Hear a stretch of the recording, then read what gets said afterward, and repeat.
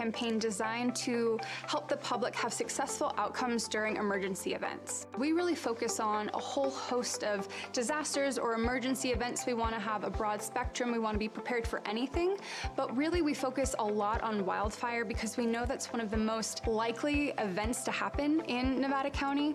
Ready, Set, Go is really built around the wildfire premise to prepare residents to be ready before an event, to move into the set posture when there's a red flag or a fire is near you, and then to go when it's time to go. Essentially, in its simplest form, it's a three-tiered community emergency preparedness plan.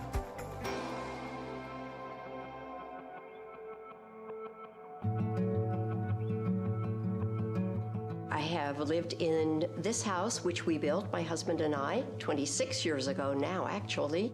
We selected the hardy plank, the concrete siding, and also the metal roof. Then when we moved up here and heard about the 49er fire, that's when we started to say, wow, this really is even more important than we first realized.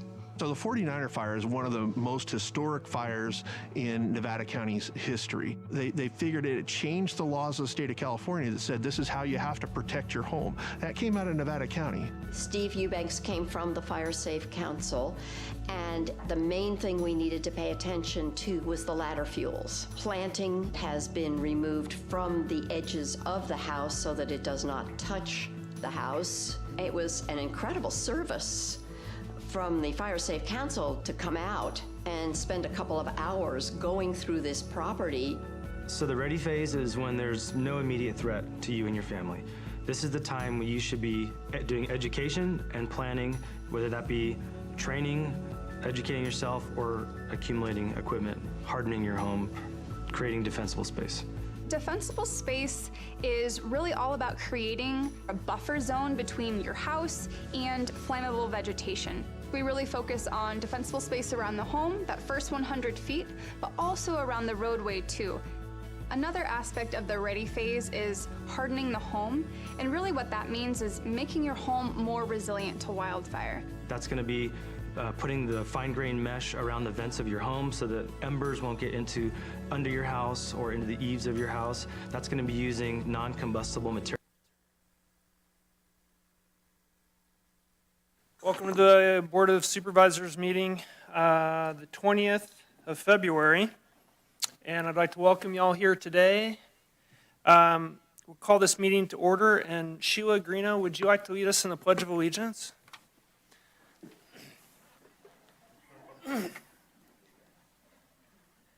Pledge allegiance to the flag of the United States of America and to the republic for which it stands, one nation, under God, indivisible, with liberty and justice for all.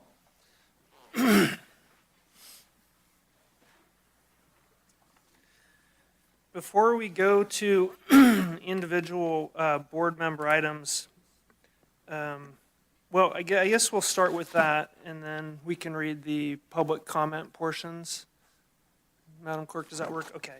We're going to open up the meeting with an individual board member item. This is my item from District 5. This is a certificate of recognition for Bill Greeno, William Greeno, our Planning Commissioner Chair for his time for the last 3 years as a Planning Commissioner for Nevada County. And I was joking at the beginning when I saw Bill pull up that I don't know where to start. But I'm going to start and say a few personal words in support of Bill and his service to our community. Bill and I have known each other for 30 years, or maybe slightly more. And we grew up together, we raised families together, we had businesses together, we worked together, skied together, climbed together, paddled together, traveled together. And Bill's just a special individual, and if you've ever spent time around him, you'll understand why he's been so successful at his tenure as Planning Commissioner here for Nevada County. And he was originally appointed by Richard Anderson, the 5th District Supervisor before me, and then obviously again when I took over. Bill has an acumen with business and interpersonal relationships that are just unmatched in any of the relationships I've had. And it's such a pleasure to see what you've done with the Planning Commission, Bill, and really taking us through one of the most difficult times during the Planning Commission's history, really in-depth, deep technical analysis of the Idaho-Maryland mine and bringing that decision to the board, and then our staff also working through those questions and comments and concerns for our community, and then ultimately bringing that to the Board of Supervisors that we had our 2-day hearing on last week. And so I know that you're going to do other great things, and you're already doing great things. And if you have any questions about what Bill's doing, come up to my office and I'll tell you all about it. There's a magazine on my desk with Bill and Sheila on the cover, and it's really cool. But I just wanted to say thank you publicly, because you and I had talked extensively during your tenure as commissioner about what you did and how you wanted to serve. And I thought I'm just going to bring up one quick story about how that all changed a little bit. When you decided to get off the Planning Commission, one of your primary interests was really understanding who is going to fill that role and how that role is going to be fulfilled by the best possible person to serve not only District 5, but our entire county. And so I really think that says a lot about how you care about the things you do and the people around you, because it wasn't a resignation and moving on because you were too busy. It was you had fulfilled the duty you came to help us with, and you really cared about seeing the next person in that office succeed and be successful. And so I just want to thank you not only for your service, but also your care in watching our community move forward through the Planning Commission. And if any of you are not fully versed on what the Planning Commission does, it does a couple things. You read massive amounts of paper. That's the first thing you do. The second thing you do is you need to understand perspectives that may differ greatly, significantly from your own, related to land use and jurisdictions, development, private development, public interest, and things like that. It's a very technical, quasi-judicial process, and it takes a lot of study work and care and concern to be good at it. And I think we have a great Planning Commission now. And Bill, that was definitely benefited from your leadership during that period of time. So I just wanted to thank you for that. I just am going to turn it over to my colleagues, and then we can ask if anybody wants to provide some public comment. And I'll just start with you, Sue. No, I'd just like to say thank you. I think the Planning Commission for the work that you do, it's one of those jobs. It is a labor of love. And just talking with, like Hardy just said too, I think how you have to separate your feelings from an issue to what really matters inside of the county. And it's just a huge process and job. And I just can't thank you enough, because it's a lot of hours and volunteer time that goes into this. There's not much of a stipend for Planning Commission. And again, like Hardy just talked about, the mine, that was years. That's been a long, long process. So again, thank you so much. We will miss you, but are excited for whatever chapter takes you in the next direction. So again, much appreciated.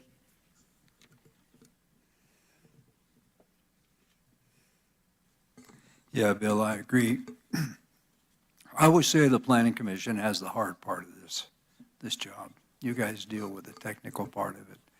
But it's pretty amazing that in your 3 years of service and prior to that, 4 years, your legacy is one meeting. Yeah, that's true. That was handled so well. I think we all appreciate it. I think that the civility that kind of reigned at our hearing this past week had a lot to do with how it was handled at your commission level. So, Bill, thank you so much. Thank you for your service. Yeah, thank you so much for your service. And it's important to know when you're ready to like hang it up for a little while after you've worked so hard. Every one of the planning commissioners I've had has worked incredibly diligently, put in lots of time. And some of the meetings aren't that fun, and some of the meetings aren't that interesting, and you still have to do the work, and you still have to be have your integrity when you take the vote, and to lead a group through all of that is extra work on top of that. So I appreciate very much your service. Thank you. You're welcome, Heidi. Thank you. I would echo all the comments of my colleagues. Thank you for your service. I spent some time on the Planning Commission in the city of Grass Valley, so I know the amount of work that goes into it. It's kind of a thankless job because you're the first line of defense for all of us up here. And, you know, you guys go through the process before we see it and take all the bullets. So thanks for your service and good luck with your next venture. Hopefully we'll still see you sometime down here. Public comment? Yeah. I was going to mention too, it's not in the certificate, which I'll read here in a minute, but Bill's commitment to civic, volunteering and civic engagement is really unmatched in our community. And the river revitalization, chairman of the Chamber of Commerce, multiple professional organizations, service and faith-based organizations. If you have been in Truckee for any period of time, you'll see Bill's name on many, many documents threading the course of our kind of history in East County. And so I just want to say thank you also from our community in East County, not only for your contributions to the Planning Commission, but our contributions to the community as a whole. And I'll come into the office and see Bill at the building in town here for this meeting or that meeting or another meeting, all while working and doing the same things that we all do. So thank you for that commitment, Bill. I'm going to open it up to public comment. If anybody would like to say a few words on Bill's behalf, now's your time. This is not about public comment related to things not on the agenda. That's coming up in a minute. But if you want to talk and say a few words about Bill Greeno and his service as commissioner, please step up to the podium. Yeah, please, Kyle, thank you. If you don't mind, I'll do it from the staff table here, Mr. Chair. So I do want to generally echo everything that the chair and the board members here have said. Thank you so much for your service and your leadership serving the Planning Commission on behalf of the Commission and the Planning Department generally. I do really want to thank you for both setting a great example for a well-run hearing for the mine and also reviewing and making determinations on those voluminous documents that we send over to you. So thank you so much for your service and leadership, and I look forward to seeing what you do next in Truckee. Thanks, Kyle. Thank you, Kyle. Any other public comments? With that, I'm going to close public comment, come back to the board for any discussions? No? Okay, I'm going to read this recognition, and then we're going to take a picture. The County of Nevada Board of Supervisors takes great pleasure in recognizing and thanking Bill Greeno for his service on the Nevada County Planning Commission, where he led the public process with respect, professionalism, and care in all things that he was involved in. Bill was originally appointed to the Nevada County Planning Commission on April 15, 2020, and became chair of the commission in January 2022. During his time on the commission, Bill exemplified true leadership. He asked insightful questions and was prepared to discuss the proposed project. He instilled confidence in the process through his professionalism and fairness. He helped inform the public about rules and regulations while ensuring future development met community standards. He supported growth and development while maintaining compatibility with neighborhoods and the environment. Bill was respectful of everyone, including the public, the applicant, and staff alike. He kept the best interest of the community in mind and was patient to hear everyone's opinion and input before making decisions on projects before the commission.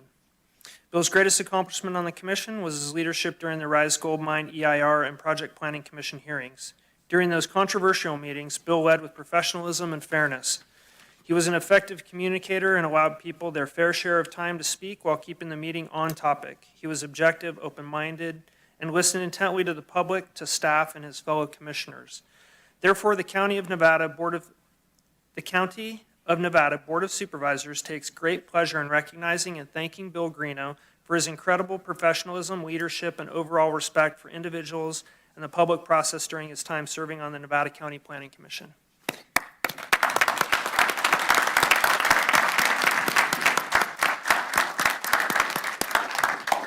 Thanks, everybody. I guess since I'm agendized, I can speak now, even though public comment's closed. I'd just like to tell everyone, thank you for the opportunity. I think it's important to say that I've really enjoyed the process of the Planning Commission. I've really enjoyed working with staff. I think that our county is fortunate to have the staff that we have. You guys all do a great job, and it's been great to meet and work with you. And then our supervisors, I think, are unparalleled. You guys really do a great job yourselves, and your volunteerism and the time that you spend and how available you are. The fact that we've had so much attention in District 5 since this group of supervisors has been sitting. So thank you all very much for the opportunities. Thanks, Bill. Let's get a picture down up front here if we could with, and any planning staff want to join, please join in.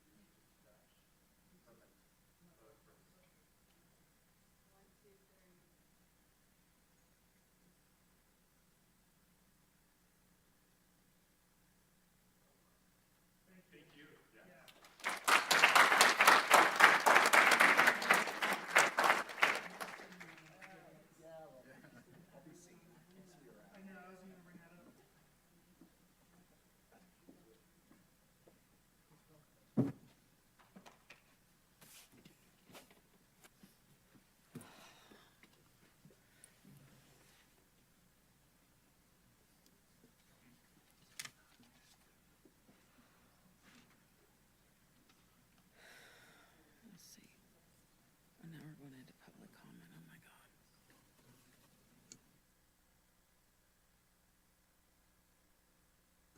I'm going to open public comment. I have a fairly lengthy set of disclosures I'm going to read, then I'm going to make a few personal comments, and then we'll open up public comment.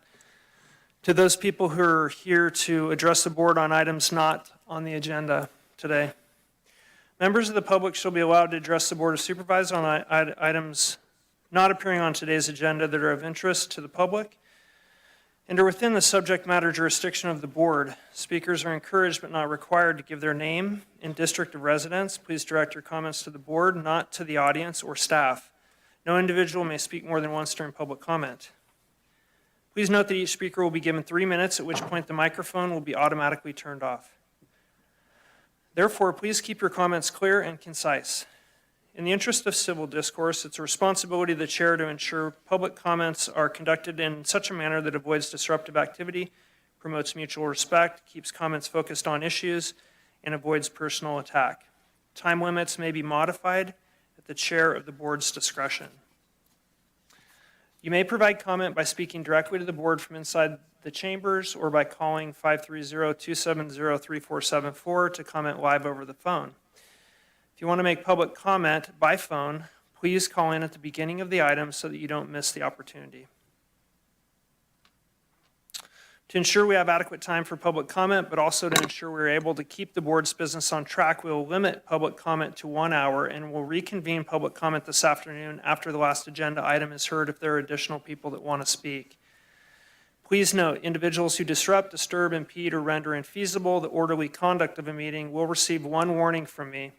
If they do not cease such behavior, they may be removed from the meeting. The chair has authority to order individuals removed if they do not cease their disruptive behavior following this warning. No other warning is required before an individual is removed. If that individual engages in the use of force or makes a threat of force, they'll be removed immediately. If you have a sign, we ask that you move to the back of the room so that you don't impede the view of other people. If you're putting up signs, don't poke anybody's eye with it if they're sitting next to you, please. I do want to make one quick statement from the chair. I want to be clear that hateful language, bigotry, profanity are all unwelcome and inappropriate in this chamber and in our community. We're a nation of religious freedom and freedom of expression. We all have a right to debate and to disagree. Although we will not restrict or prohibit you from saying these words, we reject all forms of hate. That includes racism, sexist, homophobic, anti-Semitic words, etc., against anyone. I want every resident in our community, our friends, our neighbors to know that we will protect your right to participate in political and civil life free from bigotry and intimidation based on race, religion, ethnicity, age, gender, sexual orientation, disability, or other aspect of your being. On a personal note, I just want to mention the world is filled with conflict. It's happening abroad. It happens here within our nation. I know that people have family members living abroad and working abroad, and we all have our own heartfelt concerns for your needs. We're here to listen to you. I think it's, to express your opinion in a civil manner without public, disruption or violence or hatred. It's kind of what our nation was founded on. For me, it's the most American part of what we're doing here today.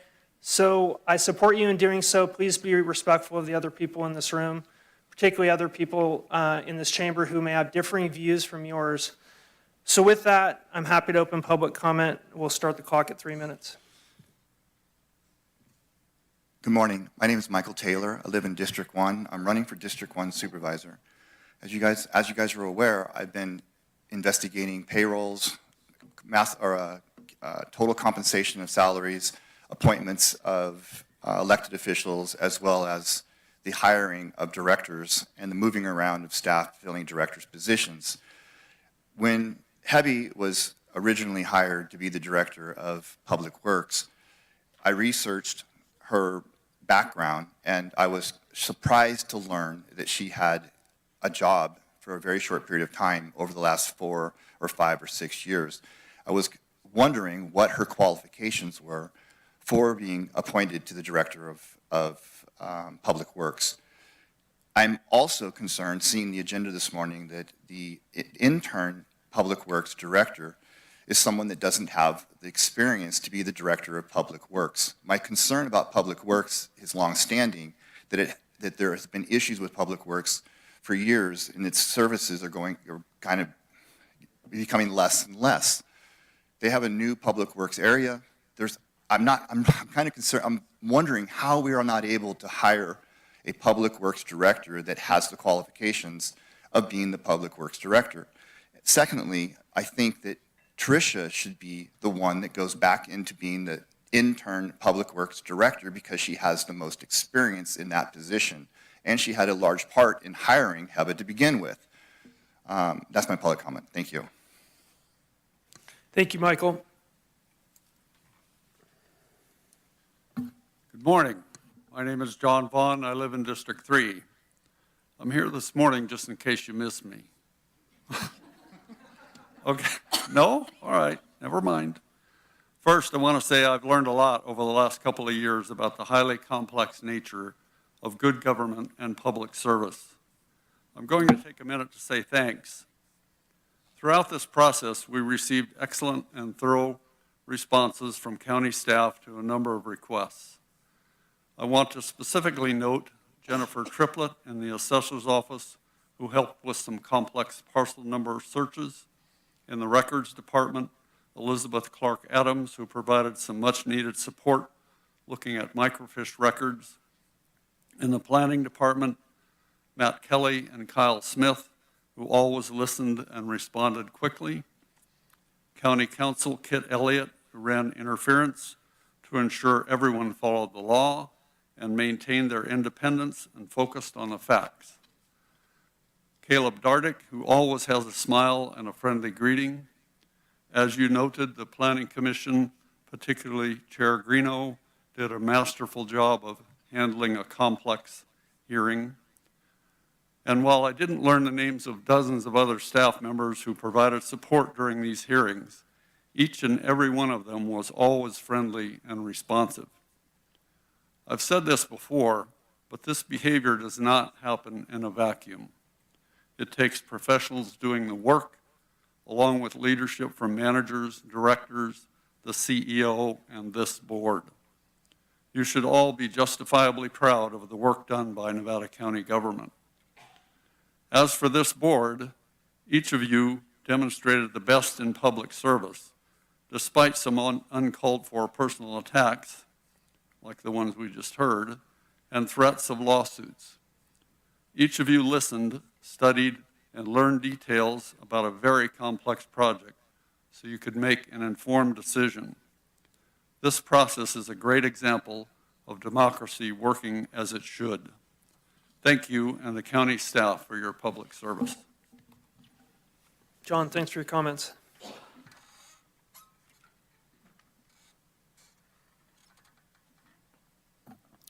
Polly Halstead, District 1. I'm here today to request a response from each and every one of you. I know you cannot respond from up there, but I would like an email or you can respond in the union. I am requesting that all budget meetings be open to the public and held in this chamber, and also be video recorded. I'm also requesting that all salary negotiation meetings be open to the public and be video recorded. So please respond. Thank you very much. Free Palestine, end the genocide, end apartheid. I'm going to pause there. Thank you, Polly, for your comments. I just have a quick question for council, if you're see over there. Can you just describe the public process associated with the adoption of the budget, please? So as you know, we have our final budget comes before the public. We have a first meeting in terms of presenting that budget to the public. They are able to comment, make any suggest changes, et cetera. And then we bring that back for the final adoption. We do all of that in June and we announce that. Okay, thanks. So if I understand you correctly, the budget subcommittee formulates a draft that's circulated for public comment. We hold a hearing in this chamber where people can come and the supervisors can listen to people that may disagree with the decisions we've made in the draft process. Then we can make modifications to that budget and adopt it at a later date? That's correct. Okay, thank you. Can you just briefly describe a little bit about, sit down please. Can you briefly describe for me the way that the public element required of the staffing modifications, changes, or wages and salaries? So the whole process of negotiating labor negotiations, that is a protected process. So that would not be something that could be done in an open meeting. However, all of the negotiations that come from that are brought forward and done in an open public meeting. And again, the public has a chance to comment on that. To comment on that before adoption. Yeah. Great, thanks for clarifying that. Sorry, just to be clear, it's not our protected process, it's protected by law. Protected by law, correct. Any other additional comments for us? Okay, thank you. Next up, public comment, thank you. Yasmin Bachamaya. Thank you for Can you your repeat decision. your name, please? I'm sorry, I didn't catch it. Can we start again? Yes, can you give me your name, please? Yes, Yasmin Bachamaya. Thank you. Thank you for your decision on this mine this past week. By choosing to protect our watershed and prioritize community input, this board demonstrated wise and thoughtful leadership. We invite this board to continue to lead in a way that upholds all life and our inherent connection to it.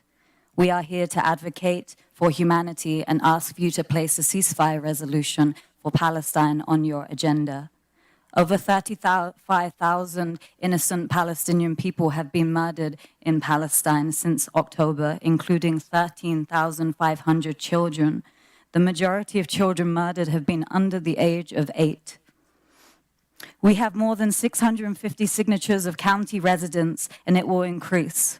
This shows the support we are building for a Nevada County ceasefire resolution. The proposed resolution put forth and modeled by successfully passed by a growing number of councils and boards are as followed. An immediate and sustained ceasefire in Palestine, an end of U.S. military aid to Israel, that all humanitarian aid be let into Gaza, and a declaration that we condemn Islamophobia, anti-Semitism, and all acts of hate, and that our county stands united against genocide. Although partly symbolic, City Council and Board ceasefire resolutions register our refusal to tactically enable these war crimes against humanity. It also puts needed pressure on Congress. In January, the San Francisco Board approved a ceasefire resolution. Supervisor Asa Safai said that this resolution will allow people to be seen and heard, sometimes for the first time. Our Nevada County communities are hurting so much, and we want to be heard and seen as well. I am deeply hurting. For almost 5 months, we and I have witnessed horrors of which English words fail to convey. During the Super Bowl, Rafah in Palestine was under attack by bombs that we are paying for. I will be forever haunted by a photo of a girl my daughter's age that looks just like her. Thrown in the air by strikes and impaled on a wall, the lower half of her body was shredded where her legs once were. This is just one horrific example of 13,500 horrific examples of children that have been murdered since October. I am here as a mixed race immigrant to Nevada County, and I want Nevada County to stand with humanity and justice. Please, thank you for listening. Yasmin, thank you for your comments. Hi, my name is Amanda Grieb, and I live in District 1. And I just wanted to really thank you guys for voting down the mine and representing the health of our community. That was an amazing thing to do for us. I'm a Nevada County resident and homeowner, and I'd like to ask you to please make a ceasefire resolution for Palestine and Gaza immediately. It's extremely urgent. The national government isn't listening to the voice of its citizens. It's too embedded with its big money and investments in the weapons industry. We need our local government bodies to be our voice to the national government. I believe this is how democracy works, which is why I'm here today. We want to take a stand that we don't stand for genocide and a government that's clearly making genocidal action and intent with their words. Their type of warfare includes shooting children, like while they're trying to access water and food or medicals. And we all know that that's not right. They kill with impunity, and it's our US weapons that's making this 4-month-long massacre possible. It's extremely urgent. They're dying by the tens of thousands, starving by the tens of thousands, and tens of thousands are being maimed for life. And that's completely unacceptable warfare, targeting the healthcare system, shooting medical staff while they're on duty. Like all of this, we can't stand for as US citizens. There's rampant infectious disease now, and I would call it a concentration camp in Rafah. I don't know what else to call it when you're fenced in, nowhere to flee, and you're being bombed and starved. Please stand against all hate with international law and with your local constituents calling for a just and peaceful world. The US is very clearly standing in the global world as absolutely awful, standing against the UN that was created to make a more peace and justful world.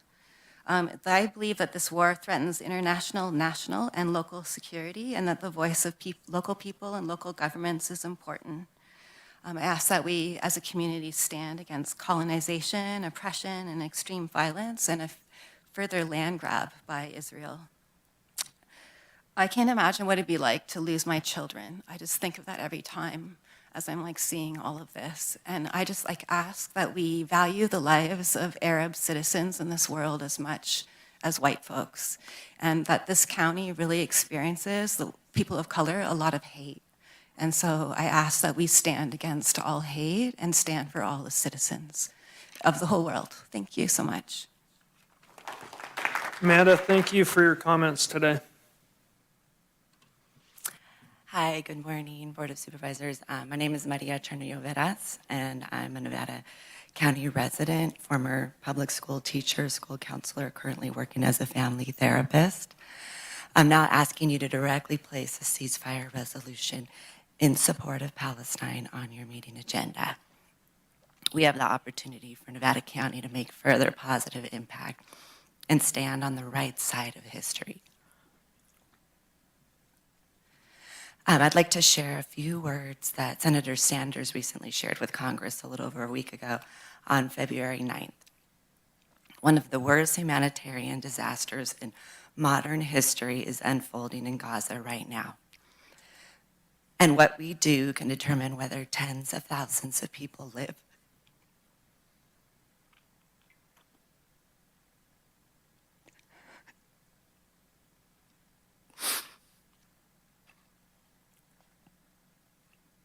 Or whether they die.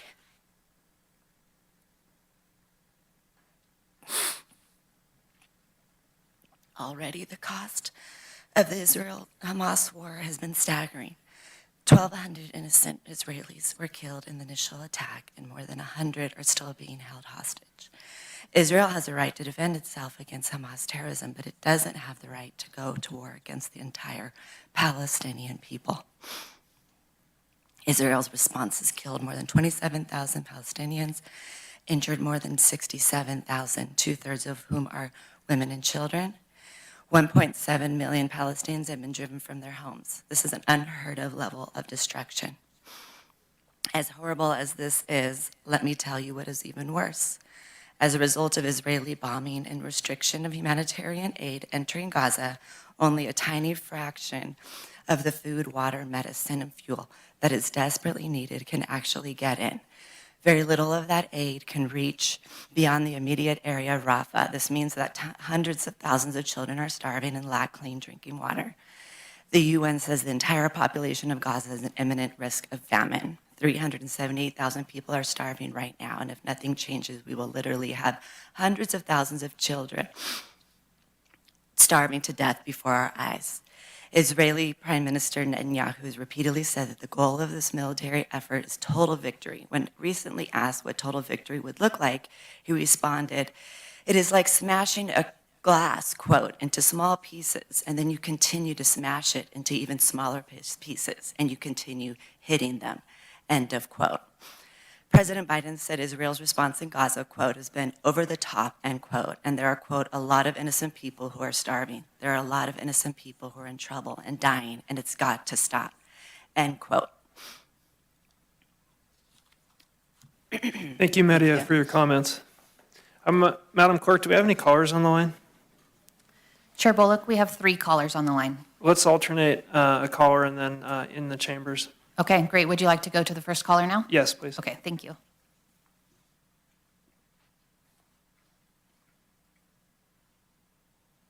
Hi, my name is Kiana. I am a District 1 resident. Can everyone hear me? I think you can. Yes, we can hear you. I would also like to urge you to add a ceasefire resolution to your next agenda. I think this is an issue that's very deep and important to our community and from people who are here in this room. I wish I could be there as well, but I would like to add my voice saying that I cannot be. Simply, we are continuing to protest, to call our Congress members to boycott, but they are not listening to us. Just yesterday, the U.S. once again failed to join in passing a ceasefire resolution at the UN. Please help us amplify our voices as a community. Please let us register the extent of our refusal to be complicit in this genocide. It's more and more dire by the day. Please let us work together and put this resolution on your agenda. Thank you. Thanks, Shauna. Please step up to the podium. Next one will go to the caller. Good morning, Supervisors. My name is Tara Marino. I live in District 1. And I also want to show my enormous gratitude for your vote against the mine, as we just bought a house here recently, and our first house, and that mine would have been 2 miles away from our home, which we have a well, so thank you. The definition of terrorism is the unlawful use of violence and intimidation, especially against civilians, in the pursuit of political aims. In an effort to dehumanize and justify genocide, we hear over and over again that Palestinians referred to as terrorists from the news, the leaders in Israel, and the US. We understand what terrorism is, and yet it's only a select few nations with a deep history of imperialism and colonialism that inflict the greatest acts of terrorism around the world, that label others as terrorists. Despite seeing relentless terrorism that Israel and the US have rained down on Gaza for the last 4 months, we hear excuse after excuse for the atrocious crimes against civilians. Palestinians have been forced to the furthest point south in Gaza with nowhere else to go, and we're supposed to sit here and support genocide. I can't ignore this. Language and terminology have been manipulated by those in power. They are abusing the terms anti-Semitism and terrorism to silence and shut down our humanity. This whole experience has been shocking, what our country and our leaders are insisting that we ignore and accept. Our representatives are telling us that those thousands of Palestinian children don't matter as much as Israeli children or our own children. They're just collateral damage, and over 30,000 civilians must be massacred to save the hostages. I reject that with every cell in my body. There is another way. That is why I'm here today to ask our community leadership to put a ceasefire resolution on the agenda for the next meeting. We need every city and town across this country to stand on the right side of history and call for an immediate and permanent ceasefire now. Despite what many have said, this is a local issue because we are all connected in this world. Aside from our literal tax dollars being used to commit genocide, we are forced to witness our country commit egregious crimes and listen to them lie and say they're doing everything in their power to prevent civilian casualties. I truly don't understand how we can sit by and not plead with our representatives to speak on our behalf.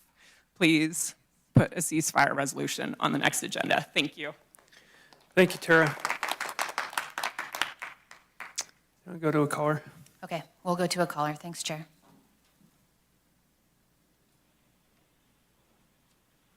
Good morning, Board of Supervisors. This is Jean Franklin, District 2. Let's not just check the boxes for commercial cannabis applications in Nevada County. The safety of residents, their concerned voices need to be heard. Constituents need to be part of the approval process when commercial growth impact neighborhoods and life as we currently know and appreciate in our county. Residents should be notified when a commercial cannabis application in their neighborhood has been submitted. When residents submit to the county the request for project notification by homeowners association and special interest groups, they are still not notified of a cannabis application. Exclusionary zones is a must, and not with a rezoning fee homeowners would need to pay to do so. Lake County, California has commercial cannabis cultivation exclusion zones. Let's adopt this in Nevada County. Early this month, our County CEO, Allison Lehman, Ed Schofield, Thomas Maioli, and Matt Kelly toured Buckboard Road with homeowners to see firsthand the issues of having multiple legal and non-legal commercial cannabis grows in close proximity and the negative effects. Had Diana Gamson selected Buckboard Road for Megan Dahl's cannabis tour, she would have had a realistic example of why the ordinance needs changes, especially due to health, fire, watershed, and safety concerns. One of these permitted grows was reported in the police blog last week as being robbed. Buckboard Road is an example of why the residents of Meyer Ravine and Thoroughbred Loop have submitted appeals to the Board of Supervisors. Thank you for your time, and I look forward to our public hearing on March 12th regarding the Meyer Ravine appeal listed on today's agenda, SR-24-0249. Thank you. Thanks, Jean, for calling in. You bet. My name is Ian. I'm 19. I've lived in Grass Valley since 2017, and I'm here with the Nevada County Coalition for Human Rights in Palestine. I fiercely support the decades-long struggle for Palestinian freedom because I, like everyone here with me this morning, understand that all liberation movements worldwide are interconnected and that dismantling oppression in all of its forms starts in places like Palestine, and that we as global citizens have a duty to recognize this interconnectedness and advocate within our own communities for the rights and freedom of all. Reem Al-Salem, a humanitarian worker and UN expert of violence against women and girls, wrote in an article published earlier this year, quote, "Make no mistake, what happens in Palestine will not remain confined to Palestine. Perpetrators of violence against women and children have taken note of the absolute impunity with which Israel has been able to carry out its crimes. And if the world can watch in real time a full-blown genocide unfolding against Palestinian civilians, what hope for attention and justice do women and children have in other parts of the world that do not even register on our screens or our collective consciousness? Many of these victims will sadly fade into the background as faceless numbers. She's right. Our collective abandonment of the most vulnerable in Gaza is a powerful message to perpetrators of violence, whether they be individual abusers or systems that inflict harm. Inaction on this issue demonstrates an underlying unwillingness to confront the root causes of violence and hold perpetrators accountable, and we cannot continue like this. Violence does not occur in isolation. The severity of dehumanization of other humans required for any of us to be okay with our complicity in their mass displacement, starvation, and murder has and will continue to have material consequences in our communities. When politicians imply with their inaction that the lives of millions of Muslims and Arabs in Palestine are not valuable enough to warrant a thorough investigation of our government's role in their genocide, or even as much as a statement of solidarity and call for a ceasefire, they are enabling racism and Islamophobia both abroad and at home.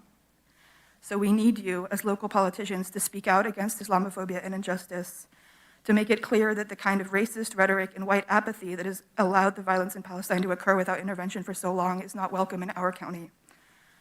I urge the Board of Supervisors to join cities and counties across our state and nation in a resolution of solidarity with the people of Palestine.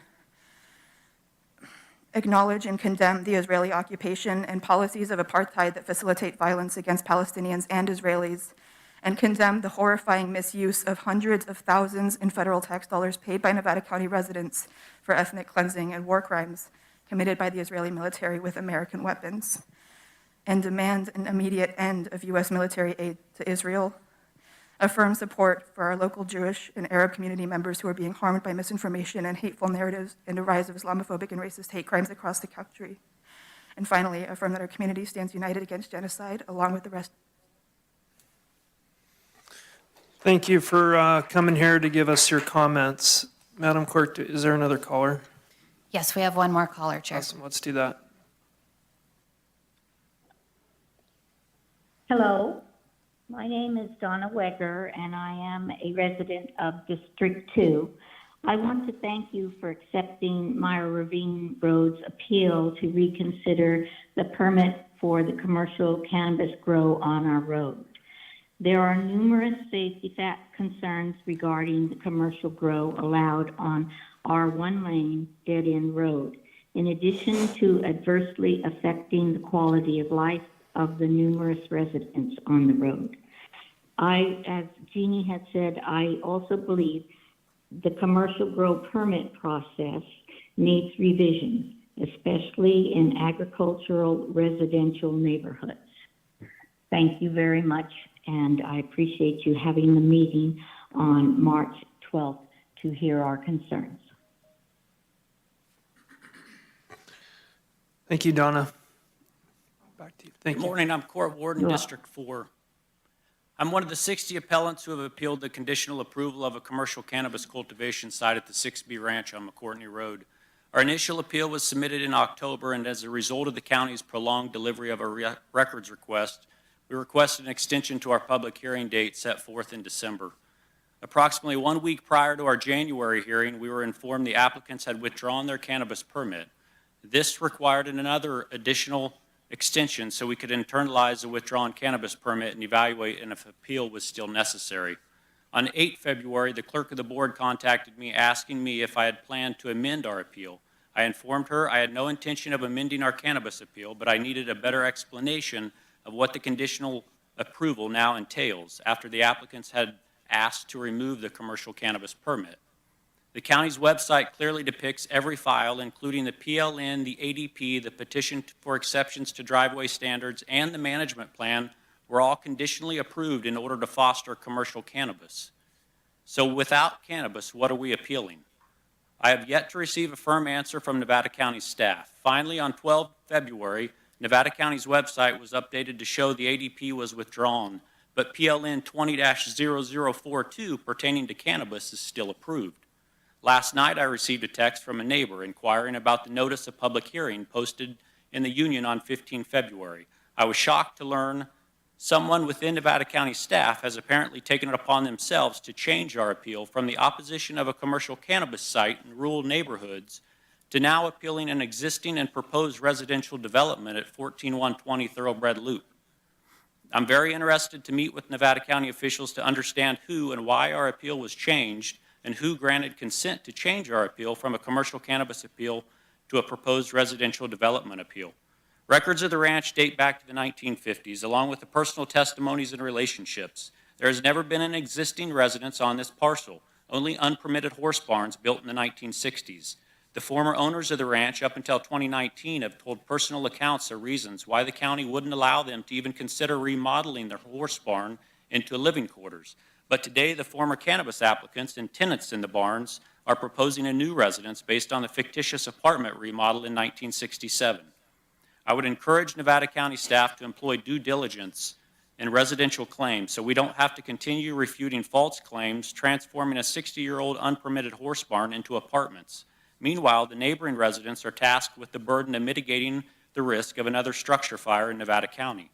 I look forward to meeting with both the planning and building departments so we can gain fidelity as to how the conditions of approval have changed from the conditional approvals that were granted in September. Thank you.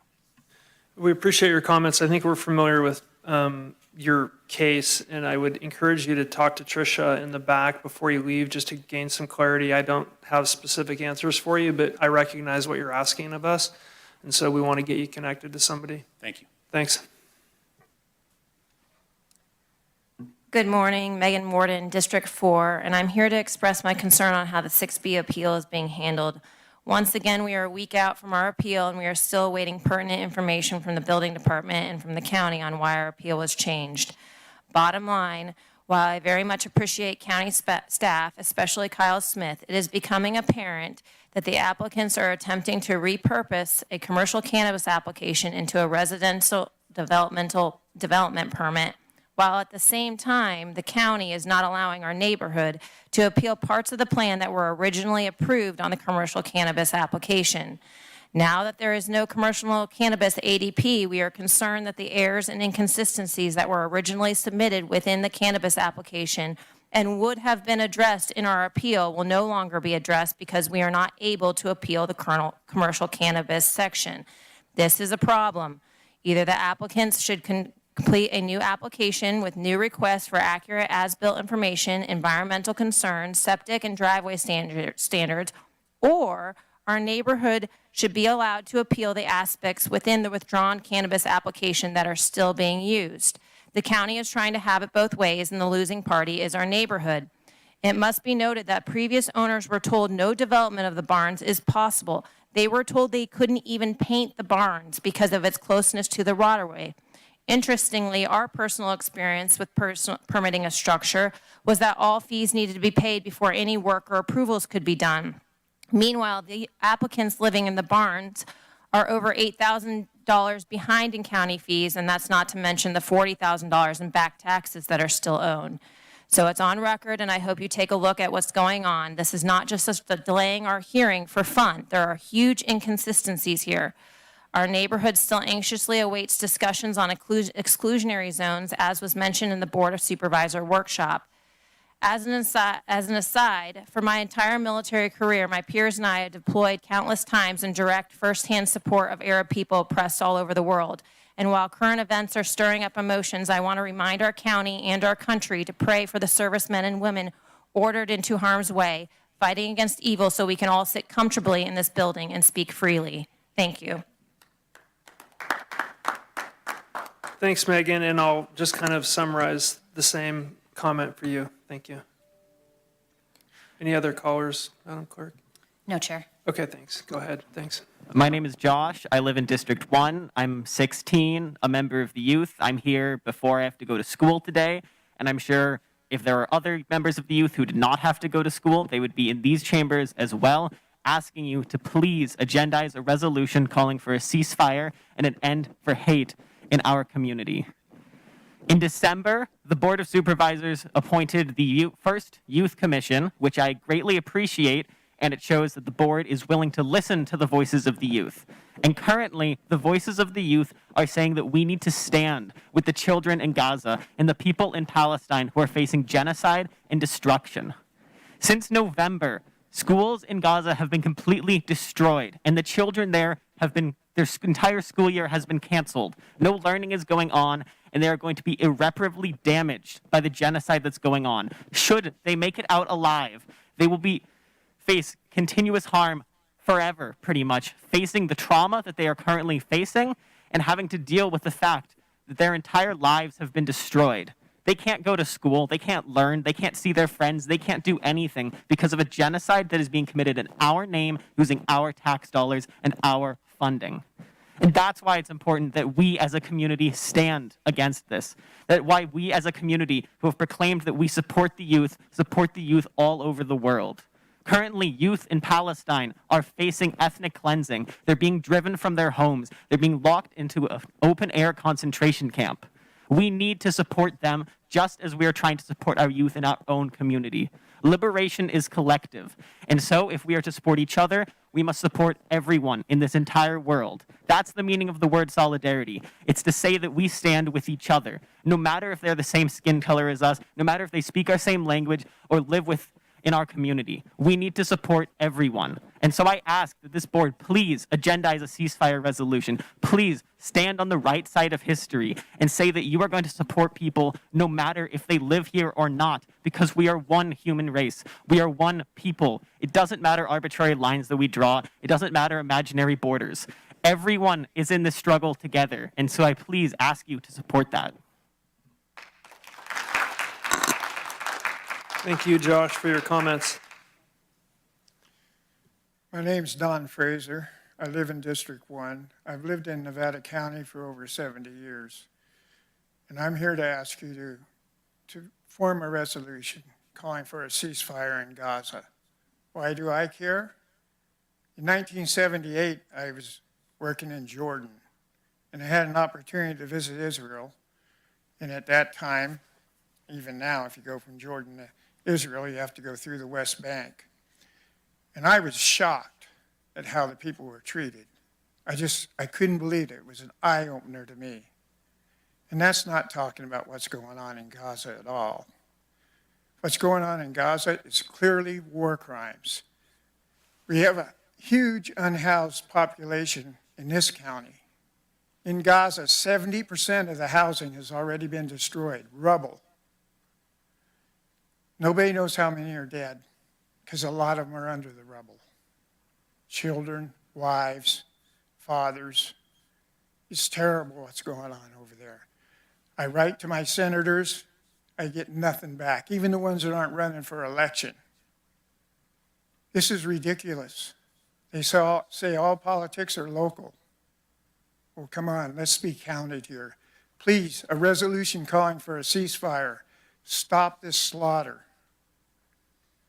As I said in Nevada City the other night, the children, the mothers, the fathers that are blown away by missiles from American F-16s paid for with money we're giving away that we can use here, their blood's red, just like yours and mine. And the tears that their sisters and brothers and grandparents are crying, they're salty, just like yours and mine. Please, let's have a resolution. If the federal government won't listen, and let's get enough cities and counties and that to say, okay, please, let's stop this. This is crazy. Thank you for your time. Thank you, Don.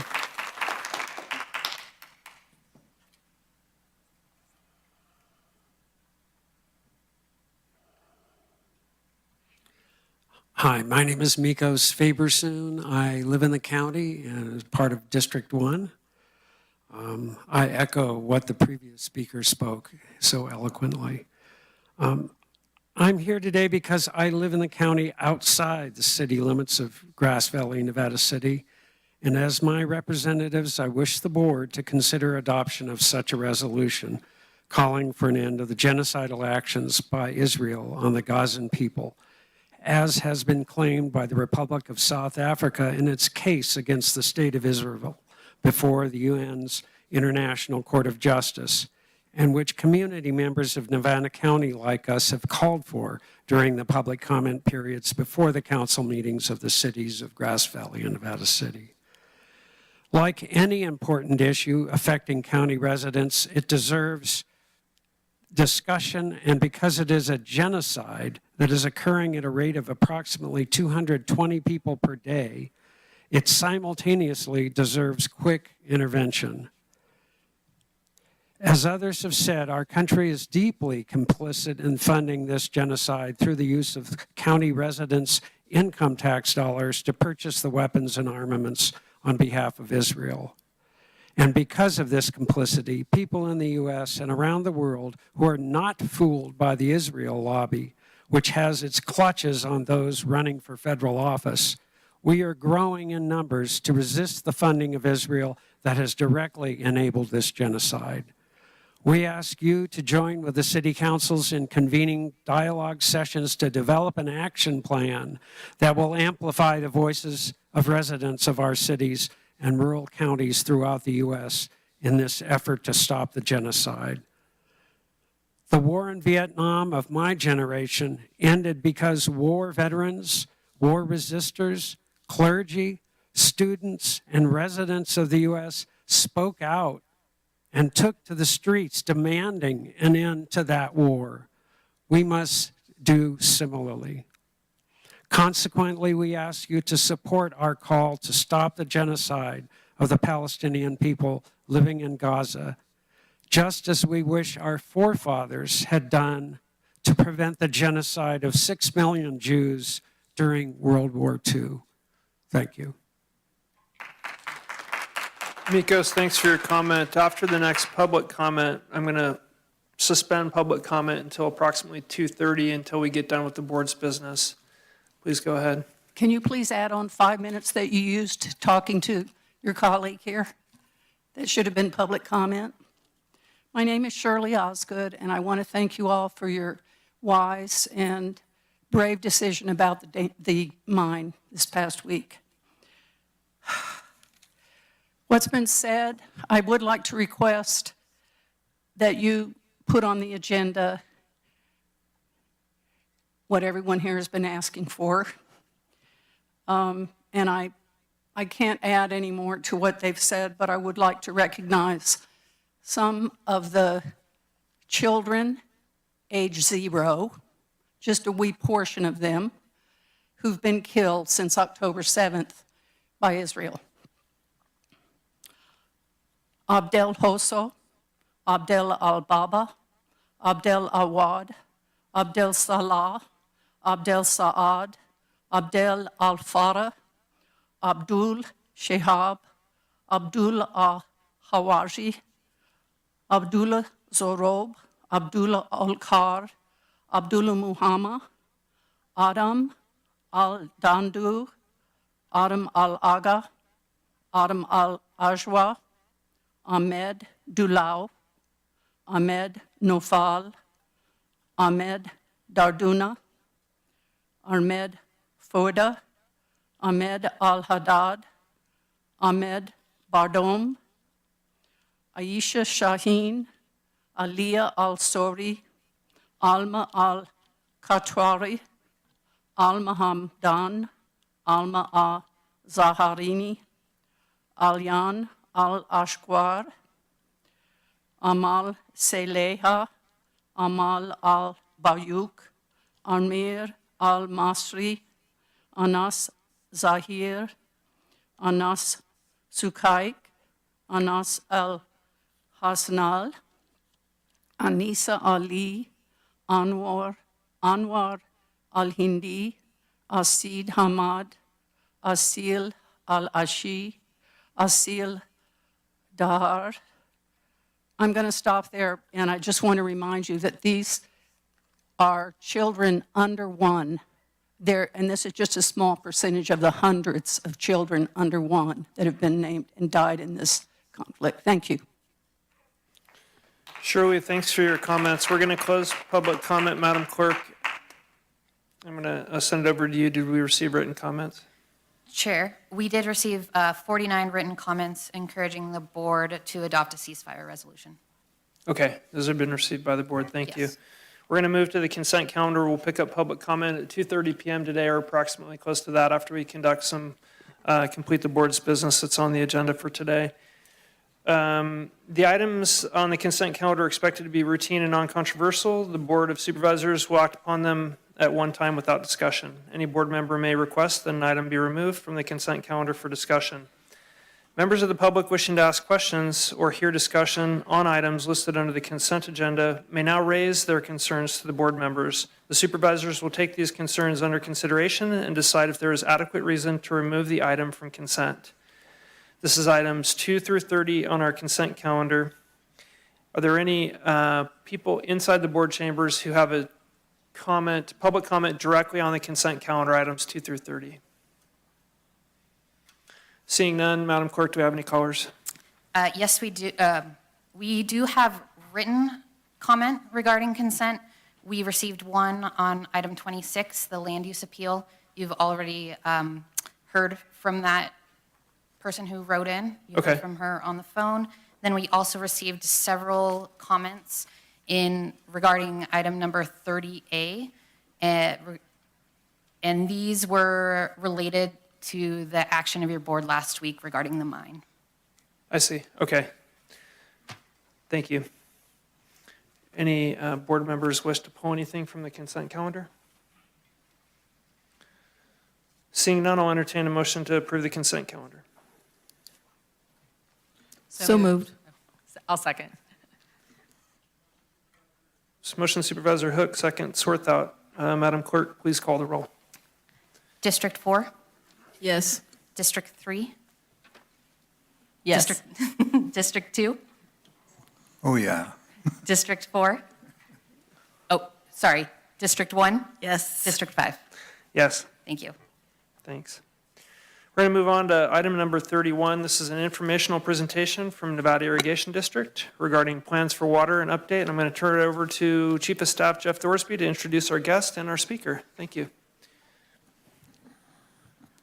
Chair Bullock, members of the board, my name is Jeff Thorsby. I'm your Chief of Staff Clerk of the Board. Pleasure to be with you. And I'm excited to introduce Jennifer Hansen, General Manager of Nevada Irrigation District, to provide you an overview. And I'll just turn it over to you, Jennifer. Thank you for being here.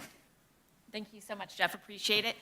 Good morning. My name is Jennifer Hansen. I'm the General Manager of Nevada Irrigation District, and I am here this morning to provide a brief update on the district's plan for water process. I will try to make it fairly quick, but if you have any questions as we're moving along, please feel free to ask them as we're going along. The plan for water process was established by the Board of Nevada Irrigation District to plan for long-term water supply. The planning period in which we have been evaluating is a 50-year planning period, and it's intended to help the district make strategic investments in infrastructure as well as in ensuring our water supply is reliable. The plan for water process has been a multi-stage process and has been going on for a little bit over 2 years now. It started in November of 2021, and I'll review the stages very briefly. We spent the first 3 or 4 months basically level setting for not only the public, but also for our board of directors, with helping to ensure that everybody had a standard knowledge of not only our system, but our water rights and the watershed and cultural concerns as well. Jennifer, Yes, could you sir. pull the mic just up? I'm just concerned about our callers online. I sure being able- can. Perfect. Thank you so much. I'm a little short, so I'm Perfect. okay.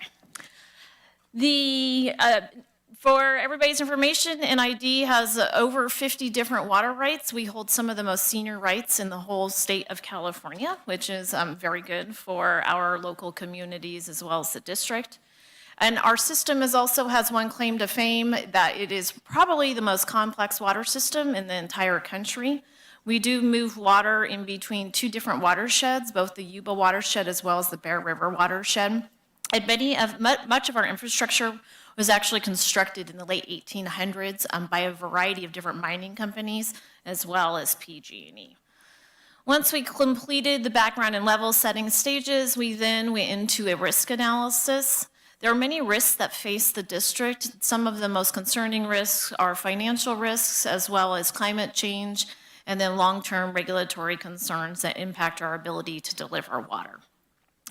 The board of directors then went through a comprehensive strategic planning process by which they adopted a new mission and vision, as well as strategic priorities for the district. This was a multi-day process that included members of the community, as well as a variety of different stakeholders.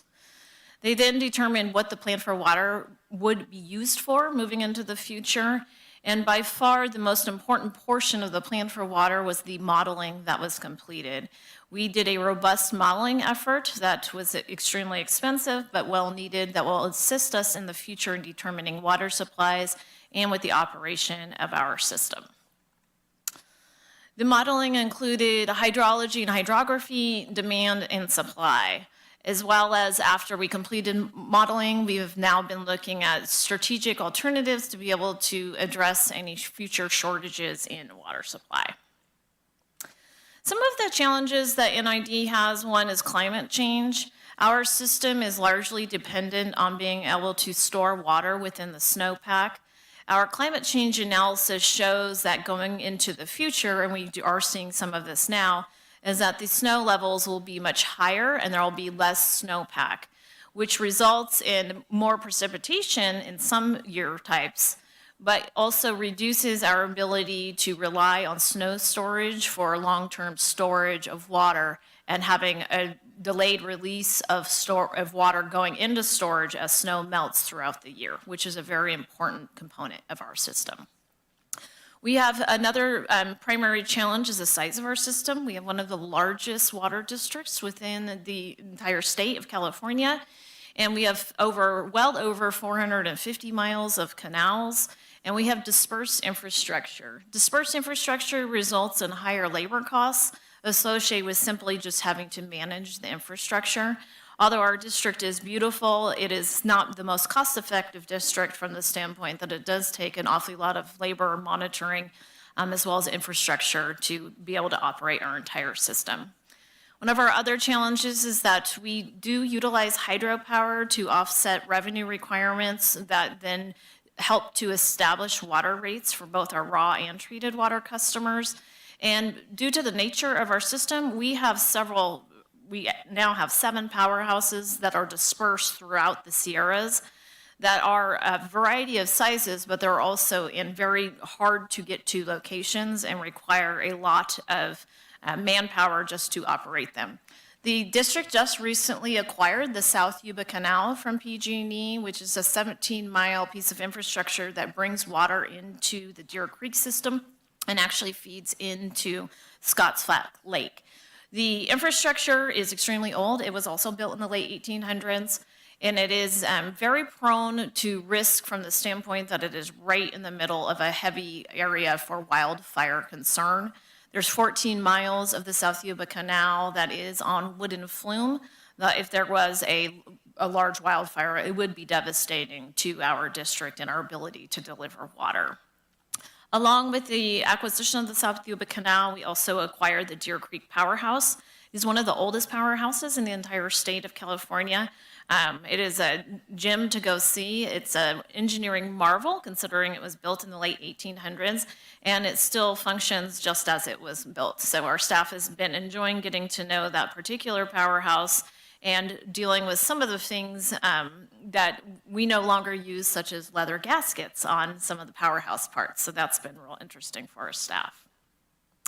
I'll just touch on this briefly because it is an overly complicated graphic. This graphic is intended to represent the modeling that was completed. It was a very extensive, complex model that was developed. We had a team of consultants from 4 different consulting firms. And it essentially relied on historical information, but then predictive information.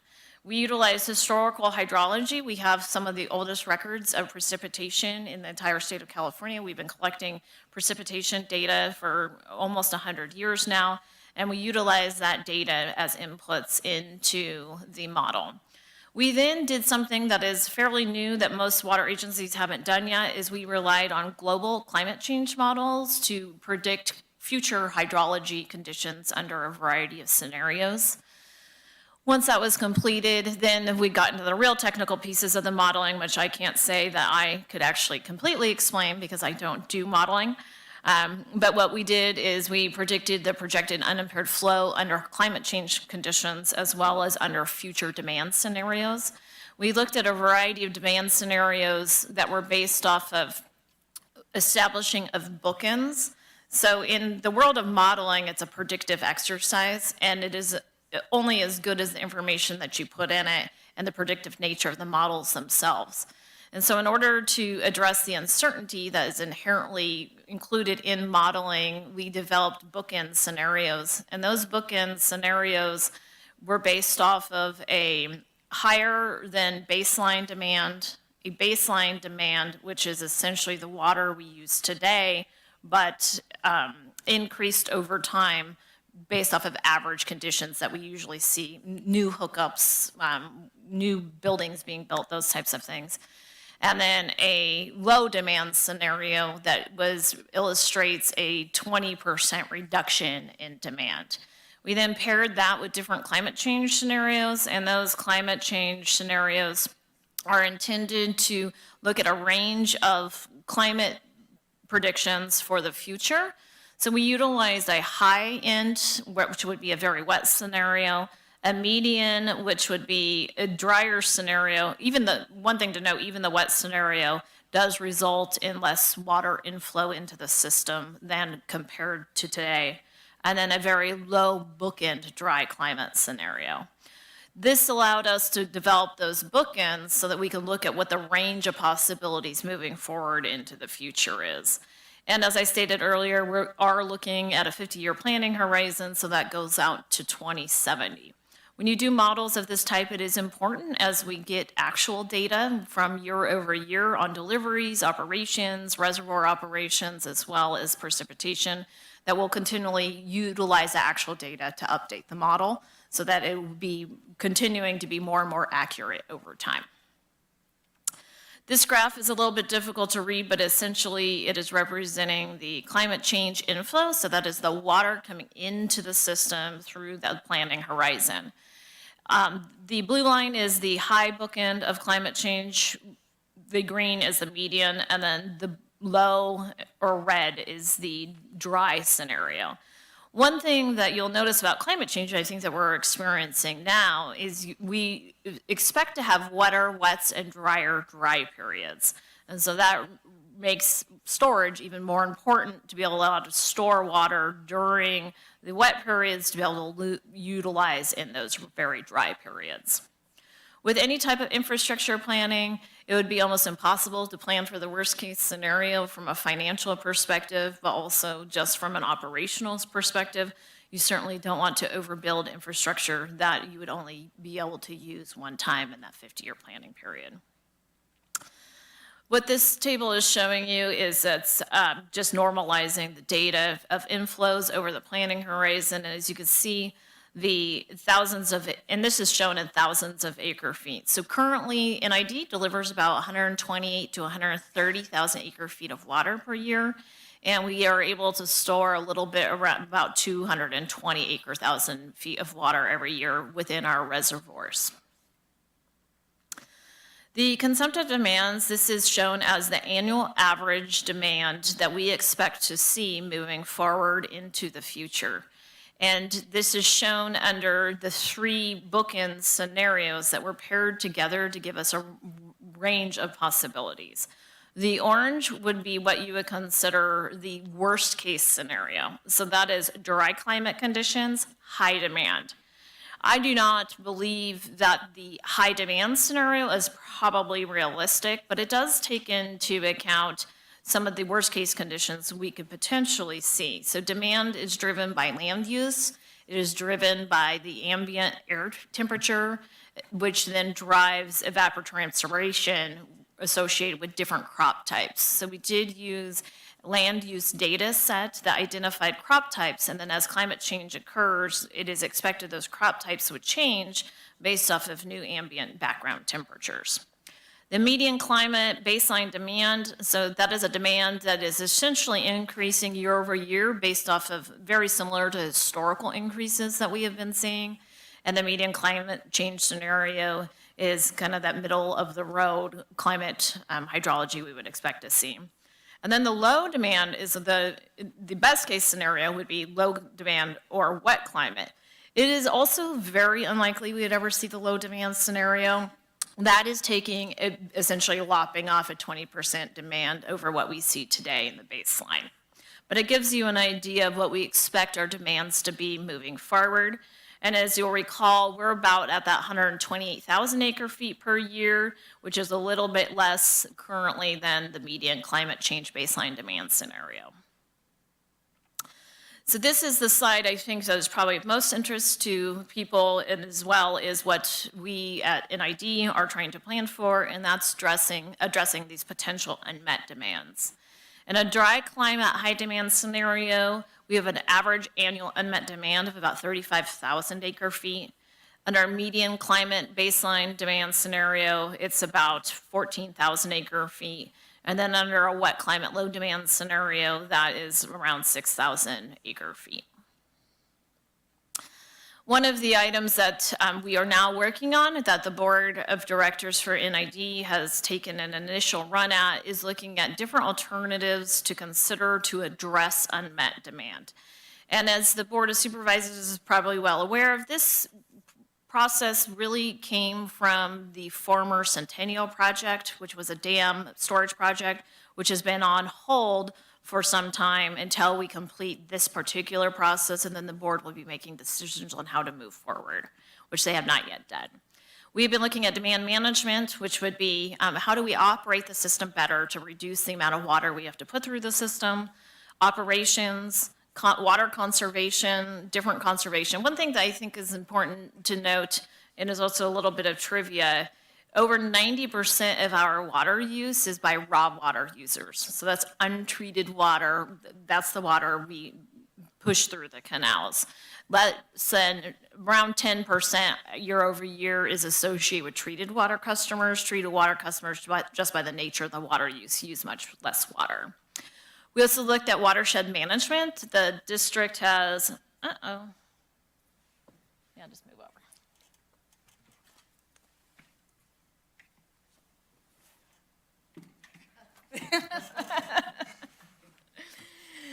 The district has been working for some time on a variety of different strategies, and one of the strategies that we are really putting some effort into right now is operating the canal system better.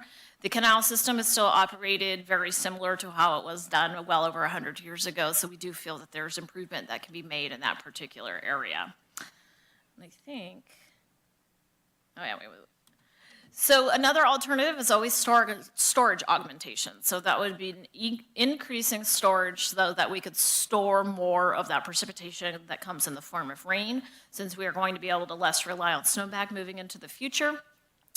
Some of the alternatives that we did look at was increasing Rollins Reservoir storage. So there's two primary alternatives under that section, and that would be to just fill in the existing weir to the extent that it would add another 10,000 acre feet of storage.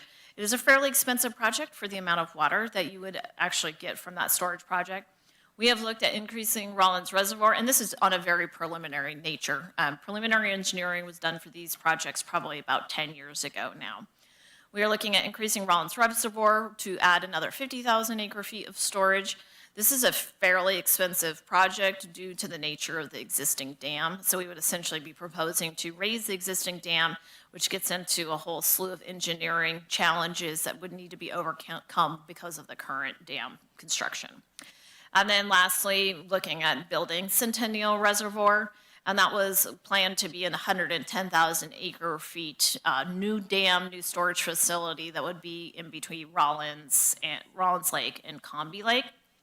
That particular project has a lot of challenges associated with it, and we'll talk a little bit more about those. And then we did have a separate request from our board of directors to look at an extension of irrigation season. Currently, raw water irrigation season runs from April 15th to October 15th of each year, and there are some concerns in the fall months due to the heat of the summer extending more into the fall, that extending irrigation season through October 31st of the year may be needed in the future. In looking at the results summary related to unmet demand, so what it's showing you is under each one of the climate change and demand scenarios, what would happen if, for example, for no storage, that's the results we saw earlier related to unmet demand. If you increase Rollins by 10,000 acre feet, what would happen? 50,000 acre feet for Rollins, and then the 110,000 for Centennial. I think one of the items to note with meeting Centennial is that the decrease in annual unmet demand when comparing raising Rollins to Centennial Reservoir, raising Rollins actually makes more sense just from a math perspective. And that's because of where Centennial would be located. Centennial, as I stated, would be located between Rollins and Combi. And so it has a much smaller area of benefit because of its lower location than if you added more storage to Rollins. We take a lot of water off of Rollins through the Bear River Canal that you're not able to transport water from Centennial due to its location to that same service territory. So in this situation, raising Rollins would actually address more of the predicted unmet demand. I'll just touch on this site very quickly. One of the challenges with Centennial Reservoir is it has not had a hydropower house associated with it in the current planning documents. So you actually do see, because of how we would operate the reservoirs, a reduction of hydropower generation, and hydropower generation is extremely important to the district because it does allow us to offset water rates. Rollins raise to the 50,000 acre foot would actually have the highest impact, positive impact on generation, and then a 10,000 acre foot raise would have a slight impact. So the next steps, the board of directors will complete their analysis of storage options. We are also recommending another package of options that we are currently modeling, and that is to understand the ability to meet unmet demands in the future through our current ability to purchase additional water supplies from PG&E. We have a water supply contract with PG&E that does allow us to purchase additional water or excess water supplies that we have. One of the challenges with doing that is PG&E's supply should be expected to be impacted, such as our own, due to climate change. So we are modeling that current analysis. We're also looking at our carryover storage. Every year, we do set minimum carryover storage targets to ensure we have enough water for the next year until it starts to rain again. So we've been looking at different ways of operating the system to better address unmet demand. And then finally, we will be making more recommendations related to the options matrix. So I do expect that our board will be voting on some of these items in the near future. We do plan to wrap up the plan for water probably in the next month or so. And at that time, I do think they'll be making some decisions on how to move forward. And then lastly, we are currently having to take consideration of the Bay Delta Plan update. The Bay Delta Plan update is a basin plan that is required by state law that is governed by the State Water Resources Control Board. The Bay Delta Plan update establishes regulatory standards for the Bay Delta, including the Sacramento River and all tributaries, which we are one. And in the Bay Delta Plan updates, they establish beneficial uses and water quality standards to protect those beneficial uses for a variety of different items. One of those is salmon. In the current Bay Delta update plans, there are some consideration of requiring an unimpaired flow standard, which would not allow NID to divert or store as much water. We would have to pass it through. So we are also carefully watching that particular regulatory process right now. And with that, I can answer any questions or comments. Great presentation, thank you. I was reflecting on your anniversary document that you made. I don't know the name of it, but it chronicles a lot of what you've described here, plus a bunch of pictures and history, which has been fascinating to me just growing up and seeing what a comprehensive system you have. One of your board members gave us a map that's in our office too that has all your canals on it, a historic document. But anyway, thank you so much, very informative. I was going to start with Supervisor Hook just because I know water's a key to farming and agriculture, and I thought maybe you'd have some questions or comments. Well, I actually don't have any questions except for I think this study was the most comprehensive thing an ID could have done.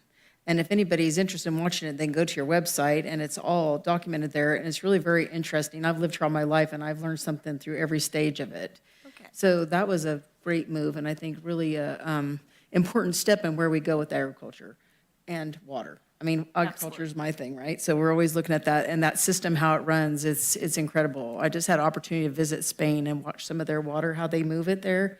Very interesting and similar through the canal systems. And wish I could have talked to somebody more about it, just to have that comparison idea. But how we move water and what we do here is significantly creative and as it was in the day. Can you imagine that in the 1800s and still we are making it work? So when we look at deferred maintenance and some of the issues that are still going to come before your folks and the board, how you make decisions is going to be incredibly important. But storage, I mean, we look at storage over time period and these are kind of eye-opening when you really think about it. How are we going to do that when with climate change and how things and, you know, our environment needs it as well. You know, we've created an ecosystem that follows our water system all through the county. And so those are things that we have to look at too as we protect what we have in our own community and how our watershed works. So really appreciate this. And again, I would always encourage somebody to go to NID's webpage because there's so much information there. I don't think people realize the importance of water until we have an issue where we don't have water. And of course, the last couple of days, nobody's thinking about that because we've had our little atmospheric river, but again, no place to collect that water is something we have to think about. How do we manage that to take care of our whole ecosystem through our watershed before it even leaves here? So those are the things that I think are important. So thank you. Thanks, Sue. Ed? Thanks, Jennifer. Good report. Looking at Rollins and raising the level of that, I've often heard that Rollins is filling in. I mean, obviously, you've looked at that. Is there any way of dredging, I guess, would be the answer? We have looked at it extensively, and the sedimentation of Rollins is certainly a very significant issue. The removal of the sediment is extremely difficult to do due to the depths, but also the associated cost. One of the things that we are pivoting to looking at is how do you keep the sediment out of it in the first place? And so we've only done some preliminary work, but I do expect that we will have more information regarding that topic coming up in the future because, you know, we need to protect what we do have now. Although removing sediment at this time is very costly and cost prohibitive, it may not be moving into the future. So I think we need to not only keep removal of sediment in our toolbox, but also keeping sediment out. Yeah, it's amazing. I'm actually, I remember when the trestle was there, and I remember walking the Bear River up to the Little Greenhorn and coming up, so I go back away. But it is amazing to see the sediment that has filled in those canyons in places where we used to walk years and years ago. So, I mean, it is amazing. I think a lot of what you're doing, we're still looking for some of the answers that you are facing right now. And I think as you go forward, District 2, South County, especially the Bear River, we are really looking to see how you move ahead there and the opportunities where you have recreation responsibilities where perhaps we could partner with that. So we're looking closely at that, Jennifer. And thanks for all the work that you guys are doing up there. It's pretty amazing to us. Thanks for the report, and sorry it had to be so short. I know I have not yet had a chance to read the full report, and so I'm sure there's lots of stuff in there that I might comment on that is in there, and I look forward to doing that soon. And I'm coming from having worked for the Department of Water Resources for 10 years, where we worked on watershed management, restoration of riparian ecosystems, and really working to increase the supply by reducing the demand. And so that's the piece that I didn't see very much of here. As you know, the state is moving away from building more storage capacity and working on storing water in meadows and so on. So I'd love to see, and maybe that's in the report, but again, it wasn't reflected in here. I would love to see you guys, what studies you're doing on conservation and then storage of water in meadows and watershed management. And then, like you said, dams silt up. So the cost of that versus the cost of increasing the size of a dam is definitely, going to be interesting to see how that works in the future. But as you know, better than most, the hydrological system is closed. So we can't just keep storing more water and buying more water. We're going to have to manage water better. And that's, I think, your biggest challenge. I think investing in infrastructure is something that's probably one of your biggest challenges with all that old infrastructure, but that is a way to save some of the water as well, right? Definitely, very valid points. We are currently wrapping up a meadow restoration project up at English Meadows, and it has been exciting because the project is getting ready to wrap up, and meadow restoration is not well understood from a water supply perspective yet. But we do have an opportunity to partner with Circle because they are completing their meadow restoration project as well. And so we have agreed to work together to monitor and collect the similar data sets so that we can be more well-informed moving into the future. Once the plan for water is complete, we do intend on completing a raw water system master plan, a treated water system water master plan, and then a watershed management master plan, because it is important that we look at it holistically. The healthier the watershed, the healthier our water supply. And so we are definitely committed, but you have it's been difficult. I think most people have wanted a one-size-fits-all solution to some of our future challenges, and that's just simply not going to be the reality. Thank you. I look forward to reading the report and seeing a watershed management plan. That's very exciting, and anything we can do to help. Thanks. So I really don't have any comments or questions other than thank you for being here this morning, listening to your presentation, and thanks for being here last week during the mine hearings and taking your valuable time to come in and support the county on that as well. I really have a sense with your leadership and your board of directors that our community is in really good hands with our water district. So thanks for all the work that you're doing. Yeah, our board of directors deserve a ton of credit. They all deeply care about the community as well as the district, and so it's been very nice to work with them. And I see the same thing in the Board of Supervisors, so I appreciate you taking the time today to hear more. I was going to mention the same thing. Your board and your organization deserves a lot of credit for being able to work together so well, and your footprint is so large when you look at your system and your employees. And I mean, all the way from PCWA to Sierra County, and you're just in every nook and cranny, some NID truck is passing you, and all those people and jobs and communities and families. So thanks for your contribution to that. I have a bunch of questions, but couple things. The 90% untreated water usage, is that a static statistic? Is that pretty much that? Or is it come and go? Obviously, on the low water years, you're going to consume more relative to treated water. Right. Treated water use is fairly static. The one thing that drives water use, or the amount of water use the most, is the weather.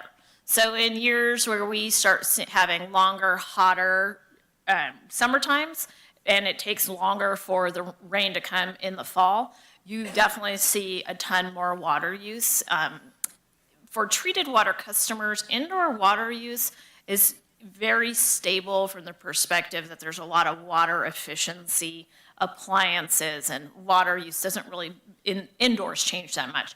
Outdoor treated water use will fluctuate, but you do typically see both of them fluctuate the same. So if raw water use is increased due to hotter weather, you'll also see an incremental increase in treated water use. Okay, got it.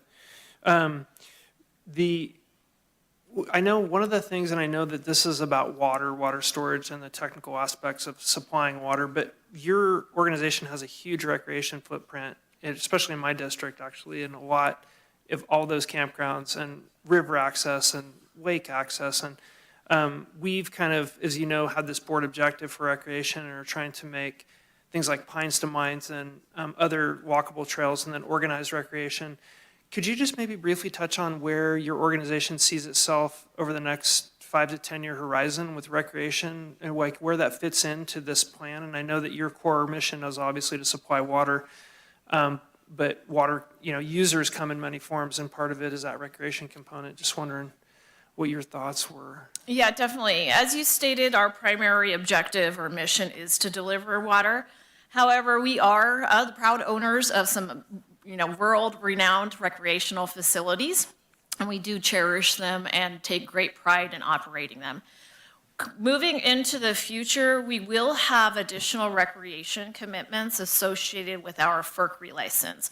A FERC license is a license that's issued by the Federal Energy Regulation Commission for the operation of powerhouses or the hydropower houses. And we've been in about a 10 to 15 year long process to obtain a new license to operate those powerhouses as one project. That license has multiple additional recreation commitments required that have been pre-negotiated that we will be required to do once we receive that license. A lot of the improvements are more located, the new required improvements, kind of in the Jackson Lake, Bowman corridor area. So you will see NID making investments into those areas over the next 15 to 20 year period. And then some of the other recreation-related commitments are more related to the replacement of infrastructure at existing campgrounds and facilities. So bathrooms, boat launches, those types of things. There's a fairly significant financial commitment associated with meeting those regulatory commitments. So that's what we'll be focusing on over the next few years. Okay. Thanks for the insight on that. One of the pieces that comes up I know that when, after 9/11, dam safety and security became a priority, and one of the things that's the unintended consequences that sometimes dams are the only or one of the few ways to cross a watershed from a cycling and hiking perspective. And so I would just urge maybe yourself and the board to look at what security threat really comes from recreation users, because things like the Scotts Flat Dam is inaccessible, or many of the dams are like the key way to get between two connected trail systems. And so just a point of, request on my part is if we could somehow try to understand what the actual security threat from crossing a dam on a bicycle may be.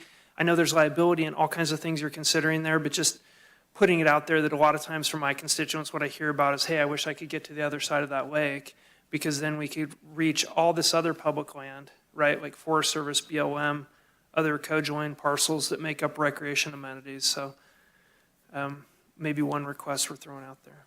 Absolutely, I'd be happy to look into it. Thank you. And then finally, I'll close with just the Truckee River Watershed Council, which you're familiar with, is really the organization in our neighborhood that prevents tries to prevent the sediment from getting into the river and also restores the meadows. But it's like a whole community solution that comes in, and there's all kinds of other agencies. So I think, it would be great to try and support that. I know Circle and Berryview Land Trust and other people are doing the same thing, but I just want to mention that it takes a whole village to protect a watershed, and it's not just your responsibility, right? And then when there's fires, that's a huge sediment transport. So we're all kind of in it together when it comes to watershed management. And I think we're, hopefully can help you as your plan moves forward, and our objectives that we have, hopefully will help you complete some of that work. Any other questions from the board? Thanks for your time today. We're going to open it up to public comment. Any public comment on this item? Chair, we have no written comment or callers. Okay, great. Thank you so much, Jennifer. Thank you, I appreciate it.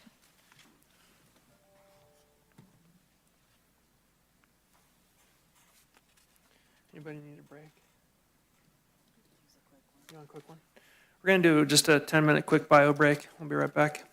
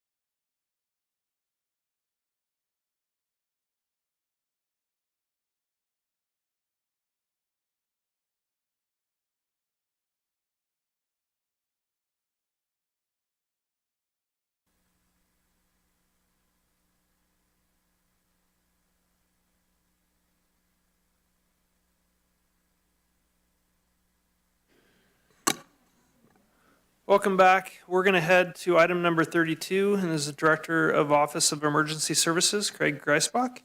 Resolution to approve invitation to bid for snow and tree debris removal services for future emergency response. And we'll turn it over to Craig to give us a presentation. Welcome, Craig. Good afternoon, or good morning, rather. Chair Bullock and members of the board. I have a brief verbal presentation for you this morning.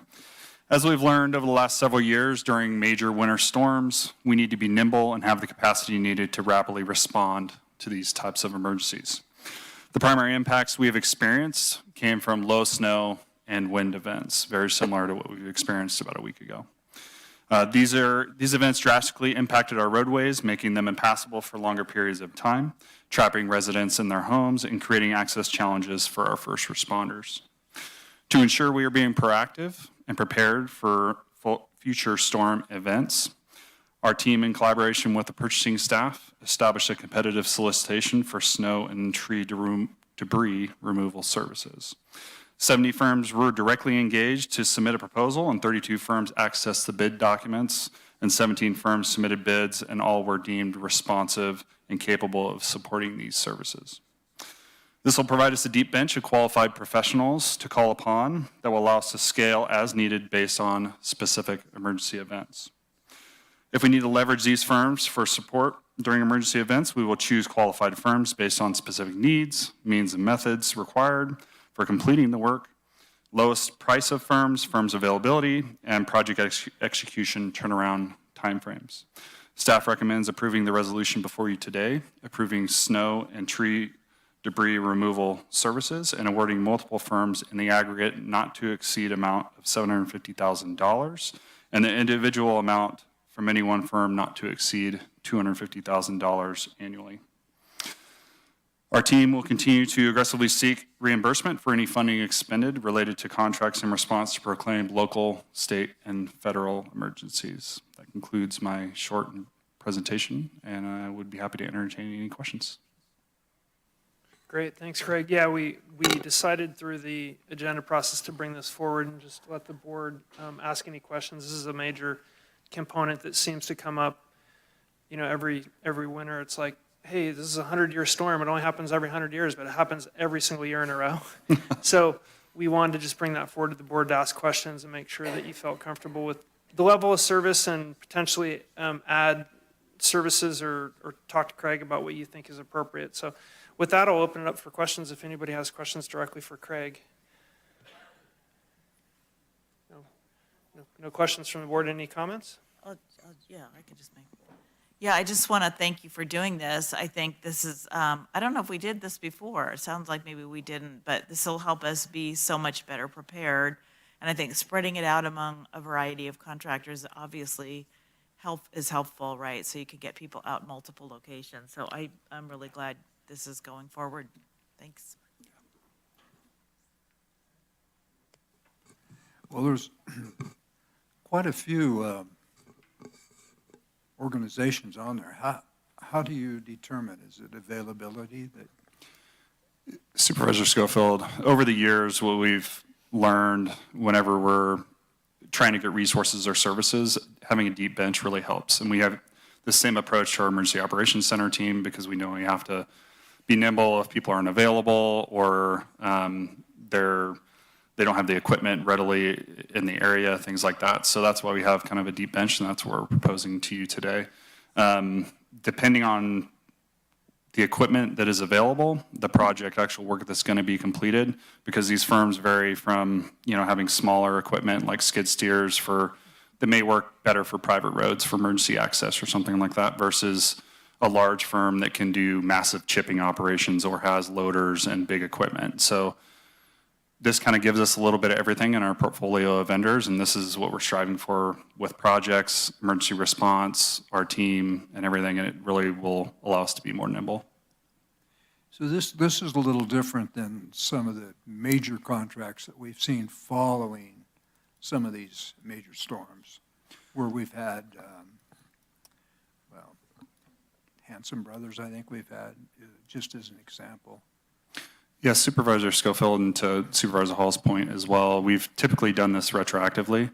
When we have a declared emergency, it allows us some more procurement authority to get those contracts started, and we have came back to your board after the fact. Now we know better, so we're doing better. We're being proactive, getting these put in place to where we can hopefully apply these services quicker and more efficient. So some of these can be relatively small. Correct, Supervisor Schofield. They could be small contracts or they could be major events. It just depends on our capacity needs and how we scale. Thank you. Thank you. Go ahead. Thank you, Chair. No, I don't have any questions. I think this is a great idea. It just moves things quicker. Like, we just saw this happen last week with how many roads we have closed just that quick. So I think this is going to be beneficial for everyone to make this work quicker. So thanks for doing this. And I'm just curious, I didn't ask for a list ahead of time. Just, we have a lot of local vendors that applied? Yeah, 11 of the vendors are local, 3 are in Placer County area, and 3 are from out of the area. Okay, thanks. No, I agree with everything that's been said. I think that being prepared is really important, and the flexibility that this allows to send the correct resource to the incident that's happening, I think is really important. So I think every year we're learning, and I feel like we are so much more prepared today than we were even last year or the year before for major storms. So thanks for all your hard work, and don't look forward to having a major event, but do feel comfortable knowing that we're in good hands here at the county. So thank you. Yeah, I was just echo the same comments, and I'm appreciative of the procurement process to find and identify the local vendors. I think it's key, and so I was happy to see all those names that we recognize on there. And again, I like seeing the fact that we're getting in front of it, and it seems to happen every year, and I'm sure if it doesn't happen, that's money saved. But I'm just going to clarify one piece, that the money that we spend, that $750,000, we're constantly trying to backfill that with grant funding streams. So that's not necessarily, if you looked at that, it's not necessarily a provision of general fund dollars. It's basically just saying we're gonna allocate this money, put it in the budget, and then look for ways to pay for that. Yeah, Chair Bullock, we aggressively seek reimbursement funding that, as your board knows, can take years. Like the last 2 major winter storms we've had, we're still working through that process with FEMA and CalOES to aggressively seek reimbursement. Thanks, Craig. When we were at NACO, we talked a lot about FEMA reimbursement and the structure of that system and how counties can get reimbursed. So we'll talk more about that under member announcements too. Thanks for your time. Yeah, thank you. Any public comment on contract in front of us that Craig's presented on? Any callers? No callers or written comment. Okay, great. Thanks, Craig. Do we want to go to item 33? Oh, I'm sorry. We just skipped a part of that. I'll entertain a motion to support the resolution. I would so move. Second. Motion and a second. Madam Clerk, please call the roll. District 2? Yes. District 4? Yes. District 3? Yes. District 1? Yes. District 5? Yes. Motion passes. Thanks for reminding me of the important part.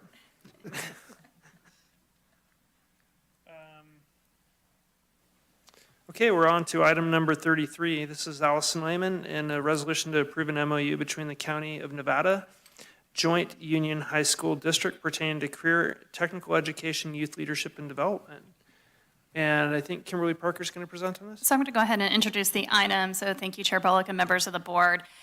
To put some context around the item that's going to be coming before you, over the summer, as you know, we established the Youth Commission, and it became evident at that time that there were many intersections with our local high schools and the high school district. These programs included internships, leadership development for young people, support of career pathways, and job shadowing, just to mention a few. So recognizing the potential for synergy, we initiated conversations to enhance program coordination, as well as how can we leverage resources and funding. So this led to a broader conversation of the possibility of sharing personnel to effectively achieve these objectives, recognizing that we could do more together, as well as enhance programs that we were both the entities were working on. So I'm really pleased today for the board's consideration a proposal for a shared position with the high school district that will build stronger connections with all our high schools, enrich the internship experience, and foster leadership capabilities of our students. And I believe this is the first time that I'm aware of that the county and the high school would have a shared position. So I am pleased to introduce Kimberly Parker, your program manager for economic development, and Noah Levinson, who's the director of career technical education and federal state programs, who will provide an overview of this collaborative partnership. Thank you. Thank you. Good morning, Chair Bullock and members of the board. It's my pleasure to come before you today regarding the Memorandum of Understanding between the county and the Nevada Joint Union High School District for the purpose of coordinating a county staff position for career technical education youth leadership programming that will be shared with the district. The county proposes to convert a temporary project coordinator to a limited term full-time position to accomplish the goals. Noah Levinson and I will share during this presentation the costs to be shared between the county and the school district. The high school district has secured grant funding to support the activities that are in alignment with the goals of the proposed position. The proposed term is from March 1st, 2024 through June 30th, 2026. This pilot program will be then evaluated based on outcomes, funding, et cetera, and partners need to be, and the partner needs before we determine whether it should be considered for reauthorization. The fiscal year 24-25 County Executive Officer budget includes a temporary project coordinator position. Repurposing this budget and leveraging the Nevada Joint Union High School District grant funding is anticipated to result in a net zero impact to the fiscal year 24-25 budget.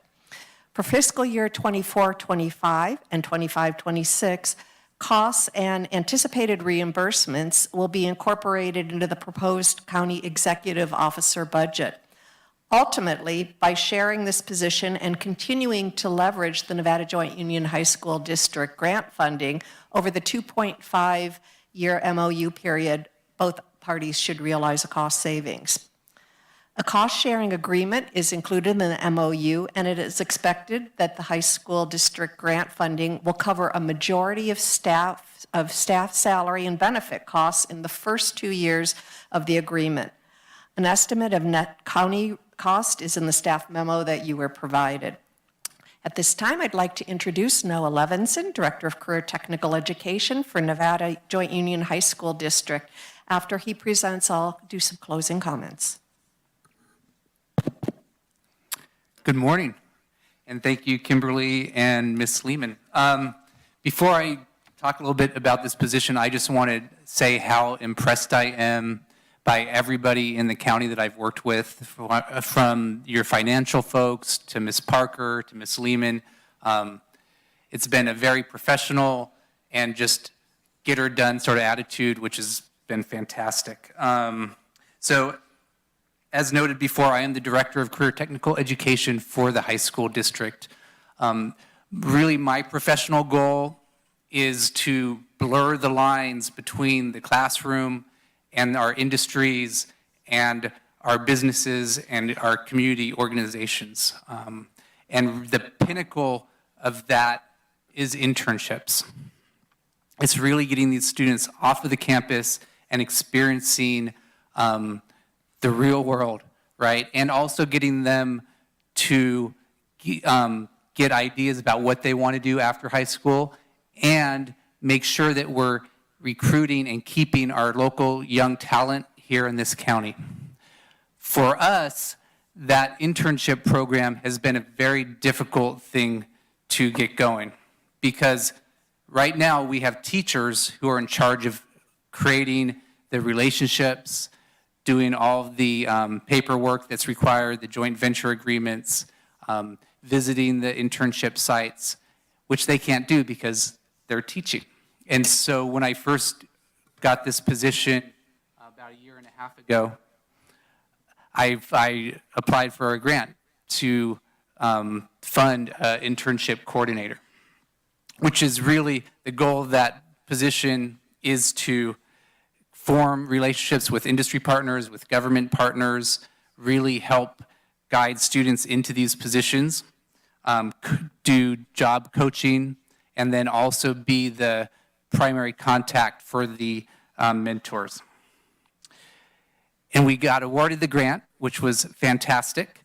But then there was a little catch. And the catch was, right now, our labor unions have gone through lots of transition in terms of leadership. Nobody's fault, but that really delayed us being able to post a position and hire for a position. So when I met with Ms. Lehman, this seemed like a really fantastic way to use that grant money, because it goes away in a year and a half. And so if we don't get this position posted, then we're just going to lose that money. And so what a fantastic, as Ms. Lehman said, synergy and opportunity where we can leverage this grant money, extend really the pilot program a whole extra year. You know, we're able to fund most of this position for 2 years, and then we're able to cover some of the money for that third year. I don't know, it just all makes sense, and I like it when things make sense, and so I'm very excited about this. So I think that's really it. So as far as the district is concerned, this position will be, once again, making those relationships with industry partners, government partners, doing some job skill coaching with the students, checking in with them on the job sites, and helping them facilitate all of the paperwork and bureaucracy that goes along with all these programs. And then, of course, I think Ms. Parker is going to talk a little bit about what the position will be doing for the county, too. Thank you, Noah. As you can tell, there's quite a bit of enthusiasm around this incredible collaboration. I have to say one of the joys of my being in the position I'm in now has been really the opportunity to work with the youth of our community through some of these programs. I participate on NOAA's Career Technical Advisory Committee. We also have a new program that we're going to see launched in the county in the not too distant future called NEVCO CEO. And all of these things happening, and as has been mentioned, the ability to find great collaboration in our county, we're special. That's all I can say about that. And there's been such incredible progress thanks to Jeff Dulles and the Youth Commission program, working just down the hall from that. It's been really wonderful to talk to the students, to hear all that's been accomplished. And it just makes me think, what can we accomplish with the full-time, shared position? I just think it's going to be amazing. A highlight of this position will be that efforts on workforce development will provide opportunities to support these students in varied educational pathways through internships, work experience, connections to business and community leaders, and helping them to design a path forward for themselves. It's inspiring to see so much collaborative work on youth. While this position has some very specific responsibilities and duties, the efforts that are being done here are going to dovetail and provide benefit to other county departments and other community organizations that also provide very important services to the youth of our community.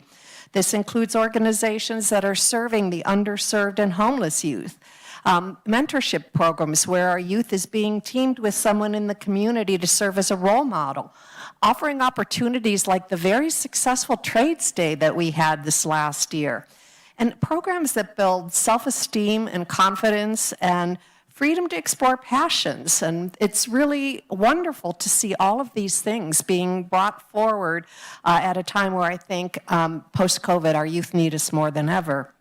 Just imagine the possibilities where this position can interact with even greater opportunities in our community. I've always felt, and I can't say that this fits me in my world, but Nevada County thrives in part because of the generations of families that live, work, and play here. If we learned one thing from COVID, it's that when times are challenging and difficult, our children often return to the safety, security, and support of their families. Many while they choose to leave the community, eventually do want to come back, but we don't necessarily have an easy entry point for them. Here we have an opportunity not only to create ways for our children to stay and work successfully into our community, but to encourage entrepreneurship, new businesses and technology, a strong creative class, and so much more. Things that make Nevada County stand out as one of the most vibrant rural communities in our state. I'm really looking forward to working with this person on economic development programs, connecting them to internships and jobs. At this time, Supervisor Bullock, I'll turn it back to you for the board's comments and questions. Thank you. Yeah, it's very exciting. I have a few questions, but I'd like to hear from my colleagues on the board. Lisa, would you like to start? I don't really have any questions, just a few comments. I think this is great. I think as a society, we're realizing now that not all kids are going to go to college, and we're accepting of that. And we're looking for alternative means for them to have successful careers. And I think that the career technical education is a really great way to go. Years ago, 25 years ago when I had my business, there was a program called ROP, the Regional Occupation, which this is kind of morphed into. And I use students in my business, and a few of them actually moved on to one in particular who actually now has a store in downtown Grass Valley. So it's really great to see that the program works. It's so much more sophisticated today than it was back in the day when I utilized it, just the opportunities that you've given the kids.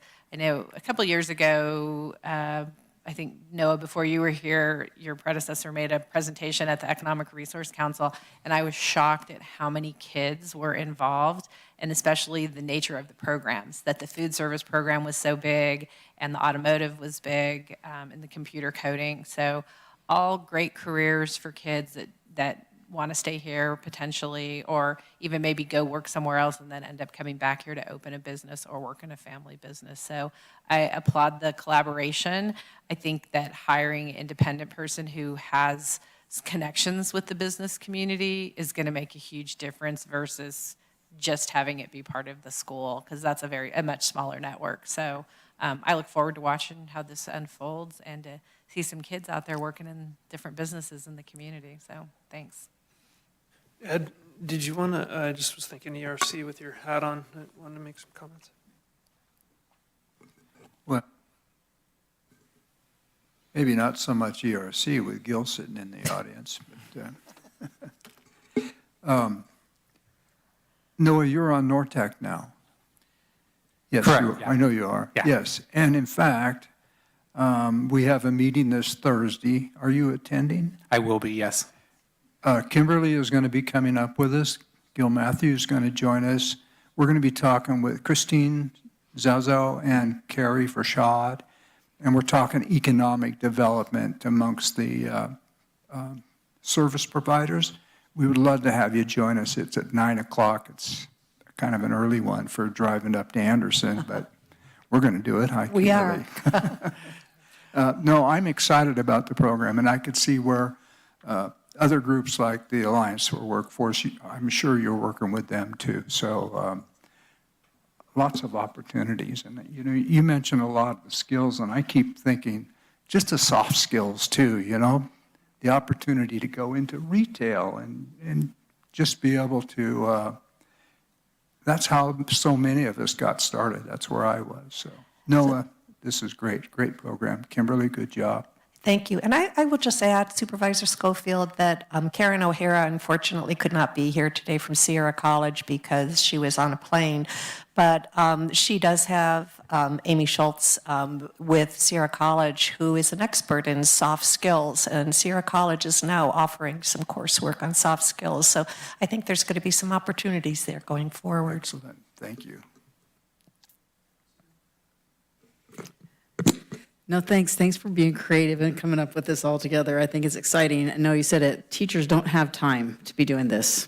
The amount of paperwork that goes in with pathways and all the things that are going on. I sit on the Ag Advisory, and it's a lot. So I'm excited to see this. Today we just had, just before we talked about vegetation management, and we have 11 companies that are locals that just got contracts to work in Nevada County. And looking down the list, most of them are born and raised here.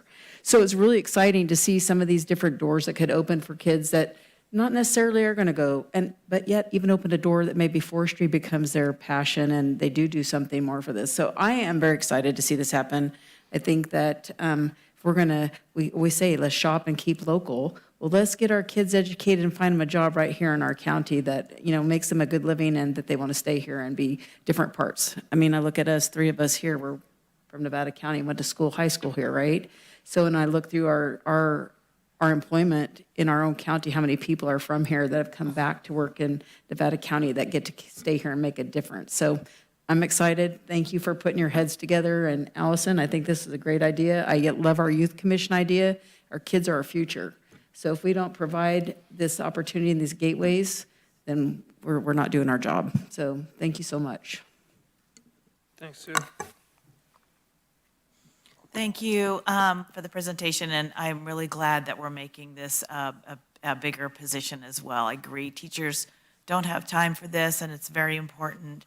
And I guess I just want to add to what my colleagues have said, which I agree with all of them, but also to add that, sometimes kids might do an internship, and that might help them decide they do want to go to college. So it works for both pathways, and I hope that while we're looking for a technical and manufacturing and vegetation management, all those types of jobs, that we're also looking for places where maybe our youth could shadow executive directors of nonprofits or work in the hospital so they can see the wide variety of careers they might have. And some of that requires soft skills as well.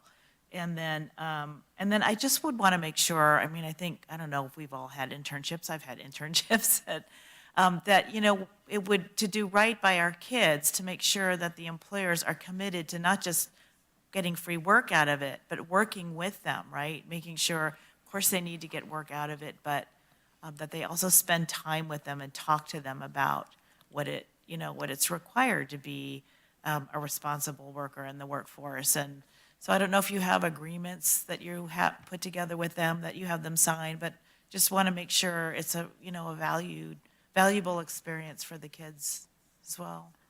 I think it's a very valid point, Supervisor Hall, that we do want to make sure that, I don't want to say we're training our employees, but we're really putting our employers through, some kind of a process so they understand their significant role in this. Yeah, I think much of it's been said. I just had a couple of questions. Obviously totally supportive of it. I think it's awesome. The types of jobs, do they range from technical, like nursing and medical, and then also like with your hands, carpentry? Like, does it run the full spectrum, or is it more, because what Supervisor Swarthout was mentioning ROP, I always thought about it from that perspective that I grew up with, but just like, what's the range of types of jobs?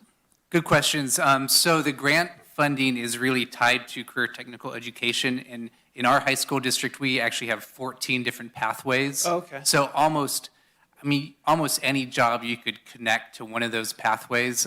Interesting, Ms. Hall, one thing you should know is the one internship program that we have going that's really strong right now is in the hospital. So we've got 30 interns in the hospital right now, which is huge credit to Mr. Wise, who's our patient care pathway teacher, because that was many, many, many hours of outside classroom work to get going. But I agree, I think the whole gambit, the whole spectrum of jobs, it's really important for these students to see what works for them and also what doesn't work for them. And we have a handbook developed also, just so you know, that potential employers or mentors do work. There's a worksheet and a workbook that they go through too, so they understand their roles. And this person in this position would also kind of oversee that and be working with them. I think that's a great point that you made. And I think it's really important. One of you mentioned that, you might have that student who thinks that they have very limited opportunities, and they start to go through some of these, and maybe then they do discover they have a path to 4-year, or they have a path to a more specialized kind of field. So I think, it's going to cover a broad range of needs of our students. It's interesting you bring that up because I have 2 children that are about ready to get out of a 4-year college experience, and some of the prospective employers are asking them, like, what's your job? What have you done, essentially? And we are so focused on academics with our kids these days, and there's a balance there, right? You have to have, I guess that's what you're describing as soft skills, somebody who can be employable and educated both, and you may get that education while on the job, or you may get it at a university or whatever. But yeah, I think that today's employers are looking for that balance of real world application with education. What happens after the 2-year funding cycle expires? So what we've agreed upon is that our grant funding will cover the majority of the position for the next 1.5 years, and then it kind of will do a flip-flop where the county will cover the majority of the position, then we'll cover the rest of it for that 3rd year. And then at the end of the 3rd year, we'll evaluate the position and decide where we want to go from there. Okay, and the evaluation will be obviously characteristics of success and metrics, measuring what you've done. Absolutely. And I think, knowing NOAA and knowing the county, certainly we will look for opportunities for future funding as well. I mean, I think a collaboration like this will have some merit in terms of going after future funding opportunities. And so that might open the door for some of that in the future. Yeah, cool. TTUSD has Todd Wold. I don't know if you know Todd, but he's pretty known in that. But I know this is for this part of the county because we have different school districts. No, this position will actually provide services for the entire county, and so that's why the blended funding, even though NOAA's grant is restricted to Nevada Union High School District schools, the county portion could then be provided to provide support for other schools. And although there's been a lot of attention to CTE and the internships with businesses, I also want to bring attention to the youth leadership development component that will continue with the county, with the Youth Commission that's currently happening. It is a limited term position, which means that in 3 years, we'll be able to evaluate. And if we're not able to move forward, then the recommendation of staff is that we just go back to the part-time position that we currently have to serve our Youth Commission and youth development programs. Thanks for pointing that out. I wasn't aware that it was that getting to that other piece of the county, but yeah, go ahead, Sue. No, that was good. And maybe Allison, if you don't, just talk a little bit about the job shadowing we already did here at the county with some of the kids. Yeah, absolutely. And that was one of the things that really sparked this coordination of seeing the tangible success. Jeff Dellis worked with NOAA and the Ag Pathway instructor, and she brought to the county about 15 to 20 students who job shadowed our employees for the day. And then to Supervisor Hall's point, not only did we have students out in the field and interested in vegetation, mitigation, but the executive office, we also had kids to talk about policy and budget and finance. We had kids that went out in terms of looking at certificate programs such as environmental health and hazmat. So just within our county enterprise, the diversity of jobs from straight from high school education to advanced degrees is very wide. So we got great feedback from the students that day as well as from the high school, and we're looking at how can we go ahead and expand on that program. Any other comments from the board? Thank you so much for the presentation. And any public comment regarding this item?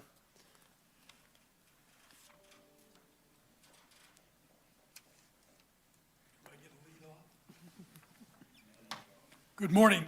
Gil Matthew, resident of Nevada County and District Number 3. Thank you for having me here this morning. Investing in youth is not just a commitment to the future, it's a catalyst for innovation, economic vitality, and the cultivation and generation empowerment to shape a better world for all. I didn't write that. I found that, and I believe in it. So I'm here with my ERC hat on today, not to encourage you to adopt this, because I'm sure you're already ready to adopt that. I'm here to tell you that I'm ready to support this activity from the ERC. We've worked with NOAA, and we've worked with Kimberly. We worked with the high school. We worked with the college. We just completed a study for Sierra College involved in this youth area, talking about what is it that business really needs and wants out of employees, and how can curriculum be worked on to produce that workforce that they need. It's an interesting study. Happy to provide that to the county for your look on that. But I just want to assure you that the Nevada County Economic Resource Council supports this and will encourage it and will participate with it and give it all the help that we possibly can. Thank you very much, Noah. Thank you.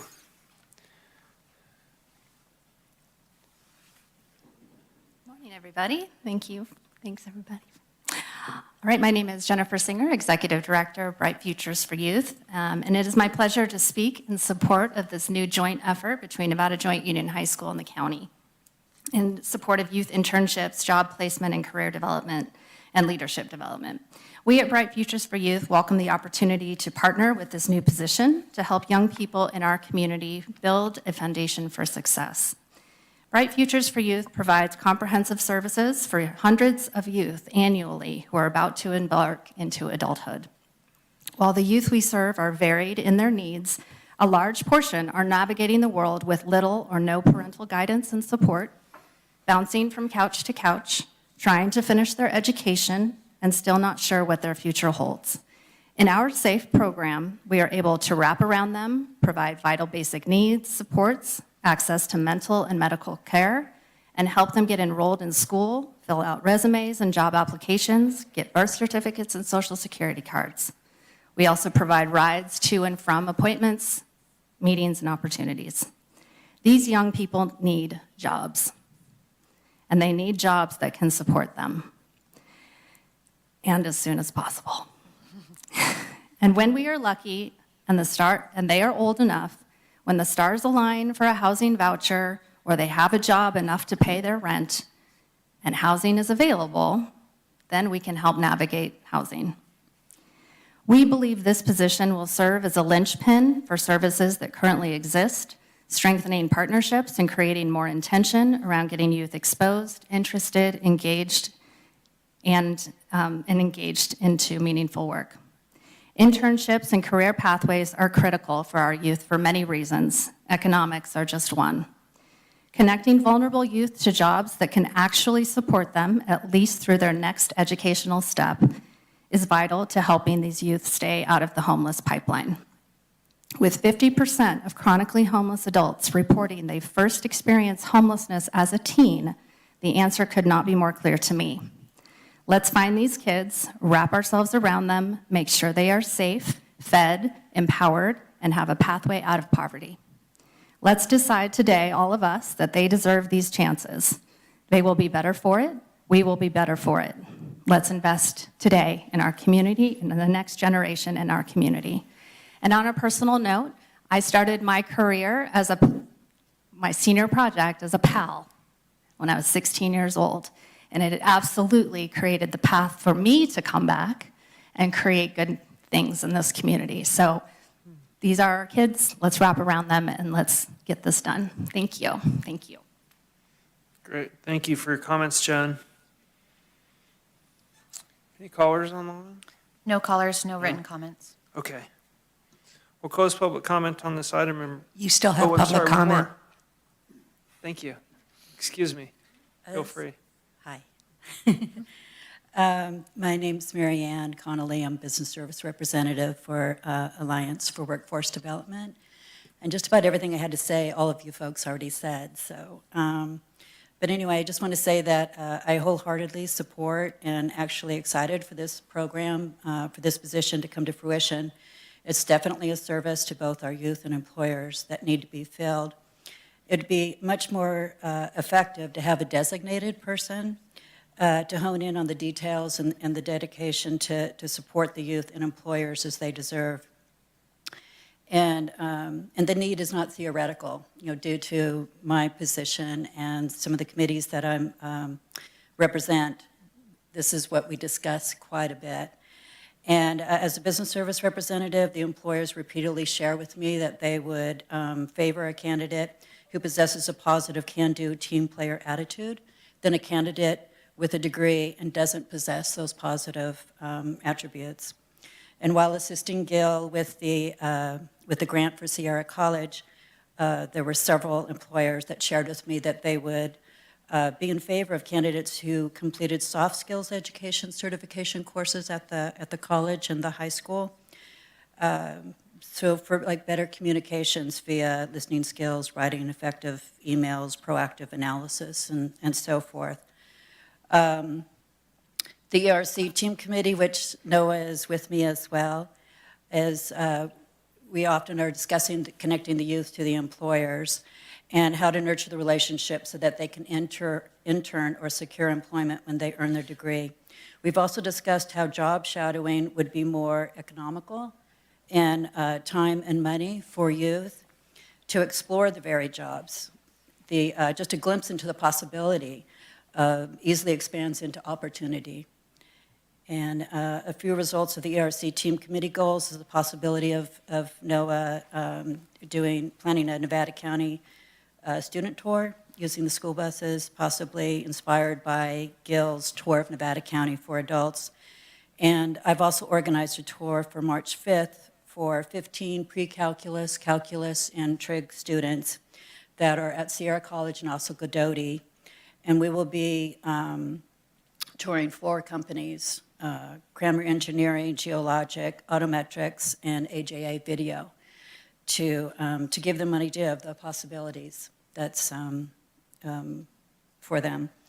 And just, I can't stress enough the importance of this program and the vitality for our community, and I appreciate your time. And I appreciate you folks doing this. This is awesome. So, thank you. Thank you, Marianne.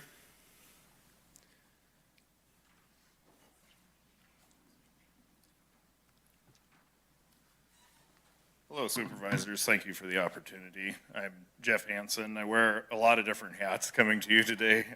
First and foremost, I'm a parent of 2 kids at Bear River High School that are both in the CTE program currently. Then I'm also President and General Manager of Hansen Brothers Enterprises here in town. And then lastly, the Executive Board Member for NCCA, the Nevada County Contractors Association. And one thing in common with all 3 of those hats that I listed is we support this move 110%. It's great for our community, it's great for our kids. I want to thank Kimberly and Noah and Allison for thinking outside of the box, putting this all together. I think Jeff will be the perfect liaison to bring the students to the industries of Nevada County and to the employers and circle that all together. So also would like to invite you October 9th to the career fair at the Nevada County Fairgrounds. If you guys would like to come through and take a look at that. We did it last year, had a great success, I think, with help of NOAA and the school districts and a lot of local talent. But come out and take a look at that and see what the NCCA, the high schools, and the industry partners are doing with the kids. And I think we're just right at the tip of the iceberg, of really having a phenomenal program going that used to be what ROP was that Ms. Swarthout and I both went through. So thank you for your support on this. Thanks for your comments, Jeff.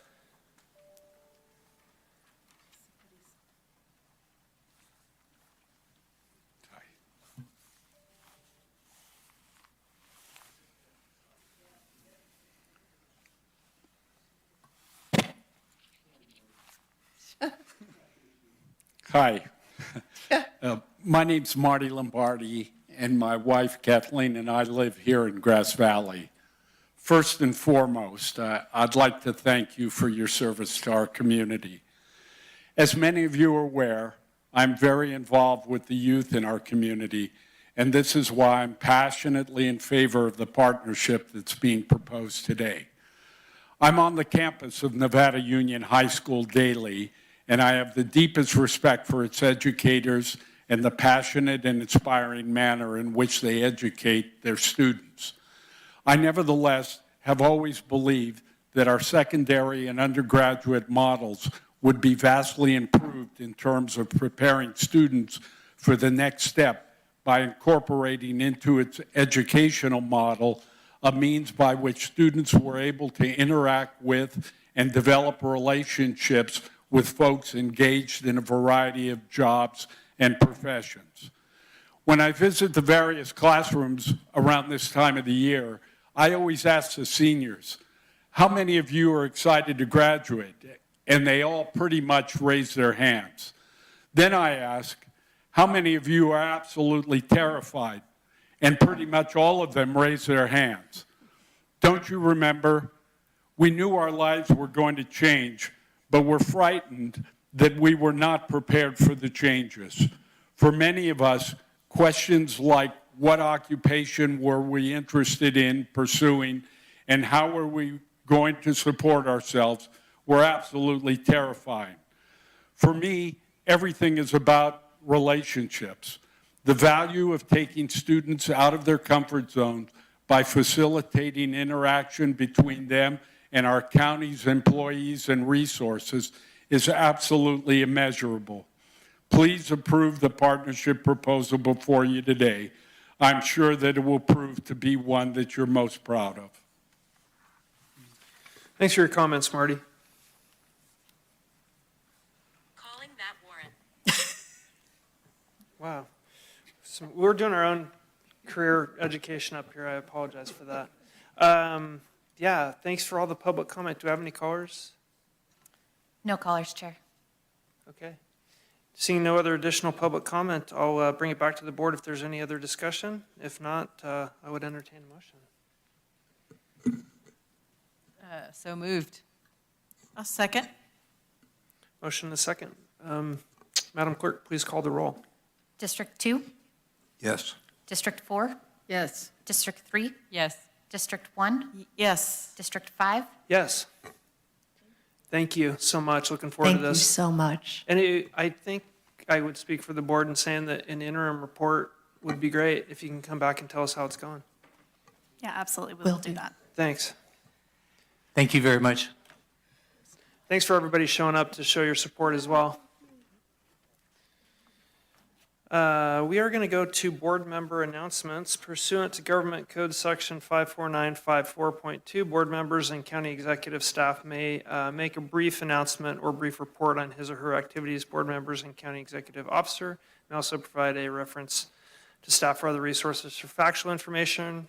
Request staff to report back to the board at a subsequent meeting concerning any matter or take action to direct staff to place a matter of business on a future agenda.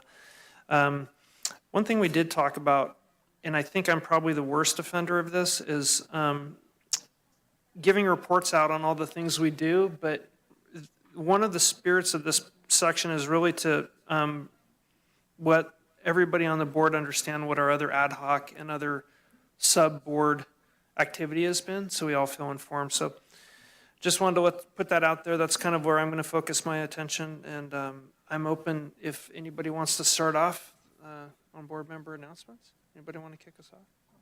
Oh, great. Lisa, thank you. Mine are very short. Because I was gone for a week between our last meeting. Last Tuesday, I had the opportunity to tour the animal shelter with Fran Cole. I haven't been out there since she's taken over as the executive director. There's lots of challenges out there, but I think that she's doing a really great job. I met with a few of her staff people, and she's doing the best she can with the resources that she has right now and trying to get everything under control. So more to come on that. Next Monday, a group of us are going to be touring a couple of animal shelters in the area, kind of look at best practices in some other counties. I also attended the ad hoc fire meeting a couple weeks ago. We're still moving along. I believe we have another meeting scheduled tomorrow morning.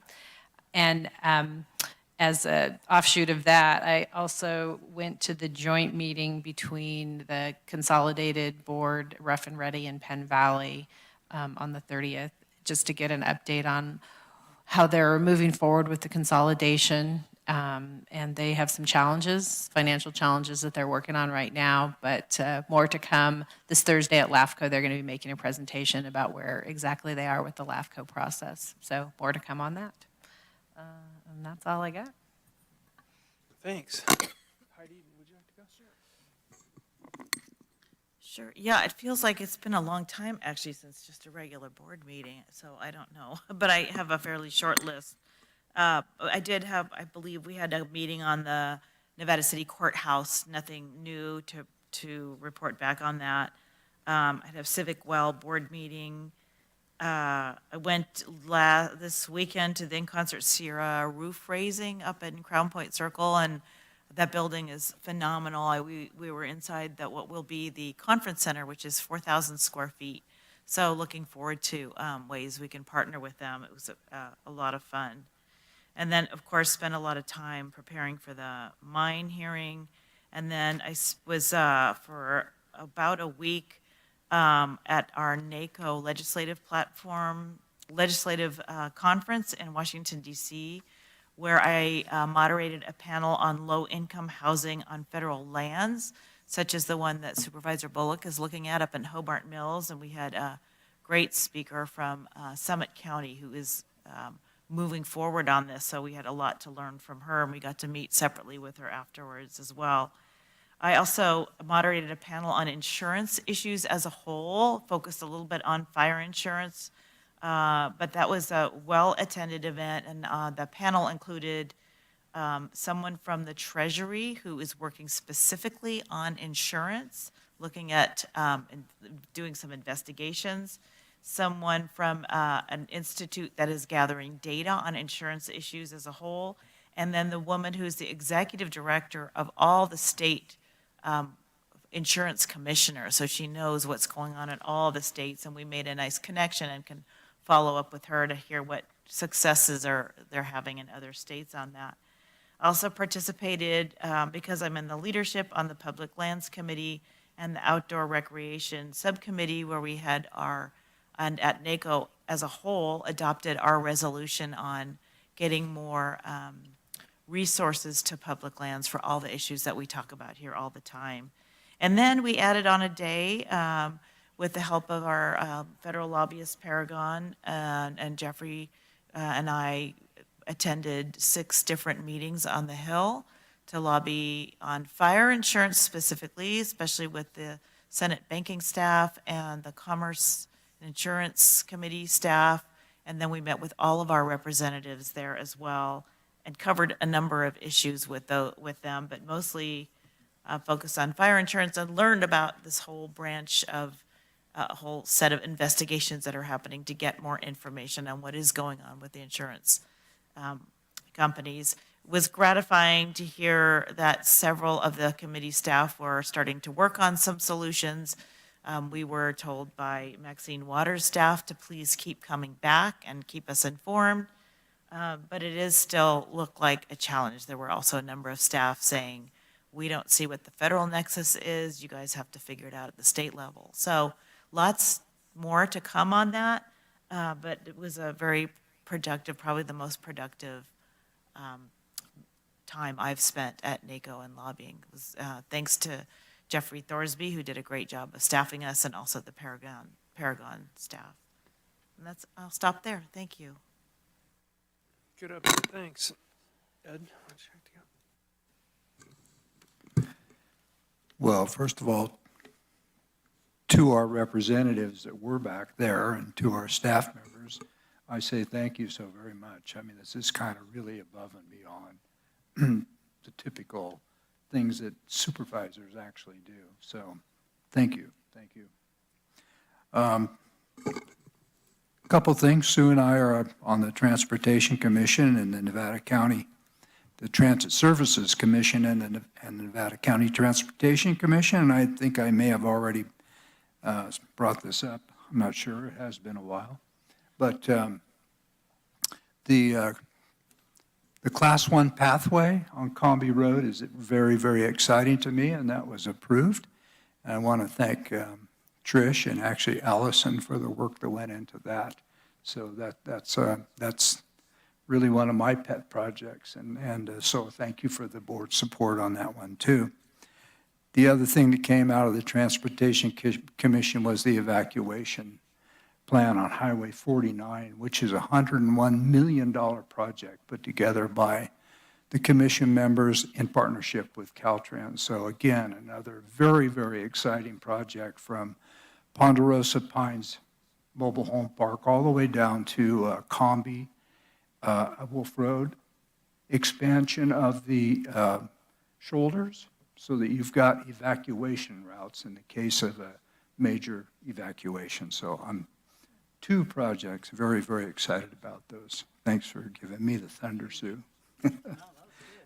Attended an ERC meeting, had a Bear River Library ribbon cutting, very, very exciting. That was so wonderful. And I know they had a grand opening just this past Saturday, and I don't know how that went, but what a beautiful, beautiful part of the South community now. Thank you, Sue, for really kind of providing the way for that one. And that just kind of brings me to our MAC meetings. We haven't had a MAC meeting, but I want to tell you, from one of the people who come to those MAC meetings has come a community breakfast, and they had their very first community breakfast. Some of our MAC people were very much involved with that, the setting up of it. And it's going to become a monthly thing in the South County, where we don't have a Chamber of Commerce down there, and it was brought up through the MAC, the identification of what the South County really is. I think we're really seeing some things coming out thanks to the MAC. And thank you, Jeff, for your work on that one. Had a cannabis visit. Allison and I actually went down with some of the staff members to Golden Oaks. An opportunity to really see where some of the things that we've put on paper have caused some issues down there in those developments. We're also going to be looking at them with appeals that are coming up. So we still have some work to do.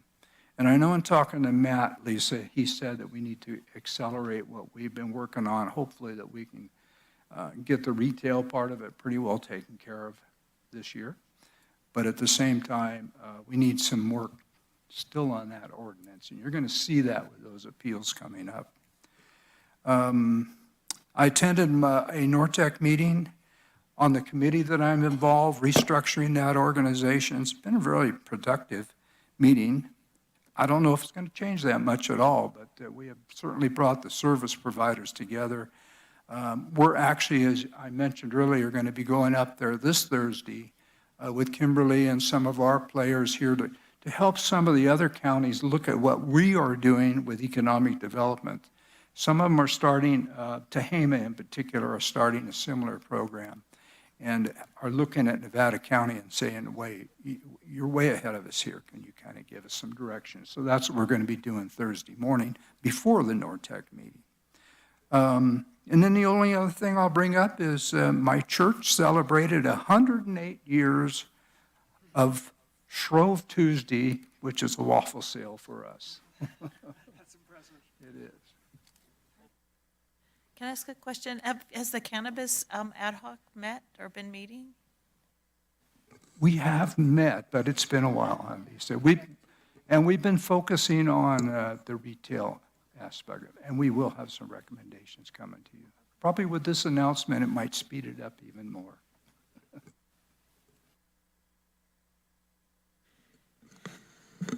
Well, thanks. So some of mine would be, you guys did good on that. I met with Sammy's friends too, with Fran. And I think it's just a real good opportunity to just give a shout out. The community, like this is a challenge. Sammy's Friends is overloaded.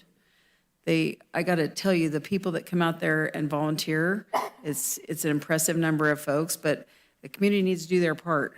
This is the interesting thing. So when you look at spaying and neutering and some of those things that need to be done to help alleviate some of this challenges that we're having out there. So it's really, it's a whole community thing that we need to work with that. And kudos to Fran for not just pulling her hair out and walking out the door. She's really, really standing up and trying to make a difference, and kudos to the board that's helping support what's going on out there and the transition and working together with the county. So I really am impressed. There's a lot of work that needs to be done, but kind of excited where we could go and make things better out there. Also did ad hoc fire, did our consolidated fire meeting with the 3 boards. That was very well done. Of course, we spent 2 whole days on Idaho, Maryland mine, which was, I was tired. I'm not gonna I needed a break. But one thing you guys didn't talk about, one thing that we did do together, Heidi and I are both on Yuba cohort, and while she was doing important things in Washington, thank you guys so much. You and Hardy did an outstanding job while you were back there. Lots of good comments, and I think that's what we need to do. We need to keep telling our stories and being in the face of our legislators and the people that make our decisions. They don't always hear from us, and so I just like to thank you both. That's a big thing to get there and be fast-paced. I'm sure you wore your high-speed tennies as you made your meetings, because I don't think there was any empty moments where you weren't doing something, so thank you for that. So, and then on our Yuba cohort, we had a great meeting. It was kind of like a culmination of the first meeting in the back of the year, and we had some updates from law enforcement and fire, which of course a lot of that's been taken care of right now, not with so much fire, but with cleanups. I think everybody's been helping with vegetation and the issues that have been going on with our weather, which is always great. I think the fun thing is when we look at our recreation and hazard mitigation projects that we're working on, it's fun to see mile markers is starting to move along. And that's a project we've been looking along for a while. We talked about, those river ambassadors and the trail ambassadors, that they look to do those programs again this year through Barry Bland Trust and Circle. We talked a little bit about gold quartz and the new restrooms that are going to be there and make that a better situation out there. So there's a lot going on. We're looking at that dashboard for tracking our visitors and the citations that go out. We're trying to really work on that with safety with parking. That's going to continue to be an issue. Like to remind people they can go to Go Nevada County. They can look in there and find a lot of information about what's going on, maybe if it's too busy from one area or where another area is going to be. And our marketing subcommittee is going to get together again and start really talking about how we're going to push things out for this season as we go. I mean, the way it looks now, we're probably going to have a busy river season, probably more than, especially if it warms up like it's supposed to now. So we're going to really look at that and hit that head early so that we can keep that safety component in mind as folks come up and visit our beautiful river. And, keep putting out. You got to come and love it. You got to take care of it. I am always appalled when I hear the numbers of the trash that comes out every year at our Yuba River cleanup that Circle does. And thanks to all those volunteers that do come and do that. So that was a good meeting. We're still moving ahead with all the activities we have. And I think that's all I have on mine for today. Thank you, Sue. A lot of good work.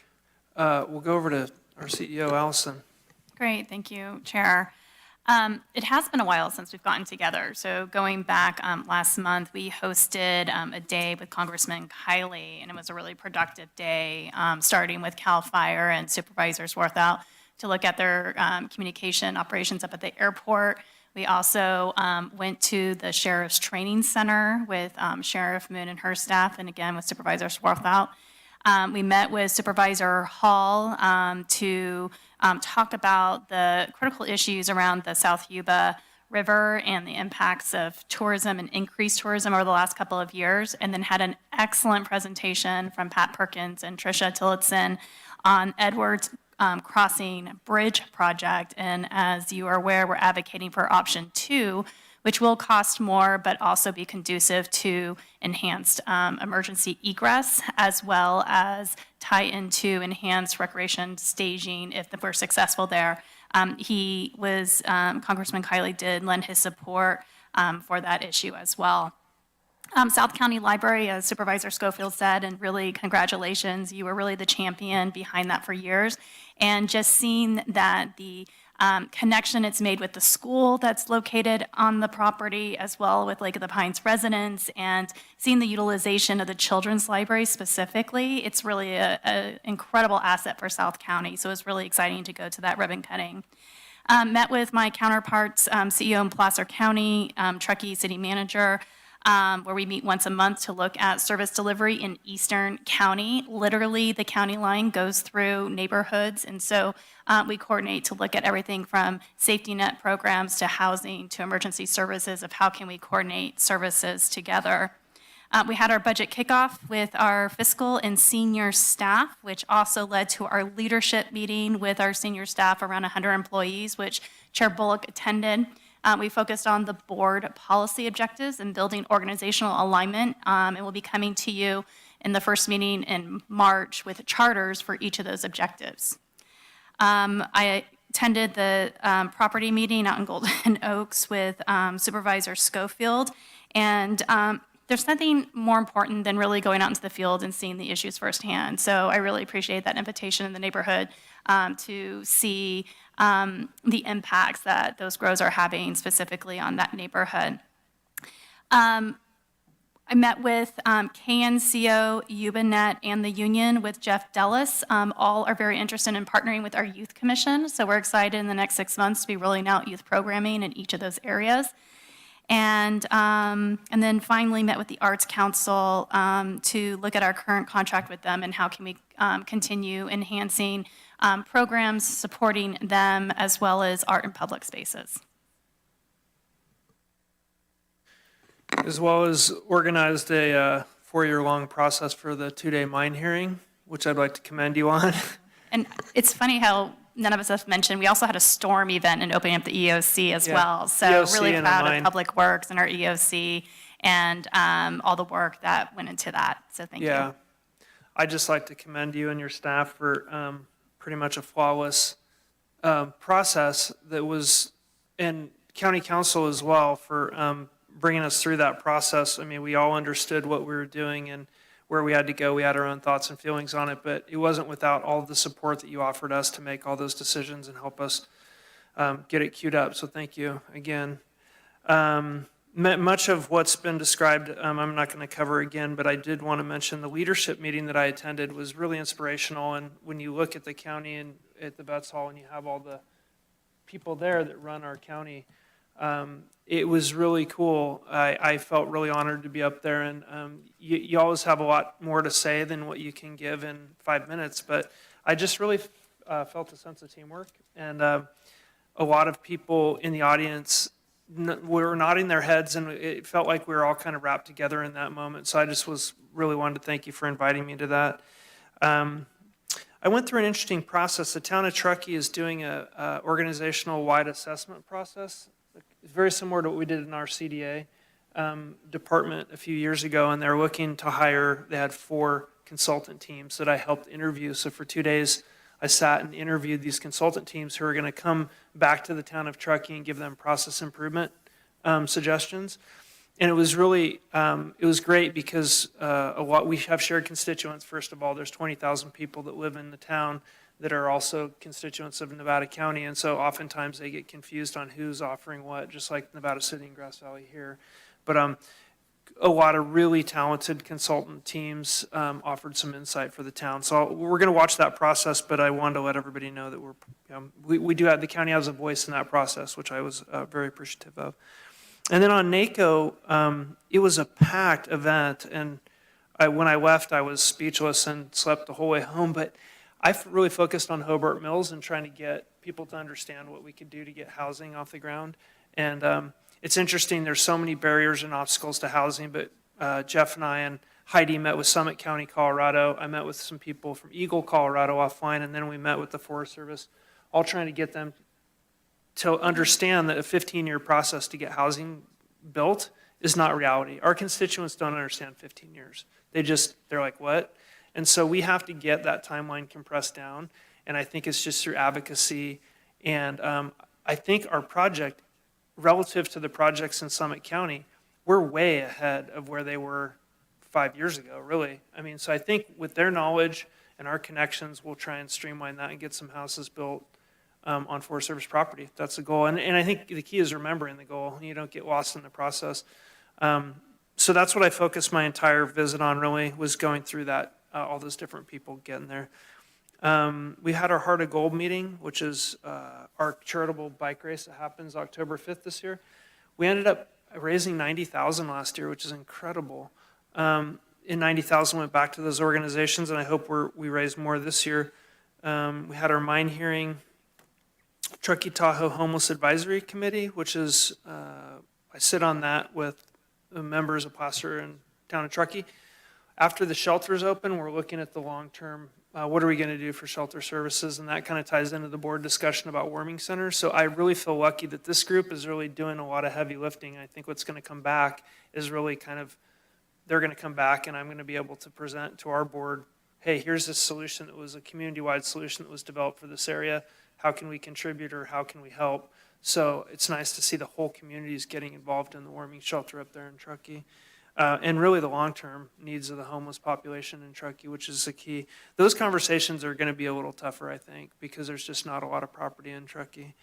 The two ad hocs, the housing ad hoc and behavioral ad hoc, the orientation meetings are scheduled, and after that I think we'll get a charter, and so nothing to report on those two yet. We're just getting started. I sit on a group of people primarily with Rotary, but Truckee River Park Project. We're trying to get another park off the ground, and actually Erica Seward has a grant that is pending somewhere in that process, but really cool. She was very forward thinking and applied for this grant for the project.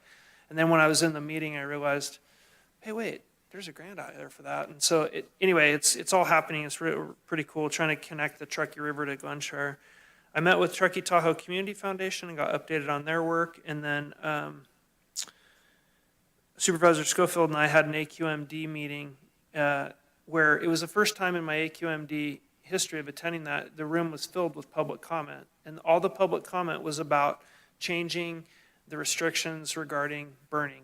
People want to burn. They want to burn their farm and ag burning, but also forestry burning in different parts of the county. So it was good to see that people really understood that we need to, there's a balance, right? We can either burn some land or we can burn a lot of land later. And so it was good to see that people came up and showed up, showed up at the AQMD. That's it for me. Any other pieces for the good of the order? No? Okay. We'll recess for lunch and come back at 1:30.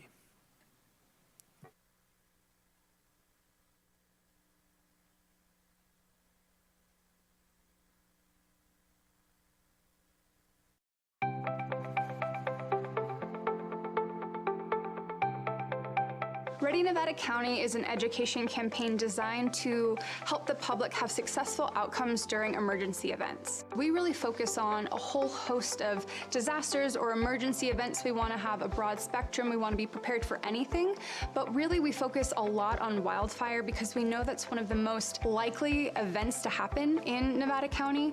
Ready, Set, Go is really built around the wildfire premise to prepare residents to be ready before an event, to move into the set posture when there's a red flag or a fire is near you, and then to go when it's time to go. Essentially, in its simplest form, it's a three-tiered community emergency preparedness plan.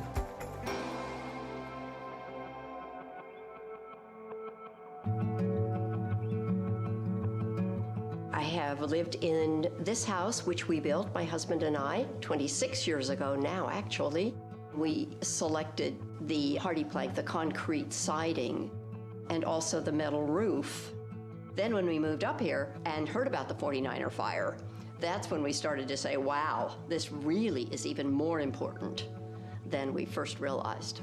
So the 49er fire is one of the most historic fires in Nevada County's history. They figured it changed the laws of the state of California that said this is how you have to protect your home. That came out of Nevada County. Steve Eubanks came from the Fire Safe Council, and the main thing we needed to pay attention to was the ladder fuels. Planting has been removed from the edges of the house so that it does not touch the house. It was an incredible service from the Fire Safe Council to come out and spend a couple of hours going through this property.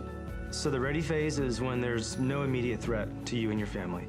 This is the time when you should be doing education and planning, whether that be training, educating yourself, or accumulating equipment, hardening your home, creating defensible space.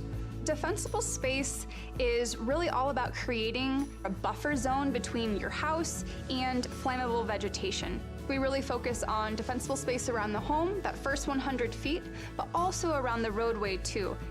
Another aspect of the ready phase is hardening the home, and really what that means is making your home more resilient to wildfire. That's going to be putting the fine-grained mesh around the vents of your home so that embers won't get under your house or into the eaves of your house. That's going to be using non-combustible materials on your deck and around your home, so when an ember storm comes through, it's not going to ignite your home itself.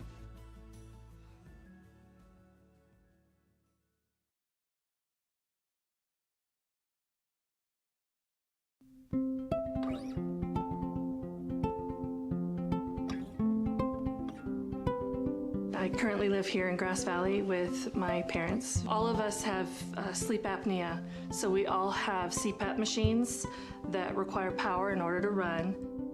I also use a nebulizer, and that's used to disperse medication that I need to get myself breathing again. When we have safety shutoffs, we have to hook up our equipment to batteries that have inverters. We have a generator that powers some of the things around the house, but then I obtained a pretty substantial battery from Freed, and it was so easy to go through the process to obtain a battery that I would recommend it to anyone who might have medical needs that require power, or really anything. I would highly recommend contacting Freed. So whether it's a snowstorm or a public safety power shutoff, we really want folks to be thinking about, okay, what are the things I'll need on hand to weather the storm? Do I need to have candles? Do I need to have battery-powered radio? Do I need to have flashlights? So what are the things that you'll need to shelter in place or address the disaster at hand? So a go bag could be anything. It could be a backpack, it could be a suitcase. It's going to be something that you put together to sustain yourself, your family, your pets if needed. That's going to have food, water, medication, clothing, toiletries to get you by for 72 hours. You need to think of your go bag as the only resource you may have. Stores may be closed, the power may be out, so you may have to literally live out of this thing for a 3-day period as an evacuee. If you are someone with a disability, maybe you have a chronic health condition. For me, I have type 1 diabetes, I have an insulin pump, right? And so that's a critical piece that I need to plan for if I'm gonna ever evacuate or be away from my house, frankly, for any amount of time, right? What we find often is that if people don't evacuate with their CPAP machine, with their oxygen concentrator, with their wheelchair, walker, then it can be difficult on the other end. My name is Ulysses Palencia. I work in the 211 call center. I'm just a resident of Grass Valley. I have 2 daughters, a 4-year-old and a 1-year-old. In Nevada County, 211 is available 24/7. So what we provide for the community is information. That could be anything from directions to the resource centers. It can be letting them know where the fire is, if they are themselves in an evacuation center, if it's a fire, if there's any information as to whether their power's coming back on during a PSPS. 211 gets the information that we provide directly from the county, so directly from the Office of Emergency Services. The whole team cares. We're all local community members. We all just want to help.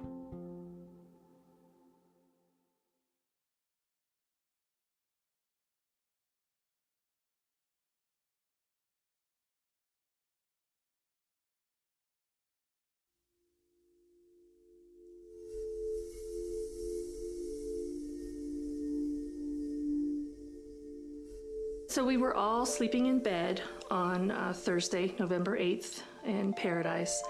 And first the house phone rang.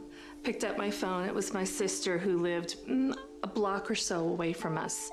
We were woken by a telephone call from my daughter.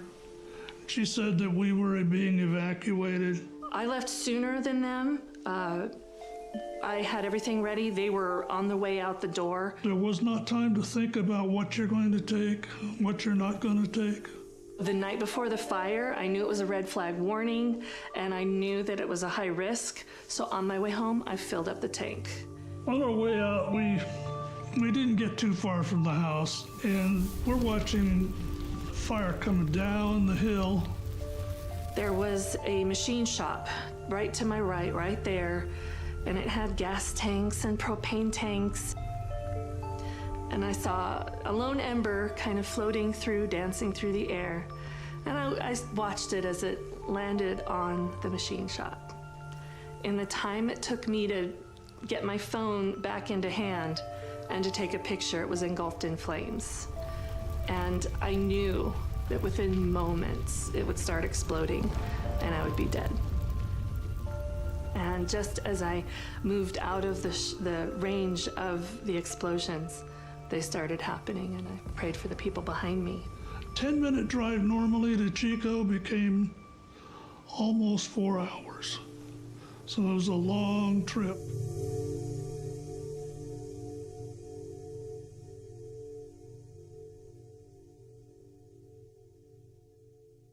We started to hear a pattern. People kept telling us their story of how they escaped the campfire. And they talked about how if it wasn't for my neighbor who came and knocked on my door to tell me there was a fire, I don't know that I would have gotten out alive.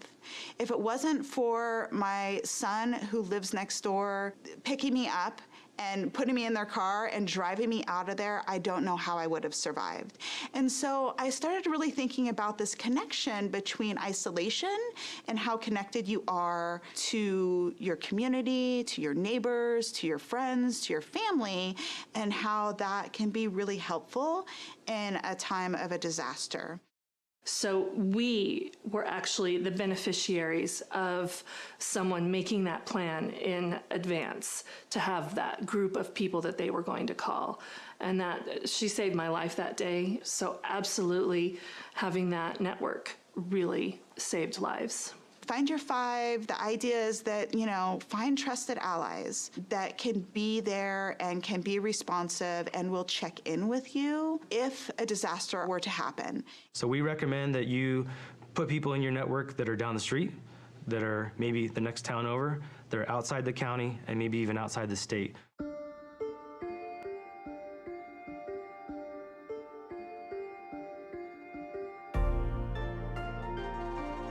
The final tier of the Ready, Set, Go is that go piece, and it's simply that, it's go. Evacuation information comes in two types. The first type could be an evacuation warning. This is essentially information that we're going to push out to the public, notifying them of a potential threat in their area where they may have to evacuate their home. And an evacuation order is essentially that. We are telling people that it's time to go. There is an imminent threat to life, and we do not believe that you have much time to leave the area. Code Red is a opt-in alerting system that will dial your number. It'll send you a phone call, a text message, and an email notifying you of an emergency. That message is sent from our office, the Office of Emergency Services. It's going to be very targeted to your area, and it'll be specific to you. At 5:13, the phone rang with the Code Red call. And so as I was going up 49, I could look over to the left and see the flames in the canyon. The next layer is for staff to actually be out driving in the areas with a high-low siren. There's no other reason you'll hear that in an area unless we're putting out that evacuation order, not a warning, but an order. My day started routine patrol, came in and I was notified by dispatch to respond out to the Jones fire. Houses that had evacuation tags made it so we could just pass by. We knew that the residents had already been evacuated. Residences that did not have the tags, we would have to physically go in, knock on the door, look in the windows, make sure there were no occupants inside. Once you've been evacuated, as you're leaving, put this tag somewhere very, clearly identifiable, whether it's a mailbox, a gate, your address marker, so that deputies and officers can quickly identify if your residence has already been evacuated.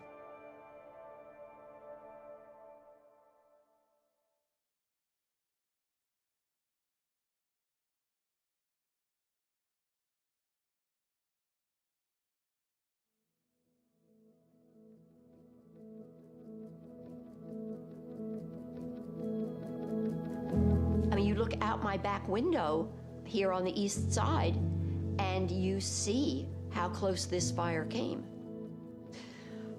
It was certainly a shock. And at the same time, it was such an incredible relief to have the house as safe as it was. I mean, I think with personal preparedness and being ready, it can feel overwhelming. It can feel like a lot to do, and the most important piece is to just start with one little bite at a time. Just start the conversation.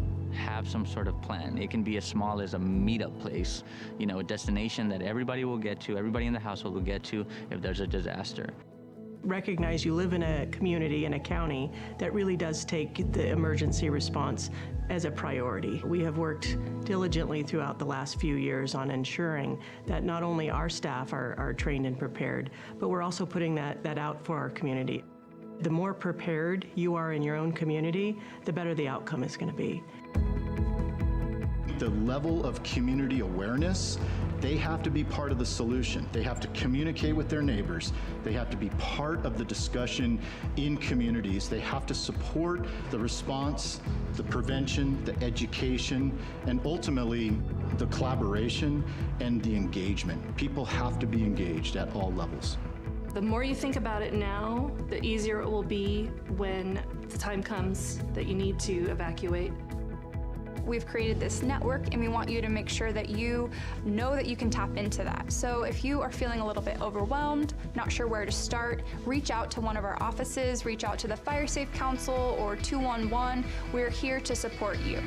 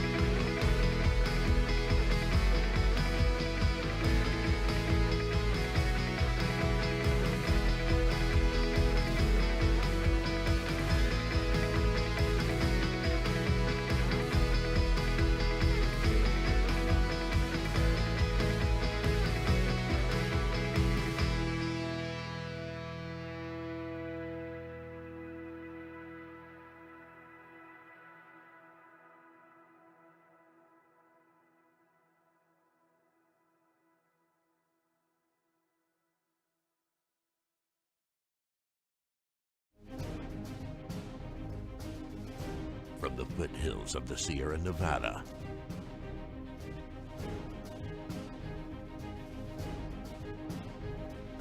a new hero will emerge.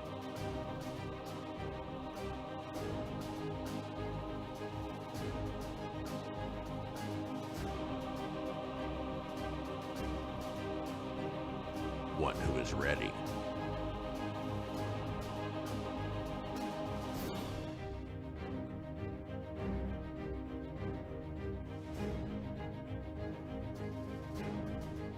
One who makes sure their friends and family are set.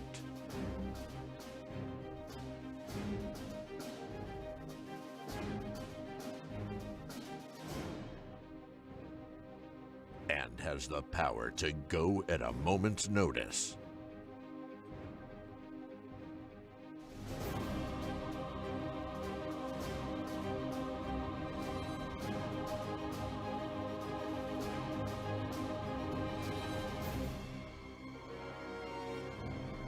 This fire season, you're the hero.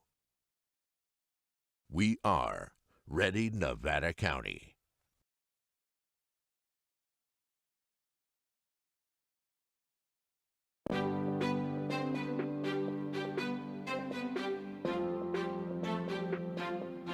Nevada County has a new tool to make evacuations safer and more efficient in the event of an emergency.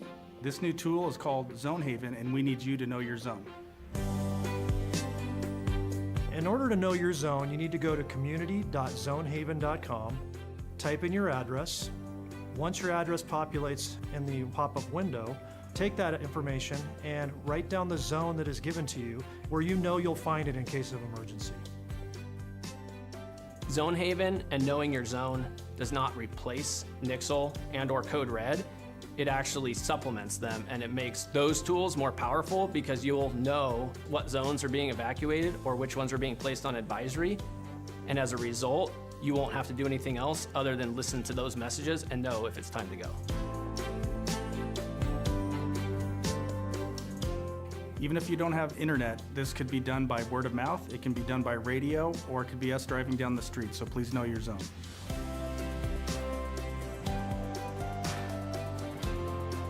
From Truckee to Lake of the Pines, from Chicago Park to Spenceville, every single square mile of Nevada County has a zone. And having a zone that you know for your neighborhood is going to help you save time to be able to evacuate and keep you and your family safe.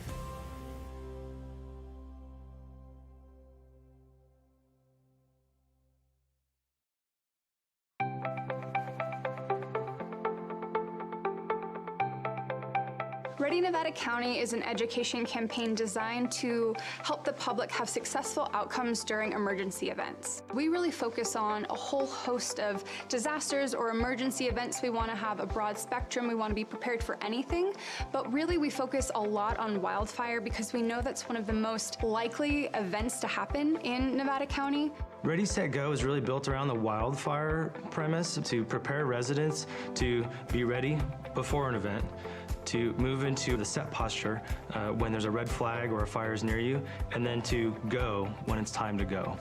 Essentially, in its simplest form, it's a three-tiered community emergency preparedness plan.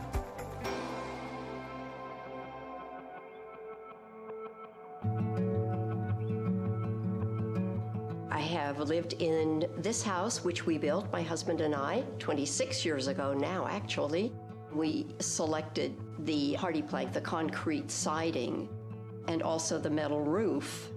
Then when we moved up here and heard about the 49er fire, that's when we started to say, wow, this really is even more important than we first realized.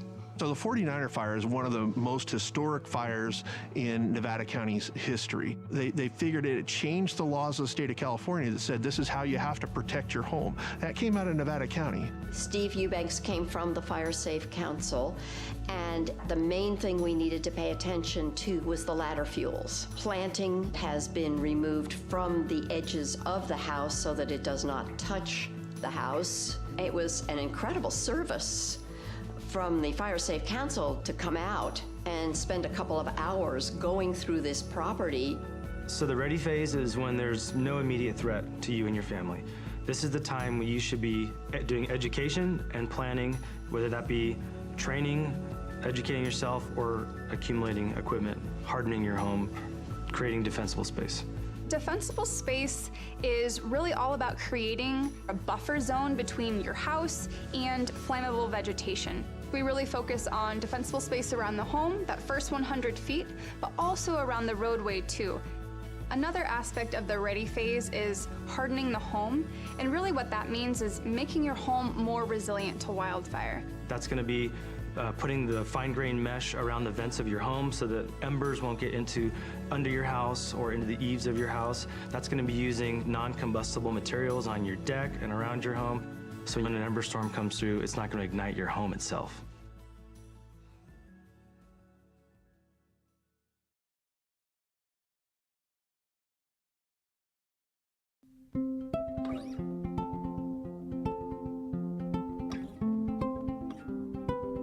I currently live here in Grass Valley with my parents. All of us have sleep apnea, so we all have CPAP machines that require power in order to run.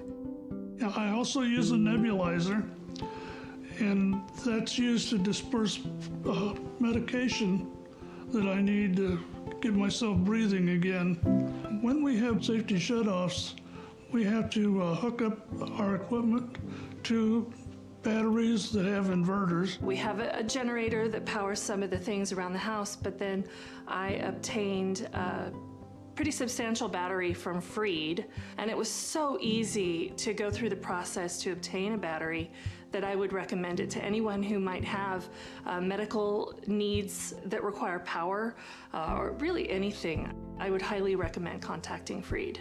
So whether it's a snowstorm or a public safety power shutoff, we really want folks to be thinking about, okay, what are the things I'll need on hand to weather the storm? Do I need to have candles? Do I need to have battery-powered radio? Do I need to have flashlights? So what are the things that you'll need to shelter in place or address the disaster at hand? So a go bag could be anything. It could be a backpack, it could be a suitcase. It's gonna be something that you put together to sustain yourself, your family, your pets if needed.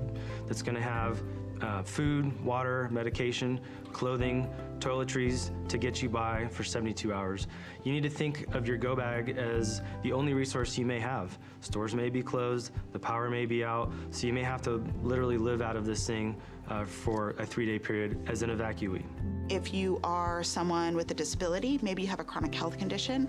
For me, I have type 1 diabetes, I have an insulin pump, right? And so that's a critical piece that I need to plan for if I'm gonna ever evacuate or be away from my house, frankly, for any amount of time, right? What we find often is that if people don't evacuate with their CPAP machine, with their oxygen concentrator, with their wheelchair, walker, then it can be difficult on the other end. My name is Ulysses Palencia. I work in the 211 call center. I'm just a resident of Grass Valley. I have 2 daughters, a 4-year-old and a 1-year-old. In Nevada County, 211 is available 24/7. So what we provide for the community is information. That could be anything from directions to the resource centers. It can be letting them know where the fire is, you know, if they are themselves in an evacuation center, if it's a fire, if there's any information as to whether their power's coming back on during a PSPS. 211 gets the information that we provide directly from the county, so directly from the Office of Emergency Services. The whole team cares. We're all local community members. We all just want to help.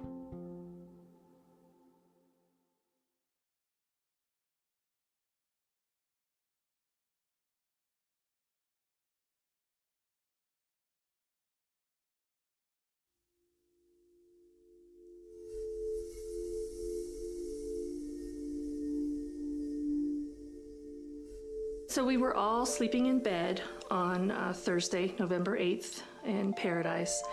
And first the house phone rang. Picked up my phone. It was my sister who lived a block or so away from us. We were woken by a telephone call from my daughter. She said that we were being evacuated. I left sooner than them.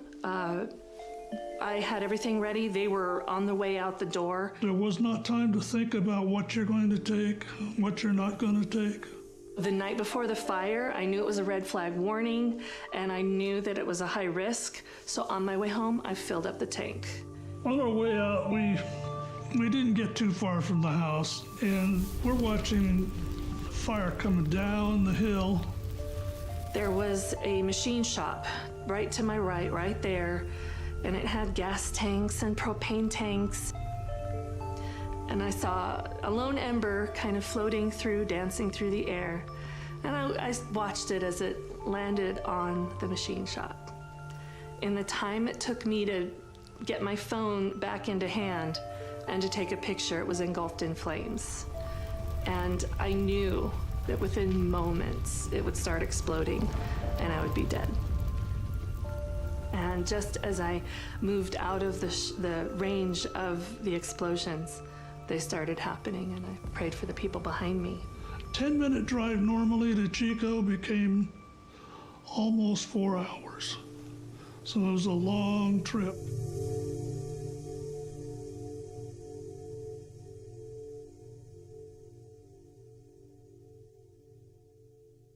We started to hear a pattern. People kept telling us their story of how they escaped the campfire. And they talked about how if it wasn't for my neighbor who came and knocked on my door to tell me there was a fire, I don't know that I would have gotten out alive.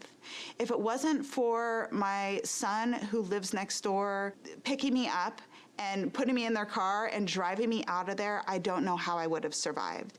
And so I started really thinking about this connection between isolation and how connected you are to your community, to your neighbors, to your friends, to your family, and how that can be really helpful in a time of a disaster.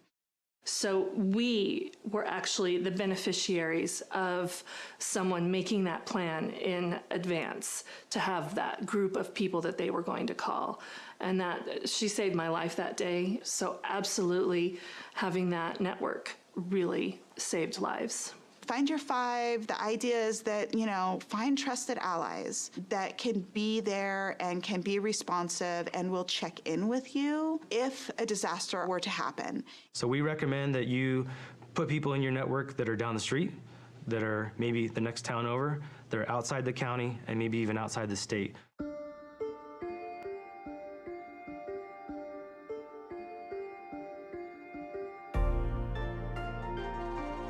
The final tier of the Ready, Set, Go is that go piece, and it's simply that, it's go. Evacuation information comes in two types. The first type could be an evacuation warning. This is essentially information that we're going to push out to the public, notifying them of a potential threat in their area where they may have to evacuate their home.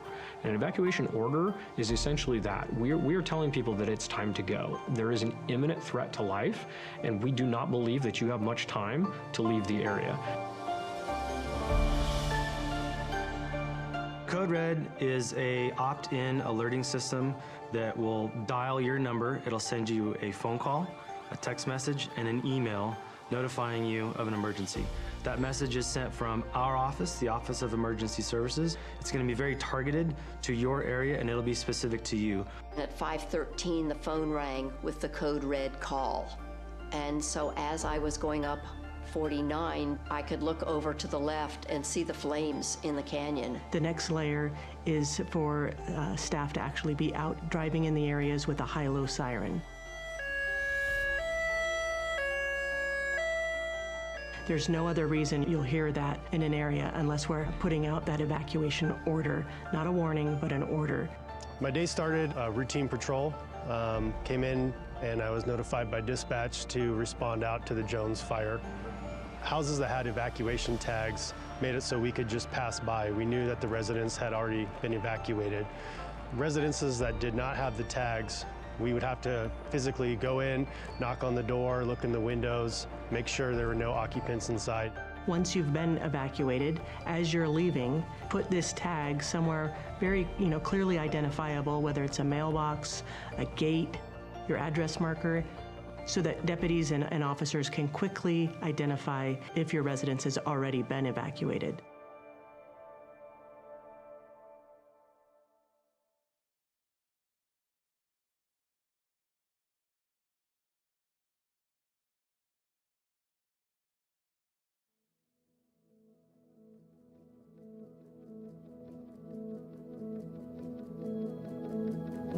I mean, you look out my back window here on the east side, and you see how close this fire came. It was certainly a shock, and at the same time, it was such an incredible relief to have the house as safe as it was. I mean, I think with personal preparedness and being ready, it can feel overwhelming. It can feel like a lot to do, and the most important piece is to just start with one little bite at a time. Just start the conversation. Have some sort of plan. It can be as small as a meetup place, a destination that everybody will get to, everybody in the household will get to if there's a disaster. Recognize you live in a community, in a county, that really does take the emergency response as a priority. We have worked diligently throughout the last few years on ensuring that not only our staff are trained and prepared, but we're also putting that out for our community. The more prepared you are in your own community, the better the outcome is going to be. The level of community awareness, they have to be part of the solution. They have to communicate with their neighbors. They have to be part of the discussion in communities. They have to support the response, the prevention, the education, and ultimately the collaboration and the engagement. People have to be engaged at all levels. The more you think about it now, the easier it will be when the time comes that you need to evacuate.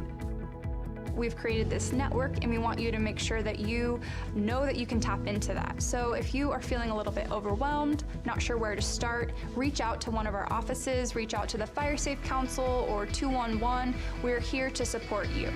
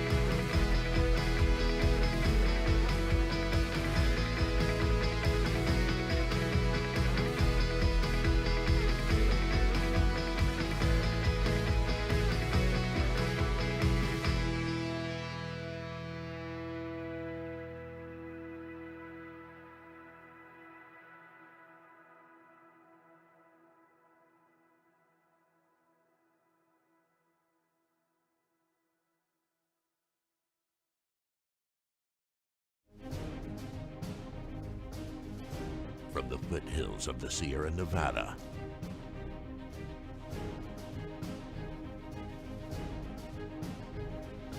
A new hero will emerge.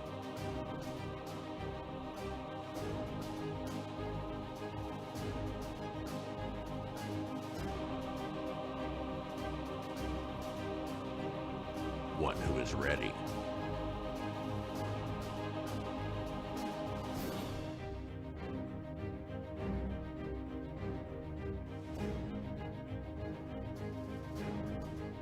One who makes sure their friends and family are set.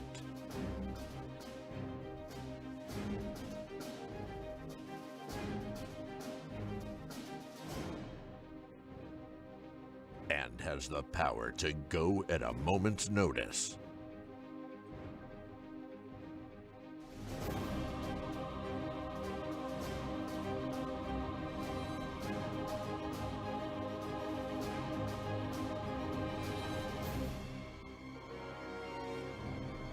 This fire season, you're the hero.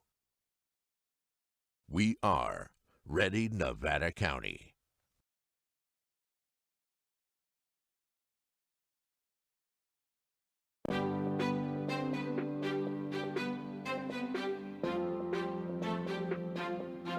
Nevada County has a new tool to make evacuations safer and more efficient in the event of an emergency. This new tool is called Zone Haven, and we need you to know your zone. In order to know your zone, you need to go to community.zonehaven.com, type in your address. Once your address populates in the pop-up window, take that information and write down the zone that is given to you where you know you'll find it in case of emergency. Zone Haven and knowing your zone does not replace Nixle and/or Code Red. It actually supplements them, and it makes those tools more powerful because you'll know what zones are being evacuated or which ones are being placed on advisory. And as a result, you won't have to do anything else other than listen to those messages and know if it's time to go. Even if you don't have internet, this could be done by word of mouth, it can be done by radio, or it could be us driving down the street, so please know your zone.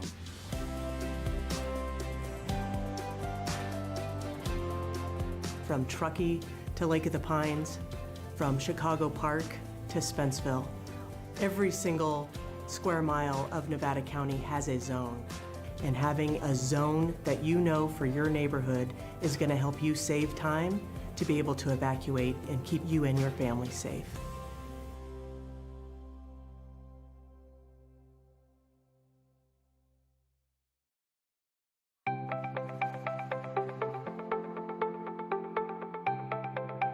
Ready Nevada County is an education campaign designed to help the public have successful outcomes during emergency events. We really focus on a whole host of disasters or emergency events. We want to have a broad spectrum. We want to be prepared for anything, but really we focus a lot on wildfire because we know that's one of the most likely events to happen in Nevada County. Ready, Set, Go is really built around the wildfire premise to prepare residents to be ready before an event, to move into the set posture when there's a red flag or a fire is near you, and then to go when it's time to go. Essentially, in its simplest form, it's a 3-tiered community emergency preparedness plan.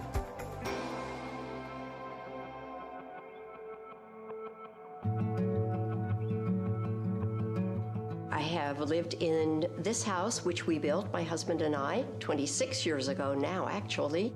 We selected the hardy plank, the concrete siding, and also the metal roof.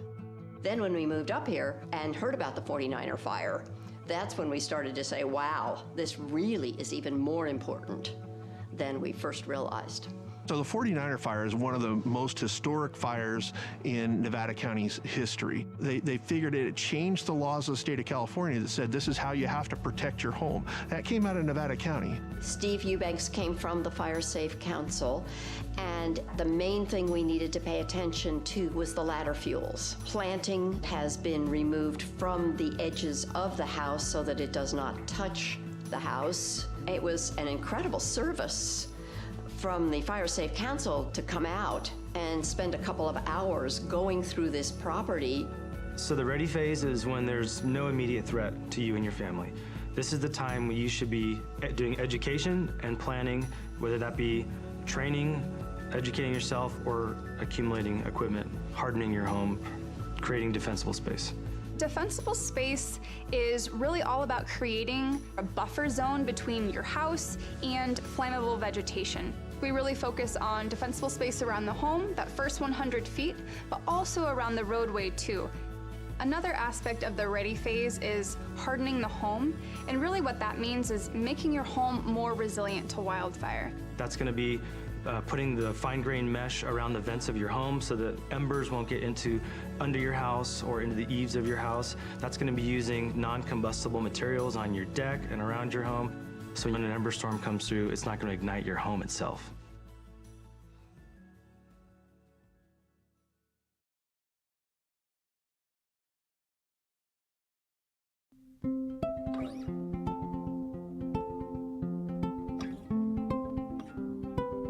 I currently live here in Grass Valley with my parents. All of us have sleep apnea, so we all have CPAP machines that require power in order to run. I also use a nebulizer, and that's used to disperse medication that I need to get myself breathing again. When we have safety shutoffs, we have to hook up our equipment to batteries that have inverters. We have a generator that powers some of the things around the house, but then I obtained a pretty substantial battery from Freed, and it was so easy to go through the process to obtain a battery that I would recommend it to anyone who might have medical needs that require power, or really anything. I would highly recommend contacting Freed. So whether it's a snowstorm or a public safety power shutoff, we really want folks to be thinking about, okay, what are the things I'll need on hand to weather the storm? Do I need to have candles? Do I need to have battery-powered radio? Do I need to have flashlights? So what are the things that you'll need to shelter in place or address the disaster at hand? So a go bag could be anything. It could be a backpack, it could be a suitcase. It's going to be something that you put together to sustain yourself, your family, your pets if needed. That's going to have food, water, medication, clothing, toiletries to get you by for 72 hours. You need to think of your go bag as the only resource you may have. Stores may be closed, the power may be out, so you may have to literally live out of this thing for a 3-day period as an evacuee. If you are someone with a disability, maybe you have a chronic health condition. For me, I have type 1 diabetes, I have an insulin pump, right? And so that's a critical piece that I need to plan for if I'm gonna ever evacuate or be away from my house, frankly, for any amount of time, right? What we find often is that if people don't evacuate with their CPAP machine, with their oxygen concentrator, with their wheelchair, walker, then it can be difficult on the other end. My name's Ulysses Palencia. I work in the 211 call center. I'm just a resident of Grass Valley. I have 2 daughters, a 4-year-old and a 1-year-old. In Nevada County, 211 is available 24/7. So what we provide for the community is information. That could be anything from directions to the resource centers. It can be letting them know where the fire is, if they are themselves in an evacuation center, if it's a fire, if there's any information as to whether their power's coming back on during a PSPS. 211 gets the information that we provide directly from the county, so directly from the Office of Emergency Services. The whole team cares. We're all local community members. We all just want to help.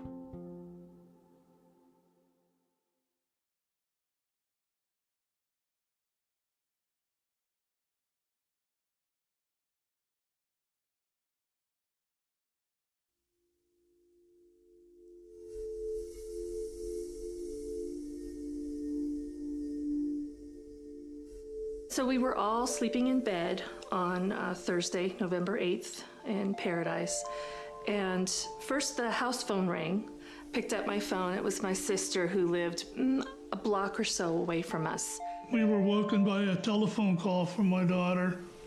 She said that we were being evacuated. I left sooner than them. I had everything ready. They were on the way out the door. There was not time to think about what you're going to take, what you're not going to take. The night before the fire, I knew it was a red flag warning, and I knew that it was a high risk. So on my way home, I filled up the tank. On our way out, we didn't get too far from the house, and we're watching fire coming down the hill. There was a machine shop right to my right there, and it had gas tanks and propane tanks. And I saw a lone ember kind of floating through, dancing through the air. And I watched it as it landed on the machine shop. In the time it took me to get my phone back into hand and to take a picture, it was engulfed in flames. And I knew that within moments it would start exploding and I would be dead. And just as I moved out of the range of the explosions, they started happening, and I prayed for the people behind me. 10-minute drive normally to Chico became almost 4 hours. So it was a long trip.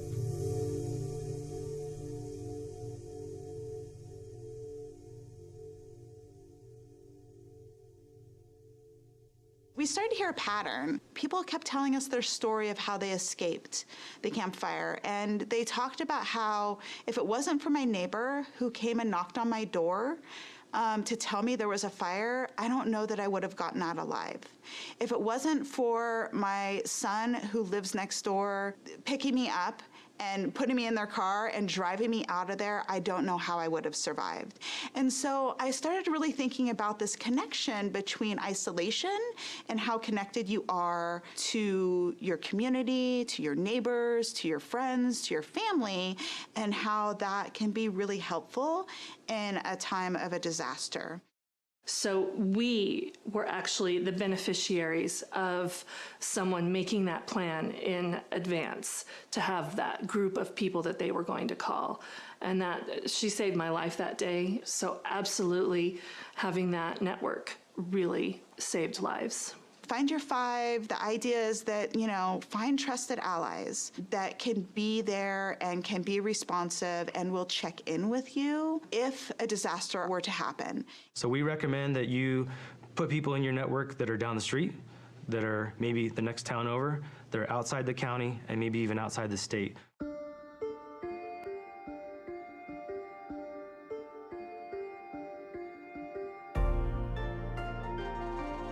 The final tier of the Ready, Set, Go is that go piece, and it's simply that, it's go. Evacuation information comes in two types. The first type could be an evacuation warning. This is essentially information that we're going to push out to the public, notifying them of a potential threat in their area where they may have to evacuate their home. An evacuation order is essentially that. We are telling people that it's time to go. There is an imminent threat to life, and we do not believe that you have much time to leave the area. Code Red is a opt-in alerting system that will dial your number. It'll send you a phone call, a text message, and an email notifying you of an emergency. That message is sent from our office, the Office of Emergency Services. It's going to be very targeted to your area, and it'll be specific to you. At 5:13, the phone rang with the Code Red call. And so as I was going up 49, I could look over to the left and see the flames in the canyon. The next layer is for staff to actually be out driving in the areas with a high-low siren. There's no other reason you'll hear that in an area unless we're putting out that evacuation order, not a warning, but an order. My day started routine patrol, came in, and I was notified by dispatch to respond out to the Jones fire. Houses that had evacuation tags made it so we could just pass by. We knew that the residents had already been evacuated. Residences that did not have the tags, we would have to physically go in, knock on the door, look in the windows, make sure there were no occupants inside. Once you've been evacuated, as you're leaving, put this tag somewhere very, clearly identifiable, whether it's a mailbox, a gate, your address marker, so that deputies and officers can quickly identify if your residence has already been evacuated.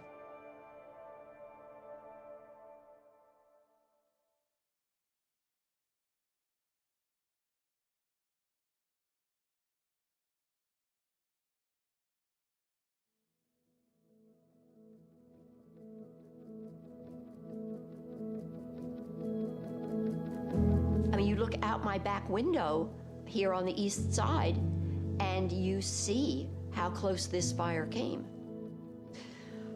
It was certainly a shock.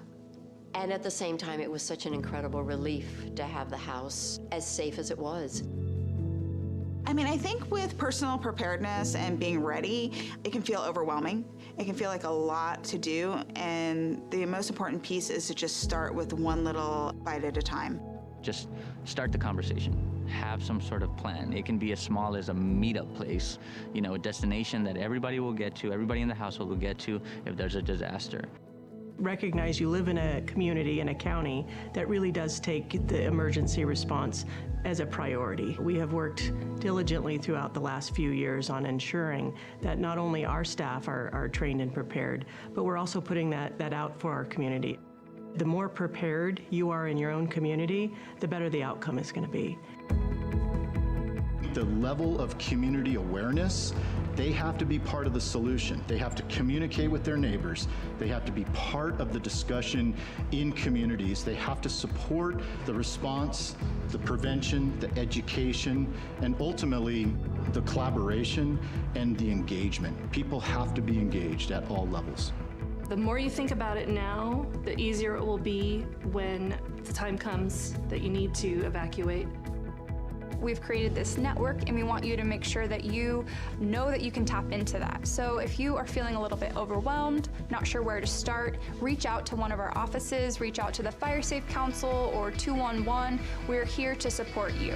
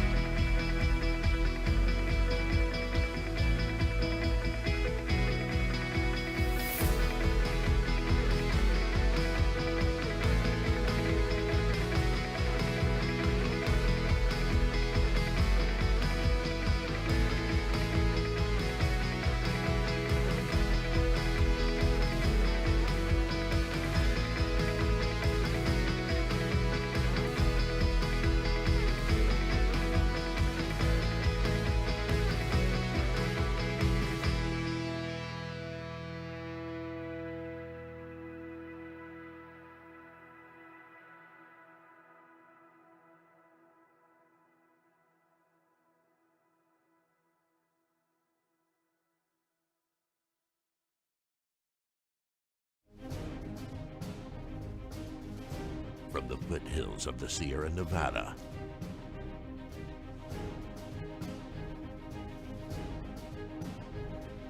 a new hero will emerge.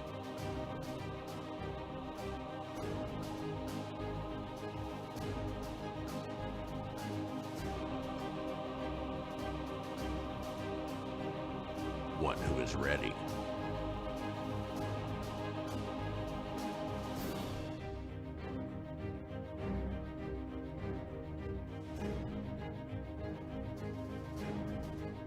One who makes sure their friends and family are set.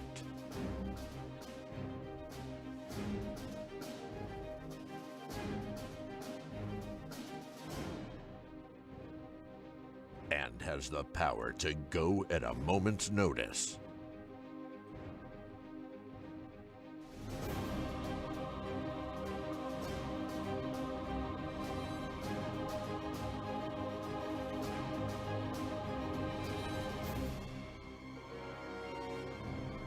This fire season, you're the hero. We are Ready Nevada County.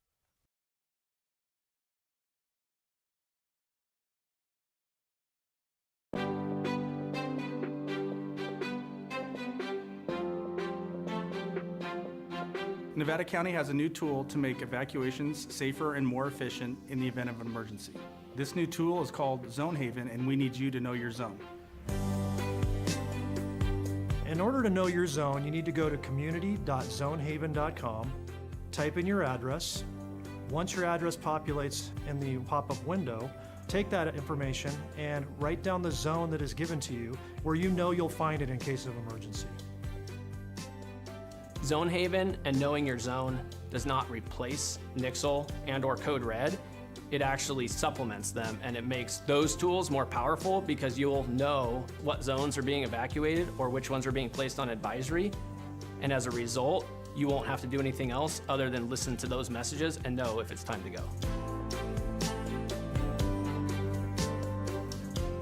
Even if you don't have internet, this could be done by word of mouth, it can be done by radio, or it could be us driving down the street, so please know your zone.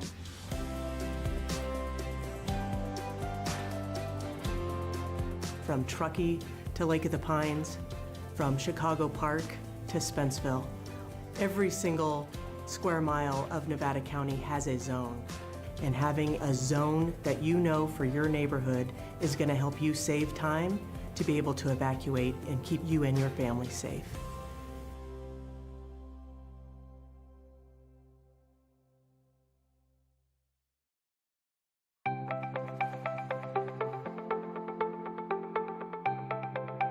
Ready Nevada County is an education campaign designed to help the public have successful outcomes during emergency events. We really focus on a whole host of disasters or emergency events. We want to have a broad spectrum. We want to be prepared for anything, but really we focus a lot on wildfire because we know that's one of the most likely events to happen in Nevada County.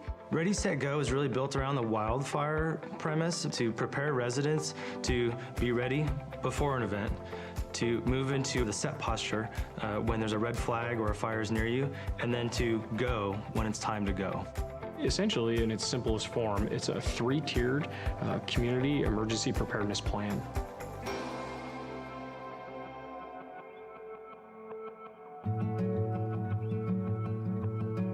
I have lived in this house, which we built, my husband and I, 26 years ago now, actually. We selected the hardy plank, the concrete siding, and also the metal roof. Then when we moved up here and heard about the 49er fire, that's when we started to say, wow, this really is even more important than we first realized. So the 49er fire is one of the most historic fires in Nevada County's history. They figured it changed the laws of the state of California that said this is how you have to protect your home. That came out of Nevada County. Steve Eubanks came from the Fire Safe Council, and the main thing we needed to pay attention to was the ladder fuels. Planting has been removed from the edges of the house so that it does not touch the house. It was an incredible service from the Fire Safe Council to come out and spend a couple of hours going through this property. So the ready phase is when there's no immediate threat to you and your family.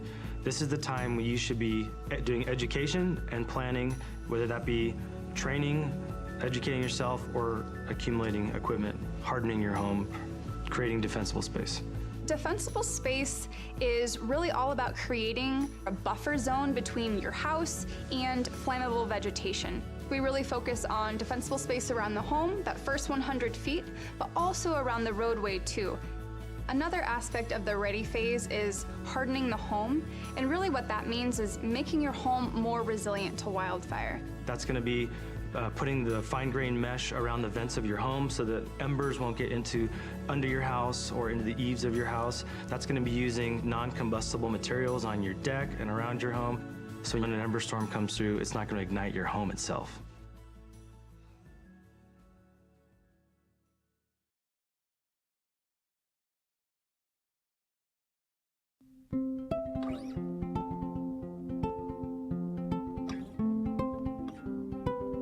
I currently live here in Grass Valley with my parents. All of us have sleep apnea, so we all have CPAP machines that require power in order to run. I also use a nebulizer, and that's used to disperse medication that I need to get myself breathing again. When we have safety shutoffs, we have to hook up our equipment to batteries that have inverters. We have a generator that powers some of the things around the house, but then I obtained a pretty substantial battery from Freed, and it was so easy to go through the process to obtain a battery that I would recommend it to anyone who might have medical needs that require power, or really anything. I would highly recommend contacting Freed. So whether it's a snowstorm or a public safety power shutoff, we really want folks to be thinking about, okay, what are the things I'll need on hand to weather the storm? Do I need to have candles? Do I need to have battery-powered radio? Do I need to have flashlights? So what are the things that you'll need to shelter in place or address the disaster at hand? So a go bag could be anything. It could be a backpack, it could be a suitcase. It's gonna be something that you put together to sustain yourself, your family, your pets if needed. That's gonna have food, water, medication, clothing, toiletries to get you by for 72 hours. You need to think of your go bag as the only resource you may have. Stores may be closed, the power may be out, so you may have to literally live out of this thing for a 3-day period as an evacuee. If you are someone with a disability, maybe you have a chronic health condition. For me, I have type 1 diabetes, I have an insulin pump, right? And so that's a critical piece that I need to plan for if I'm gonna ever evacuate or be away from my house, frankly, for any amount of time, right? What we find often is that if people don't evacuate with their CPAP machine, with their oxygen concentrator, with their wheelchair, walker, then it can be difficult on the other end. My name's Ulysses Palencia. I work in the 211 call center. I'm just a resident of Grass Valley. I have 2 daughters, a 4-year-old and a 1-year-old. In Nevada County, 211 is available 24/7.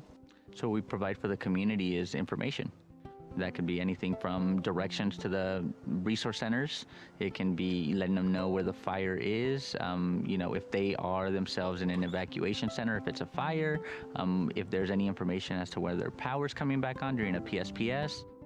211 gets the information that we provide directly from the county, so directly from the Office of Emergency Services. The whole team cares. We're all local community members. We all just want to help.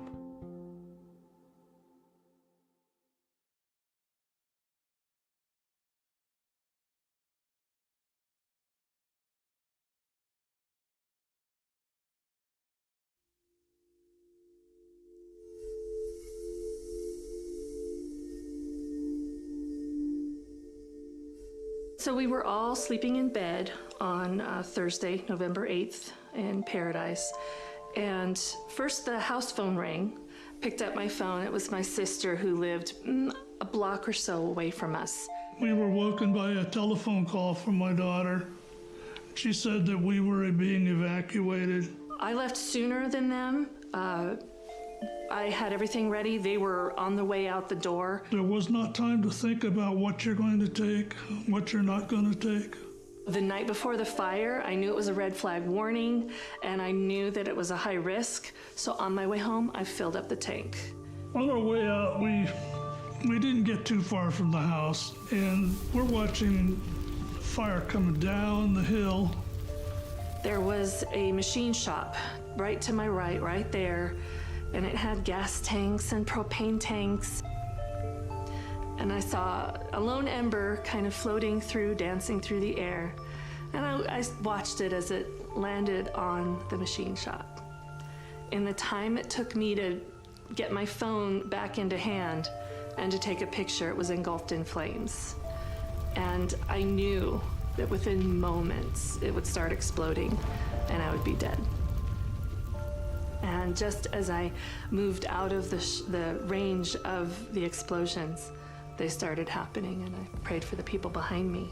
10-minute drive normally to Chico became almost 4 hours.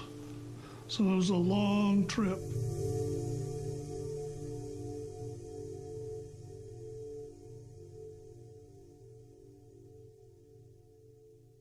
We started to hear a pattern. People kept telling us their story of how they escaped the campfire. And they talked about how if it wasn't for my neighbor who came and knocked on my door to tell me there was a fire, I don't know that I would have gotten out alive.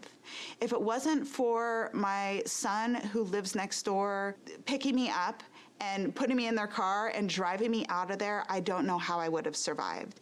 And so I started really thinking about this connection between isolation and how connected you are to your community, to your neighbors, to your friends, to your family, and how that can be really helpful in a time of a disaster.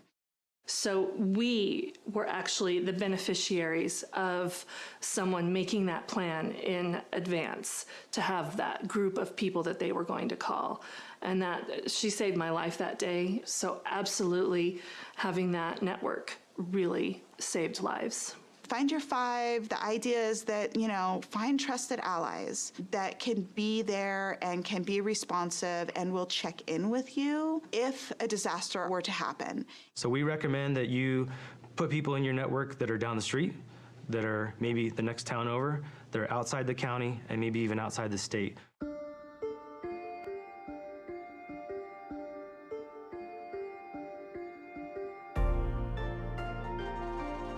The final tier of the Ready, Set, Go is that go piece, and it's simply that, it's go.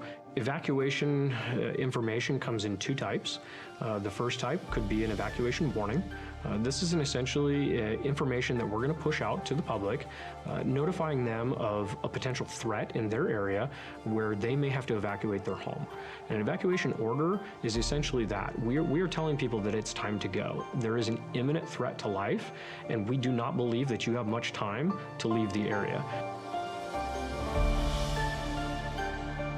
Code Red is a opt-in alerting system that will dial your number. It'll send you a phone call, a text message, and an email notifying you of an emergency. That message is sent from our office, the Office of Emergency Services. It's going to be very targeted to your area, and it'll be specific to you. At 5:13, the phone rang with the Code Red call. And so as I was going up 49, I could look over to the left and see the flames in the canyon. The next layer is for staff to actually be out driving in the areas with a high-low siren. There's no other reason you'll hear that in an area unless we're putting out that evacuation order, not a warning, but an order. My day started routine patrol, came in and I was notified by dispatch to respond out to the Jones fire. Houses that had evacuation tags made it so we could just pass by. We knew that the residents had already been evacuated. Residences that did not have the tags, we would have to physically go in, knock on the door, look in the windows, make sure there were no occupants inside. Once you've been evacuated, as you're leaving, put this tag somewhere very, clearly identifiable, whether it's a mailbox, a gate, your address marker, so that deputies and officers can quickly identify if your residence has already been evacuated.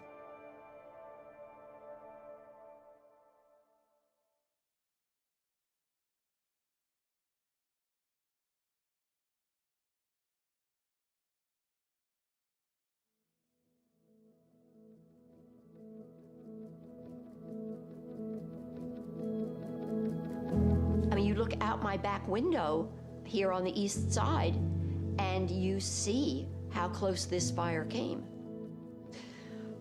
It was certainly a shock, and at the same time, it was such an incredible relief to have the house as safe as it was. I mean, I think with personal preparedness and being ready, it can feel overwhelming. It can feel like a lot to do, and the most important piece is to just start with one little bite at a time. Just start the conversation. Have some sort of plan. It can be as small as a meetup place, a destination that everybody will get to, everybody in the household will get to if there's a disaster.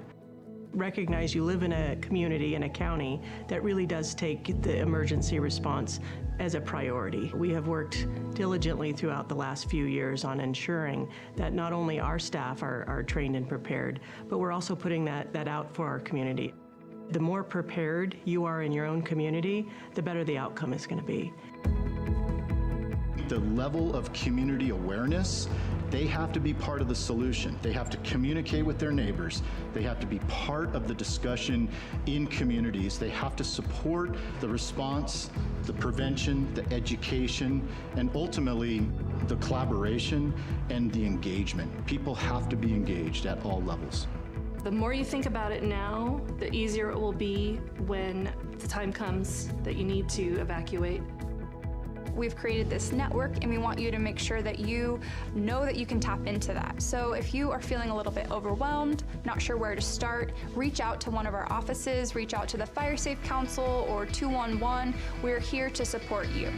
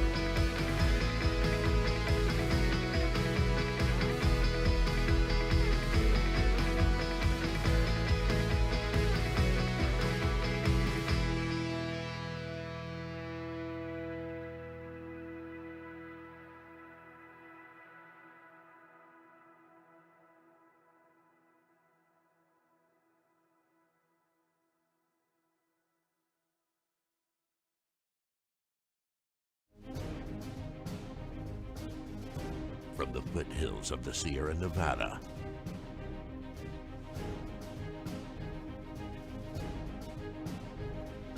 A new hero will emerge.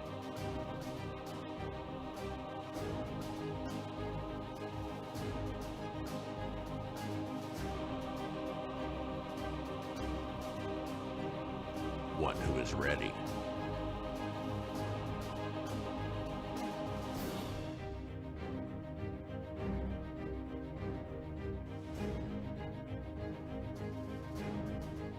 One who makes sure their friends and family are set.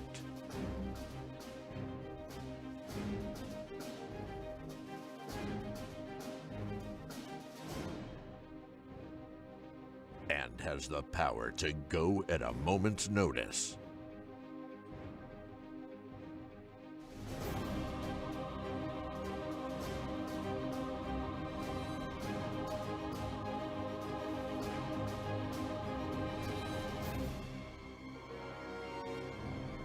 This fire season, you're the hero. We are Ready Nevada County.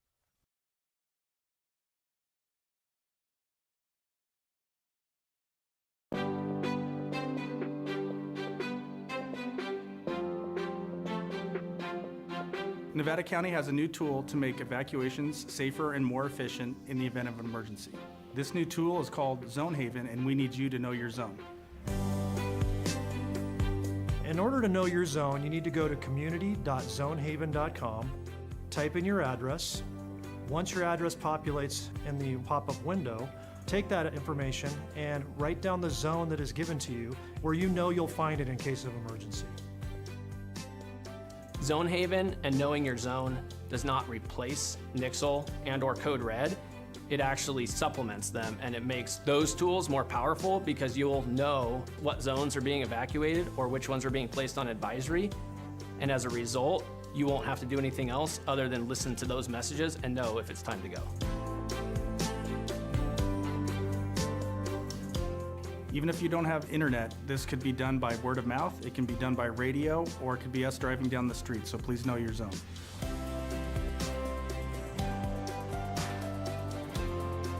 From Truckee to Lake of the Pines, from Chicago Park to Spenceville, every single square mile of Nevada County has a zone.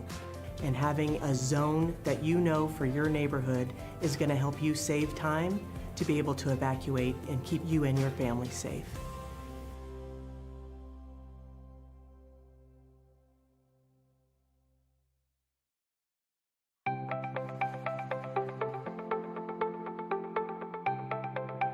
Ready Nevada County is an education campaign designed to help the public have successful outcomes during emergency events. We really focus on a whole host of disasters or emergency events. We want to have a broad spectrum. We want to be prepared for anything, but really we focus a lot on wildfire because we know that's one of the most likely events to happen in Nevada County. Ready, Set, Go is really built around the wildfire premise to prepare residents to be ready before an event, to move into the set posture when there's a red flag or a fire is near you, and then to go when it's time to go. Essentially, in its simplest form, it's a three-tiered community emergency preparedness plan.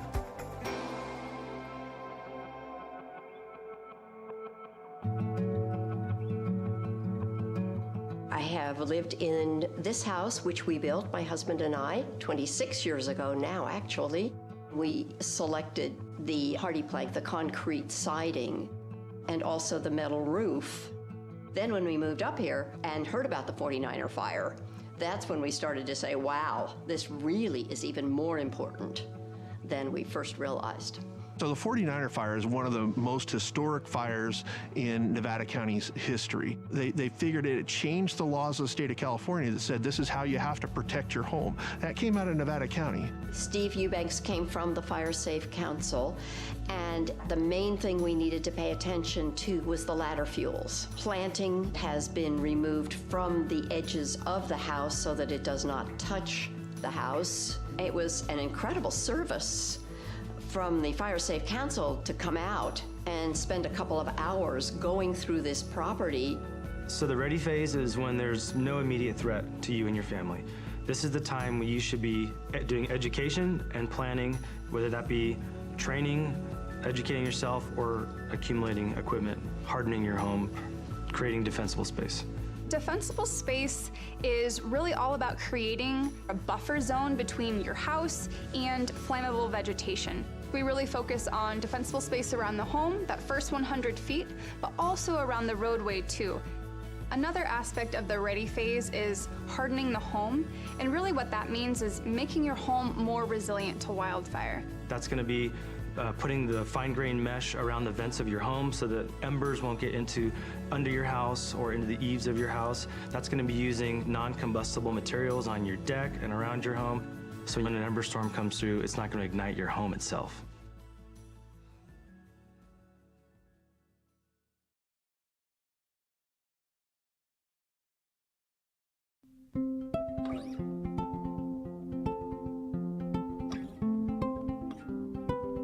I currently live here in Grass Valley with my parents. All of us have sleep apnea, so we all have CPAP machines that require power in order to run. I also use a nebulizer, and that's used to disperse medication that I need to get myself breathing again.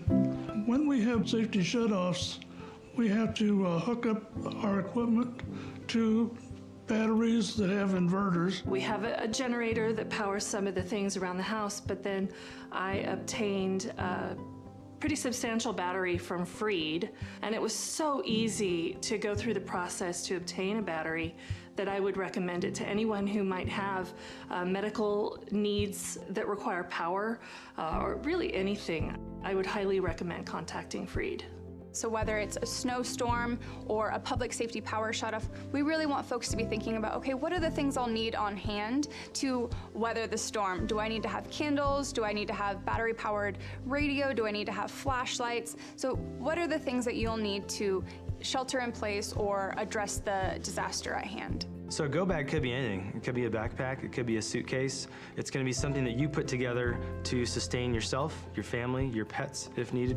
That's going to have food, water, medication, clothing, toiletries to get you by for 72 hours. You need to think of your go bag as the only resource you may have. Stores may be closed, the power may be out, so you may have to literally live out of this thing for a 3-day period as an evacuee. If you are someone with a disability, maybe you have a chronic health condition. For me, I have type 1 diabetes, I have an insulin pump, right? And so that's a critical piece that I need to plan for if I'm gonna ever evacuate or be away from my house, frankly, for any amount of time, right? What we find often is that if people don't evacuate with their CPAP machine, with their oxygen concentrator, with their wheelchair, walker, then it can be difficult on the other end. My name's Ulysses Palencia. I work in the 211 call center. I'm just a resident of Grass Valley. I have 2 daughters, a 4-year-old and a 1-year-old. In Nevada County, 211 is available 24/7. So what we provide for the community is information. That could be anything from directions to the resource centers. It can be letting them know where the fire is, if they are themselves in an evacuation center, if it's a fire, if there's any information as to whether their power's coming back on during a PSPS. 211 gets the information that we provide directly from the county, so directly from the Office of Emergency Services. The whole team cares. We're all local community members. We all just want to help.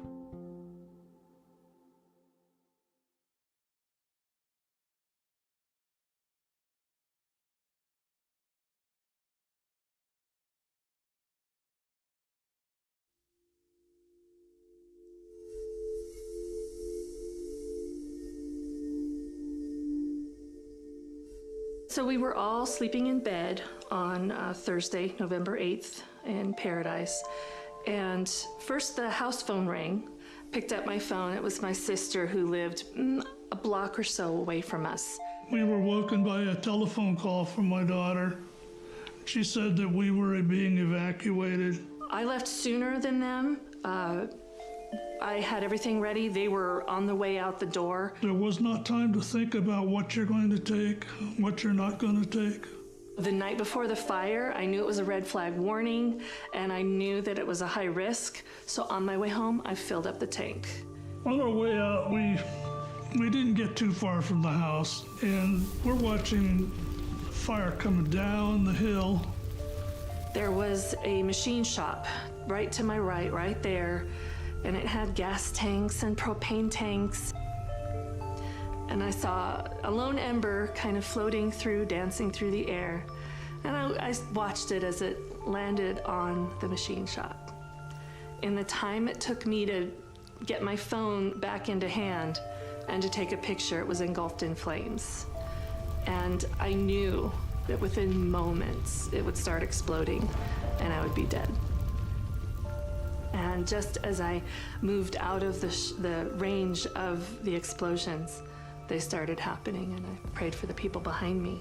10-minute drive normally to Chico became almost 4 hours. So it was a long trip.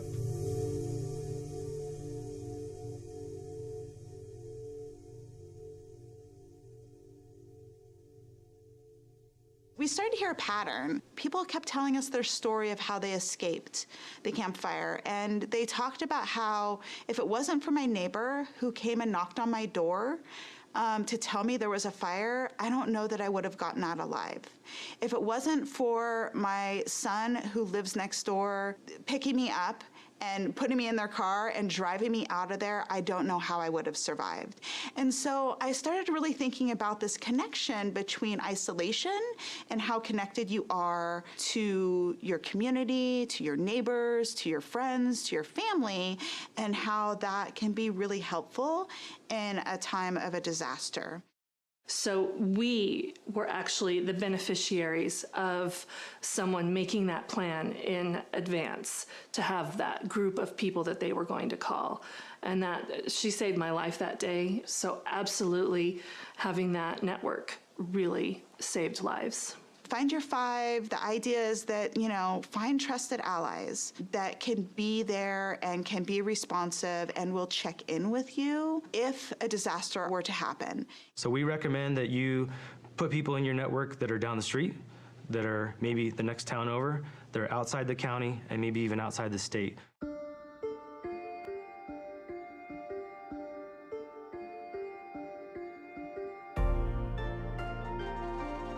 The final tier of the Ready, Set, Go is that go piece, and it's simply that, it's go.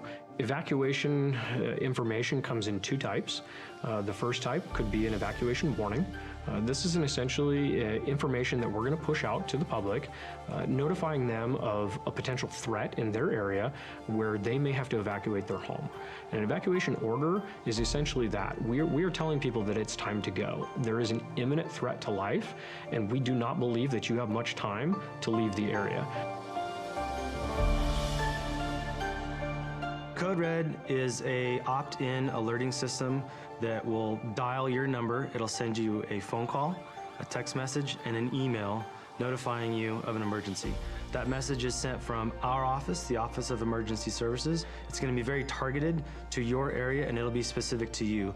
At 5:13, the phone rang with the Code Red call.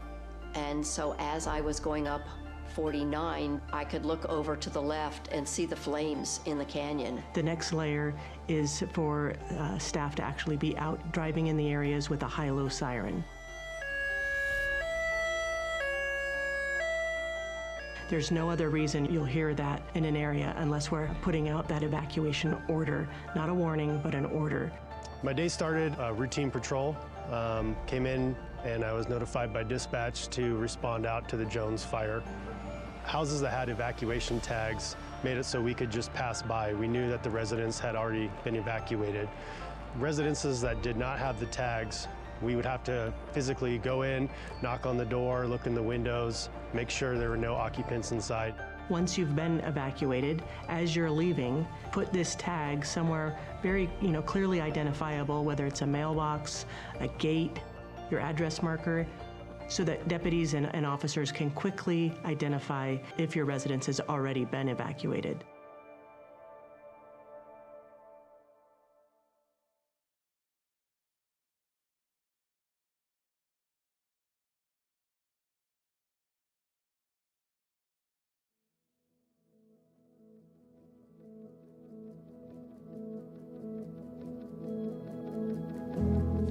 out my back window here on the east side, and you see how close this fire came. It was certainly a shock. And at the same time, it was such an incredible relief to have the house as safe as it was.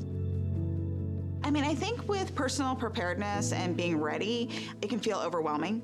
It can feel like a lot to do, and the most important piece is to just start with one little bite at a time. Just start the conversation. Have some sort of plan. It can be as small as a meetup place, you know, a destination that everybody will get to, everybody in the household will get to if there's a disaster. Recognize you live in a community, in a county, that really does take the emergency response as a priority. We have worked diligently throughout the last few years on ensuring that not only our staff are trained and prepared, but we're also putting that out for our community. The more prepared you are in your own community, the better the outcome is going to be.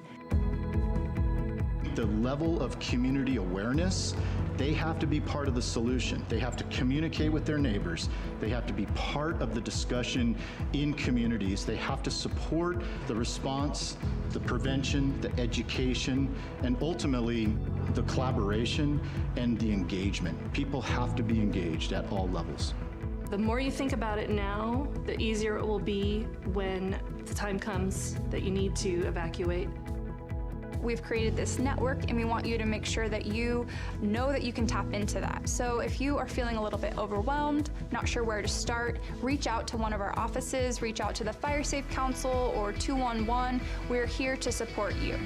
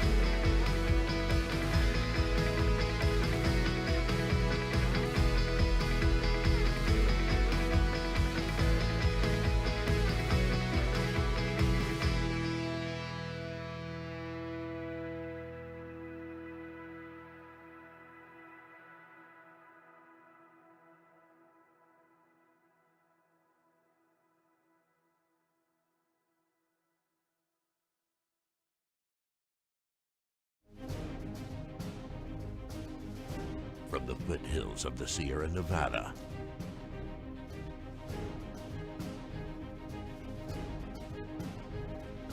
a new hero will emerge.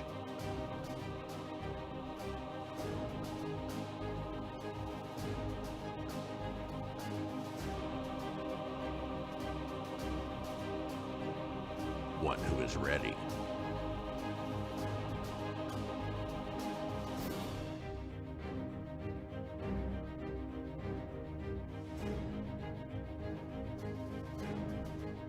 One who makes sure their friends and family are set.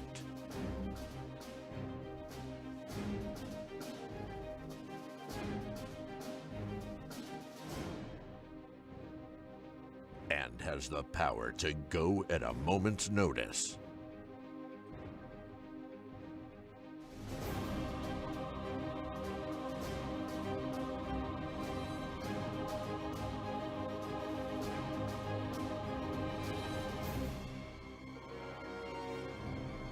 This fire season, you're the hero.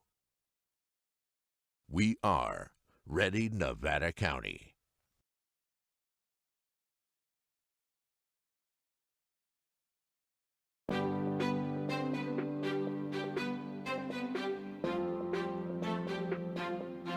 Nevada County has a new tool to make evacuations safer and more efficient in the event of an emergency. This new tool is called Zone Haven, and we need you to know your zone. In order to know your zone, you need to go to community.zonehaven.com, type in your address. Once your address populates in the pop-up window, take that information and write down the zone that is given to you where you know you'll find it in case of emergency. Zone Haven and knowing your zone does not replace Nixle and or Code Red. It actually supplements them, and it makes those tools more powerful because you'll know what zones are being evacuated or which ones are being placed on advisory. And as a result, you won't have to do anything else other than listen to those messages and know if it's time to go. Even if you don't have internet, this could be done by word of mouth, it can be done by radio, or it could be us driving down the street, so please know your zone.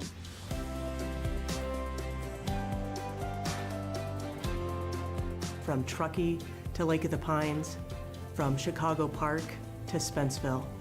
Every single square mile of Nevada County has a zone. And having a zone that you know for your neighborhood is going to help you save time to be able to evacuate and keep you and your family safe.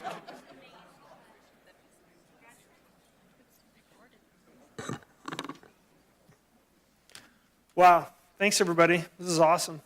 So good to see all of you here in attendance to celebrate your fellow teammates here at Nevada County. I'm really excited for this. This is a fun one. After 2 days of mind hearings, and here we are. And I'd just like to extend a thanks to everybody who made those hearings possible. It's not something you may have been directly involved with, but you are involved because you're part of the county team that made it all happen. So a sincere thank you to each and every one of you, and thanks to you from our community as well, who aren't here to say thank you a lot of times, which is part of public service. You get a lot of you get poked at and you get criticized and you get publicly discussion about your work performance in public, but what you don't often hear is the thank you from the community that you support. And whatever role you take here at the county, you are a community builder. You're a contributor to our team that services core services and other things that help people make the best of their life here in Nevada County, a great place to live and work and be a part of. So thank you so much from me and the other supervisors up here. So we're going to open this up. This is item number 34. Director of Human Resources, Steve Rose, who's absent, and Susan Cadero is stepping in. Thanks, Susan, for jumping in there. This is a presentation of the Nevada County Employee Service Awards for 92 employees who have been employed with the county for 5, 10, 15, 20, or 25 years. And we'll take it from there. Susan, over to you. Good afternoon, Chair Bullock, members of the board, and honored guests, and Bobby Lester from Truckee. Thank you for being there. I am Susan Cadero, Principal Management Analyst in HR. I'm honored to introduce the Employee Service Awards program for calendar year 23 that we celebrate in 24. As you mentioned, this year we are recognizing 92 employees who have served between 5 and 25 years. Altogether, these 92 employees represent a combined 825 years of dedicated service to the county. Wow.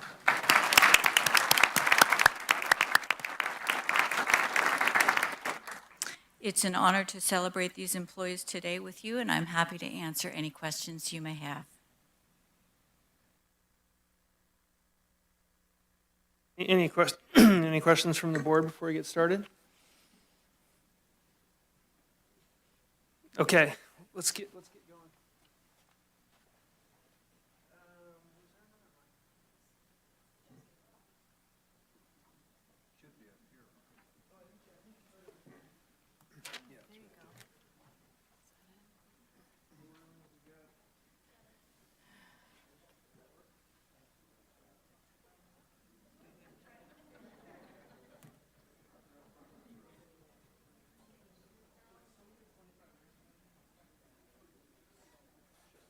Check, check. Use that one? Okay, thanks. We need somebody with 25 years up here.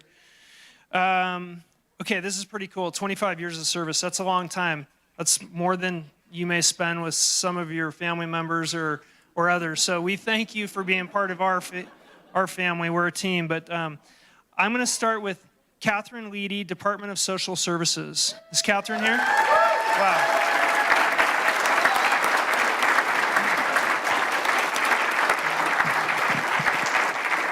Congrats. Thank you. How about Krista Pizer, Clerk Recorder's Office?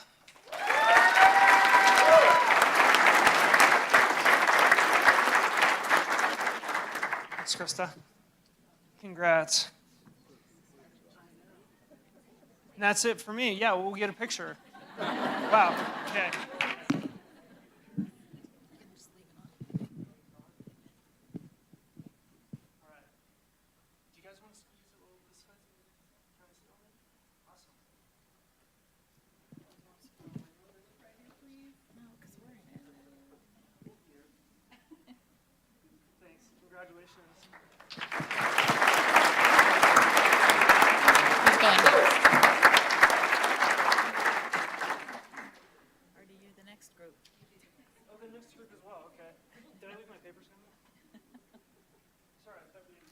This. Okay. Okay, the 20 years of service. We're going to start with Landon Beard, IGS, Information Systems.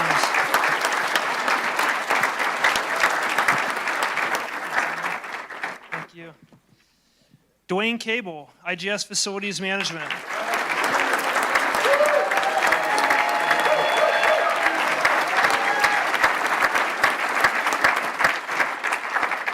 Congrats, my friend. Tamara Cook, Department of Social Services. Thanks, Tamara. Michelle Ferreira, Treasurer Tax Collector's Office.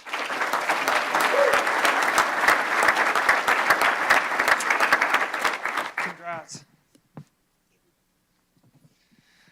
And our own Susan Cadera, Human Resources Department.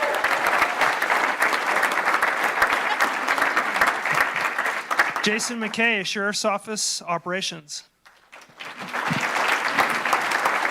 Jason. Oh, he's in the back.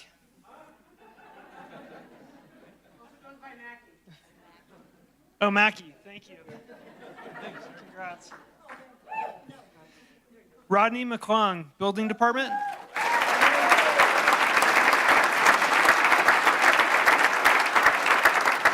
Congrats. And Brenda Amario, Sheriff's Office in Truckee. Up on the screen. Okay, we'll wish her well. And then not in attendance today on the 20 years service is Sam Brown, Sheriff's Office Operations, Undersheriff. Sam Brown. Wish him the best. Okay, we can get a picture and then I'll turn it over to the next supervisor.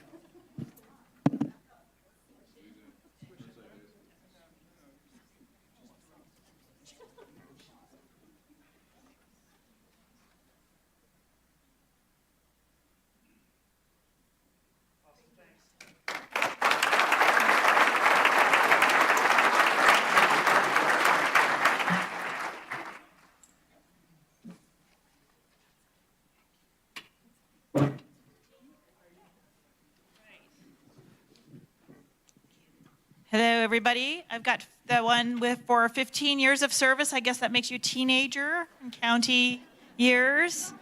So we've got Devin Bradley, Public Health Department, Truckee. Good job.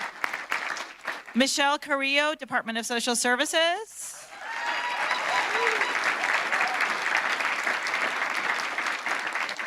Patrick Cotton, Auditor Controller's Office. Congratulations. Allison Dobbins, Health and Human Service Agency. No, Allison. Jeremy Eslick, IGS, Facilities Management. Come on down. Eric Feitner, Public Works Department. Truckee. Roads Division. Awesome. Fatima Hagar, Sheriff's Office, Corrections, Truckee. Amy Moon, Probation Department.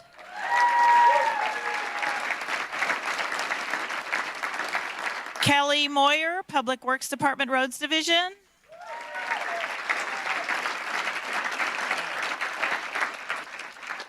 Rachel Pena, Department of Social Services. Are you, Rachel? Sylvan Sizemore, Department of Social Services. Brittany Thompson, Department of Social Services. Michael Vingham, Sheriff's Office, Corrections. Very good. And not in attendance unless something's changed, Sharon Ramirez and Nicholas Reddy, Department of Social Services. Congratulations to everybody.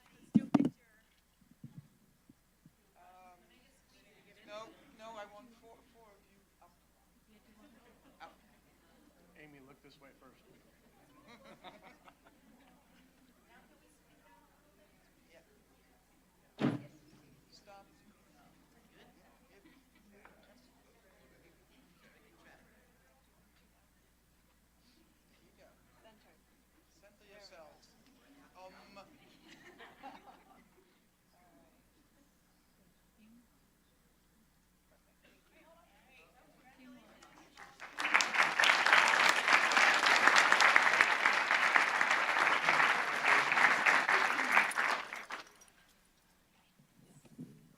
Who's next?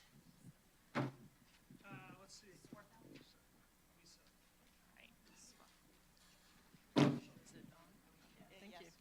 Great, thank you. All right, 10 years of service. Phoebe Bell, Behavioral Health Department.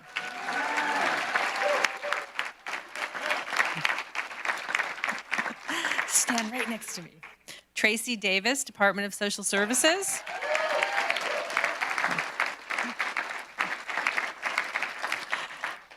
Michael DeGeorgis, Department of Social Services.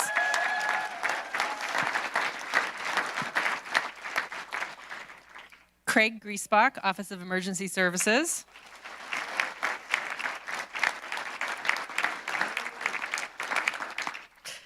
Liv Hale, Sheriff's Office, Administrative Support Services.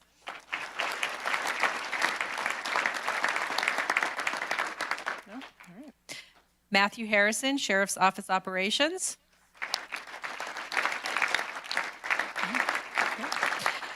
Christina Kuka, Department of Social Services.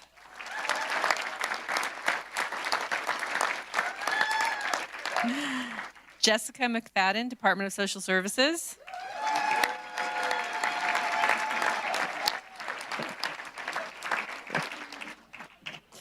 Matthew Morgan, Sheriff's Office Operations.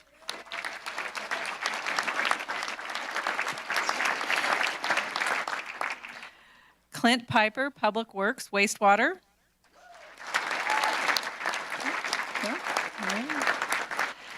Sarah Catella, Health and Human Services Agency Administrator.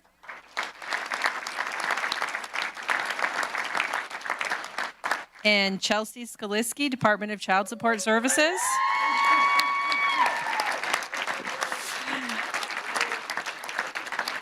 And then also not in attendance today, Derek Kosler, Sheriff's Office Corrections, Joseph Duvall, Department of Social Services, Diana Fitzpatrick, Assessor's Office, Jessica Monroe, Sheriff's Office Corrections, Terry Polsine, Department of Social Services, Stephen Sinclair, Probation Department, and Zachary Snook, Sheriff's Office Operations. Congratulations.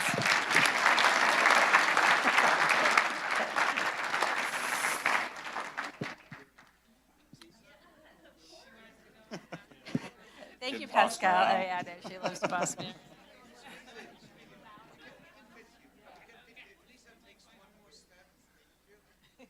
That would be supervisor to you. Thank you. Thank you. Thank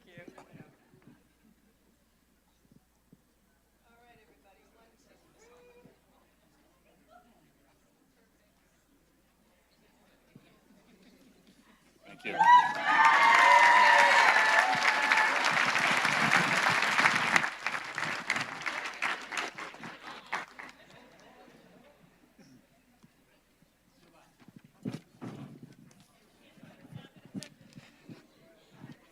So this is the beginning of 5 years. I am? Now I'm on. This is the beginning of 5 years Leona Allen, Health and Human Services, Administration. Trevor Banzamir, Sheriff's Office, Court Security. Desiree Belding, IGS, Purchasing. Jason Besaw, CDA, Cannabis Policy and Compliance. Aaron Carver, Sheriff's Office, Operations. Brianne Chavez, Behavioral Health Department.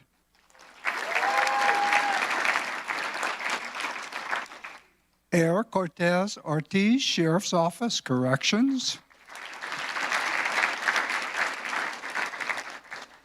Patrick Day, Public Works, Road Division. Sean Dominguez, Public Works, Wastewater. Brett Fielder, Public Works, Transit Division. Maybe out driving a bus. Gina Dirksen, HHSA, Health and Human Services. And not in attendance, Scott Aaron, Information Systems, Kenneth Baker, Information Systems, Michelle Donovan, Information and General Services, William Beerworth II, Sheriff's Office, Operations, Brendan Brown, Probation Department, and Deborah Daniel, Public Health Department. That's all we got. Congratulations.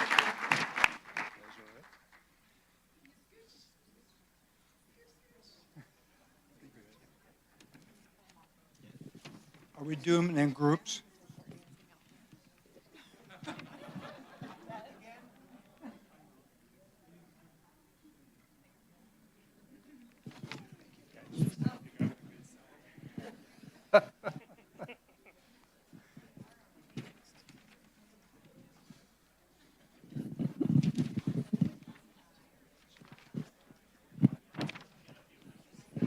Okay, we're going to go on with our 5 years of service. Deborah Filek, Community Development Agency Admin.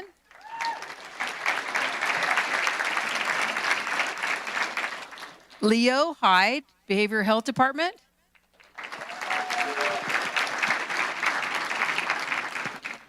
Douglas Johnson, County Council.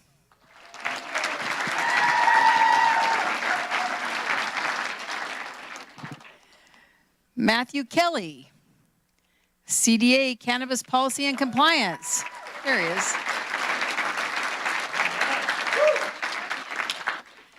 Karen Kiger, Public Works Department Admin.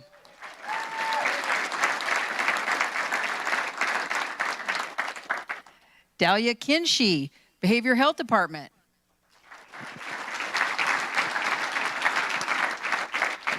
Larry Kramer, IGS Facilities Management.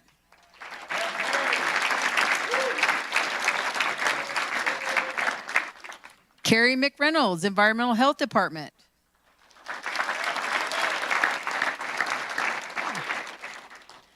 Angela Miller, Behavioral Health Department.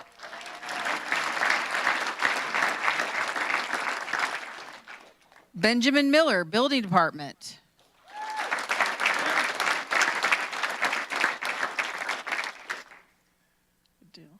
Daniel Morales, Sheriff's Office, Court Security.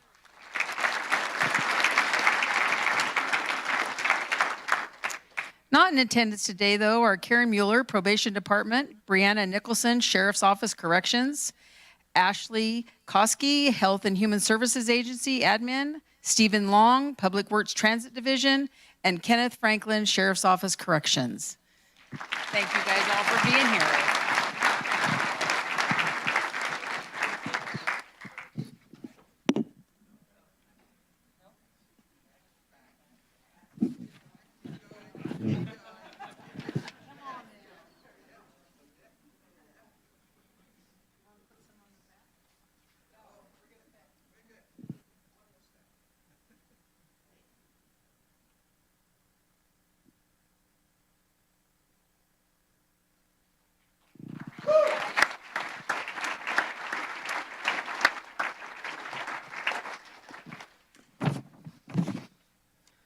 All right, pretty cool. I thought everybody had worked here forever, and then I realized they got here just before I did, which has been really fun to work with everybody here. We're going to continue the 5 years of service. Ann Odell, Library Administration.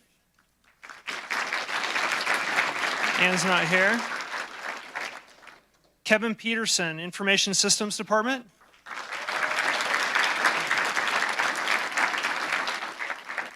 Courtney Personini, Office of Emergency Services.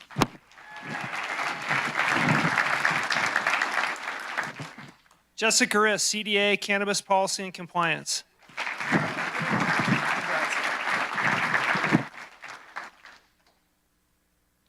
Congrats. Betsy Severn, Library Branch 5, Penn Valley. Thanks, Betsy. Joshua Shaw, Public Works, Wastewater.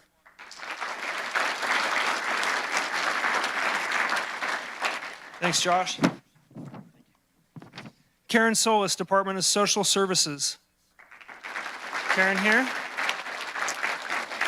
Not in attendance today, our very own David West from Veteran Services.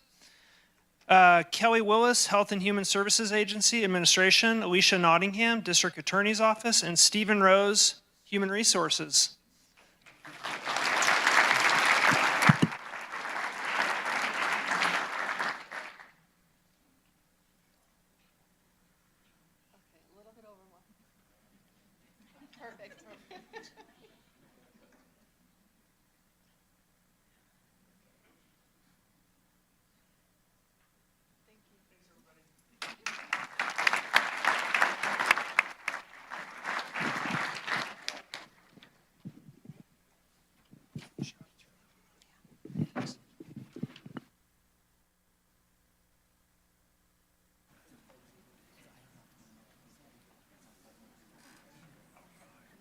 Well, thank you, each and every one of you, for your service. I'd like to turn it over to my colleagues here on the board to say a few words, and then to Allison Lehman, our CEO. So I'll start with Supervisor Hook.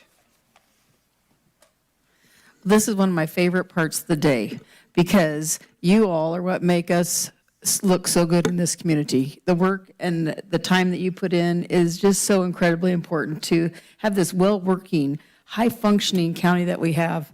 So, and Chair Bullock said a little while ago, sometimes you don't hear all the stuff that goes around in the community and the county, right? But you really are what makes this all happen. And when it shows that we have people here for 25 years and you guys are just starting in your 5 years just like us, I'm just thrilled and proud. It makes me very proud to be a part of this community and get to work with all you folks. And if I don't know your name all the time, I try to remember.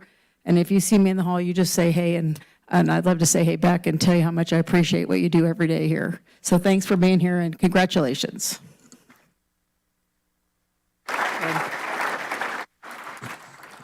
Well, I know I've said this before, but when we're out with our other colleagues from other counties, we're very, very proud of Nevada County. And we always say, it's you guys that make it work. We get the credit. So thank you so very, very much. And you know, I never figured out the counting system here, because I swear I've had 15 years here. You know what I mean? I guess I'll have to come back next year when I'm no longer a supervisor and get my 15-year pin. We have a gift card for you, Ed. Thanks, Cardi. How about Lisa? Yeah, thank you. Last year when we did this, I'd only been up here for 6 weeks, and I want to say that over the last year, I have really gotten to know and appreciate all of you for all the hard work that you do, because as my colleague said, you make us look good every single day. You know, we have some tough times that we go through in the county, and we are forward facing with the public, but knowing that you are all standing with us and helping us solve people's problems and answer people's questions is very gratifying. So thank you all for all your hard work and your service to the county, and I look forward to seeing some of you up here in the 10-year. I'm not going to say the 20-year for me, but the 10-year definitely. So thank you. Congratulations to all of you. When I'm out and about, I say that Nevada County is the best, of course, and it's all because of everything you do. But most importantly, I know how well you work with the community. I hear all the time how great you are with this group of people here in Nevada County. No matter what, you're polite, you're professional, you have integrity. People appreciate you. I appreciate you. And thank you for continuing in your public service to the county. Nice. So we'll go over to Allison. Oh, thank you, Chair Bullock. Yeah, just wow. I think we have an incredible, talented team, and I just want to thank you. Thank you for your dedication, not only to the county, but to our community. And I think that's why we're all here. I look around the room, and it's just so inspiring, from just the services that you provide, from making sure our roads are safe, that our community is safe, that children and families are well taken care of, and then all the behind-the-scenes operations to make sure we continue to be good stewards. So thank you for making your career here, and I'm so honored to work alongside you.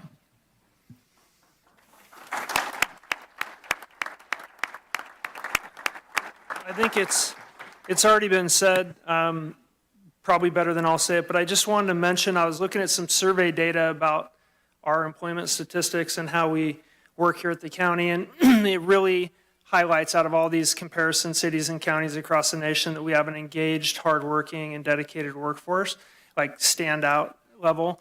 And a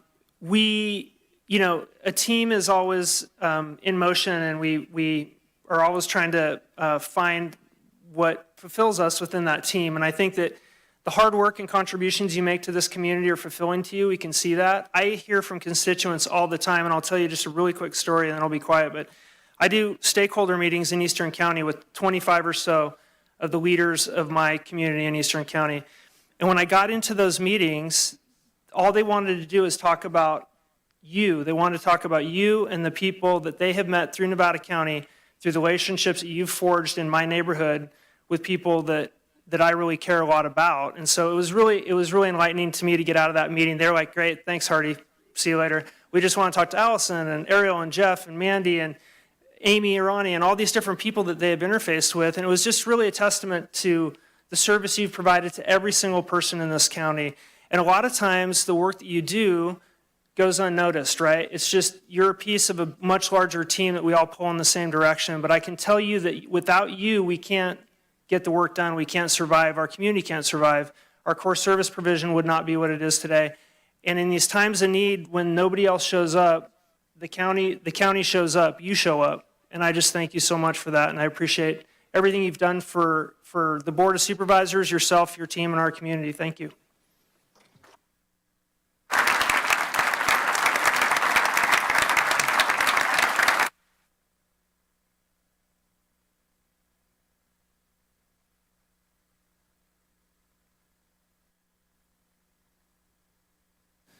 The most important part I almost forgot. There's a reception upstairs with food and games, fun, food, drink.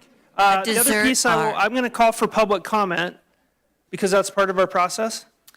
Yes, Chair Bullock, we have no written or phone public comment for this item. Bobby or Kevin want to say anything? No, a wave. Okay, thanks everybody. Great work.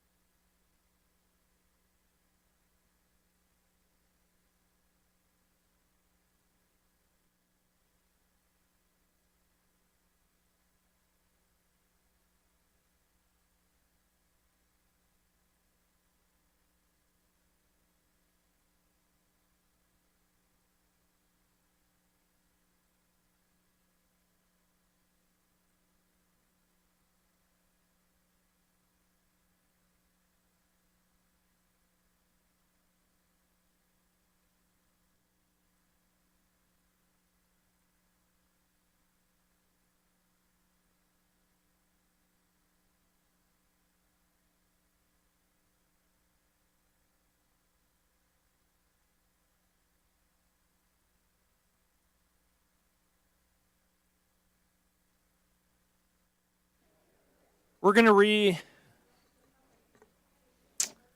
reopen public comment from this morning. And I'm going to ask, Cedar, do you want to start us off with your public comment? And come on up to the podium.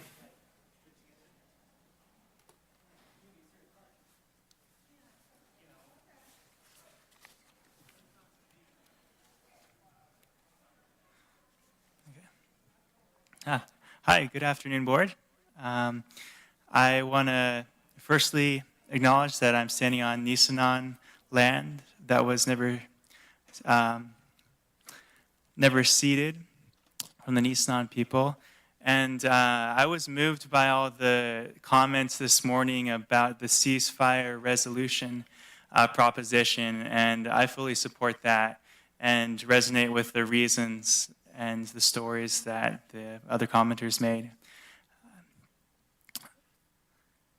I printed out 8 copies of my comment today, and on the bottom of it is the land acknowledgement that's specific to the Nisenan people given out by CHIRP that I am spreading in context of meetings and especially discussions that are relevant to land and to the Nisenan people and culture.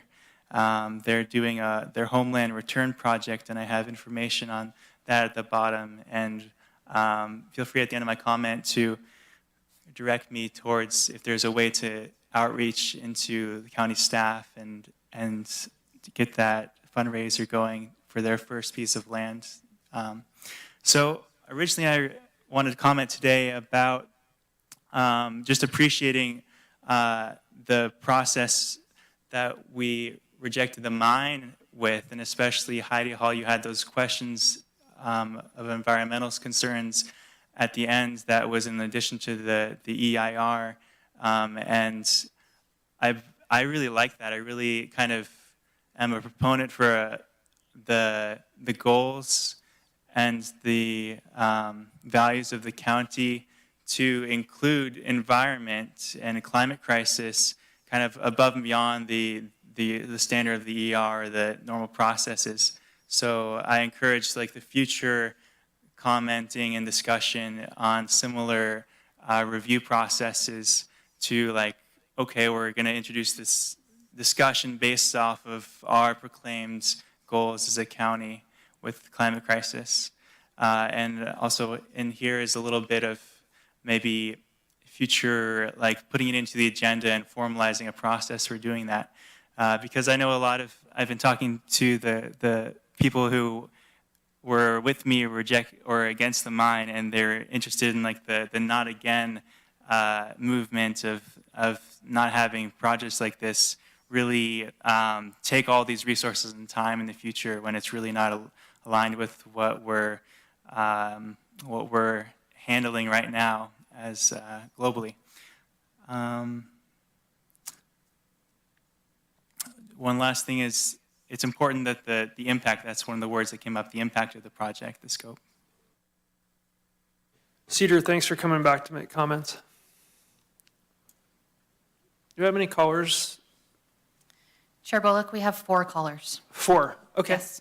Great, let's cue the first caller. Great, thank you.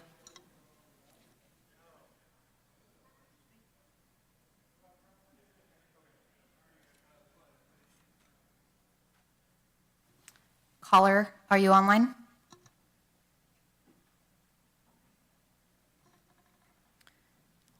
Let's go ahead and put this caller back in the queue and move to the next one.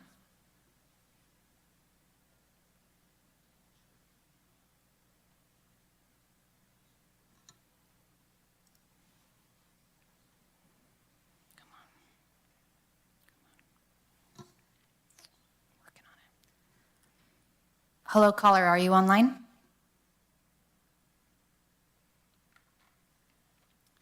Chair Bullock, I recommend we see if anybody else is available in the chambers real quick. Okay, any other comments in the chambers? Public comment?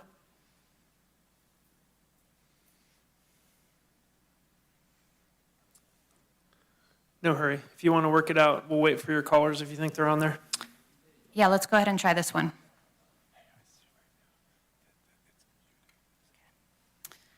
Chair Bullock, we've identified the issue. We would like a 2-minute tech break. Sounds good. Thank you. Thanks.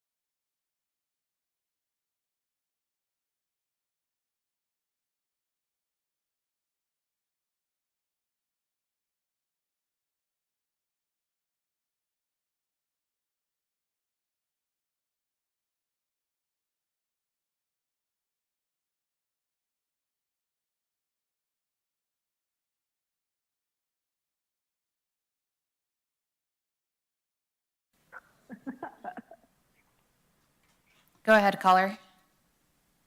Okay, is that me? Yes, Am I the caller that's up? you are the Okay. caller. Okay, cool. I was just, okay, I'll get started. I was just talking, I don't know if I was talking to anybody, but anyway, my name is Anna Mudd, and I'm a resident of Grass Valley. I've been a resident here for about 10 years. And I'm calling in because I would like to see the county put on their agenda a resolution for a ceasefire in Gaza and all the humanitarian situations that go along with that, like returning hostages to Israel, freeing the Palestinian hostages that Israel has taken.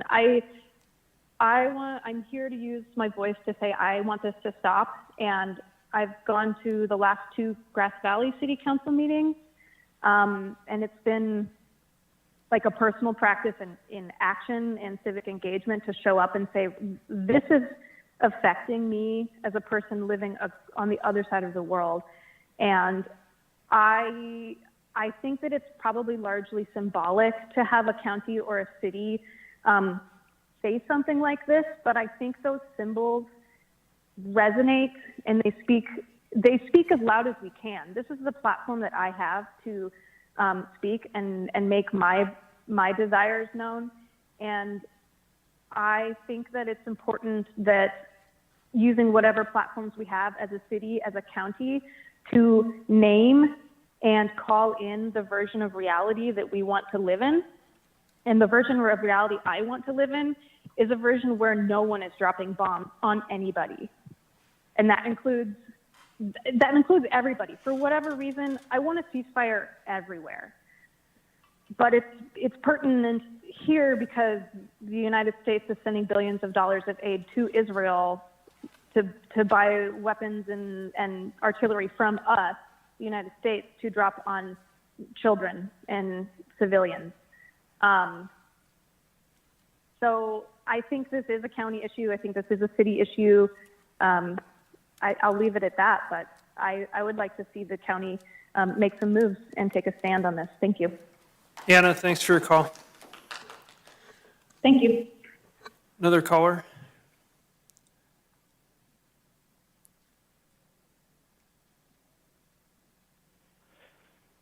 Hello, my name is Jesse Sabin. I'm a District 1 resident, and I am calling in support of the ceasefire resolution that's been proposed. And I also want to add that a request that the county would divest and boycott wherever possible from companies that are involved with Israel in general. I want to draw everyone's attention to South Africa, not just their recent lawsuit in the International Criminal Court or the International Court of Justice, but also the apartheid system that is no longer in effect there, thanks to the boycott, divestment, and sanction movement that started with localities like Oakland and Berkeley passing resolutions against apartheid. And thank you for your time. Thanks for calling in, Jesse.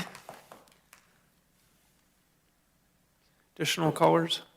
Yes, we have 2 more callers, Chair. Okay, let's go ahead with the callers. Great, thank you.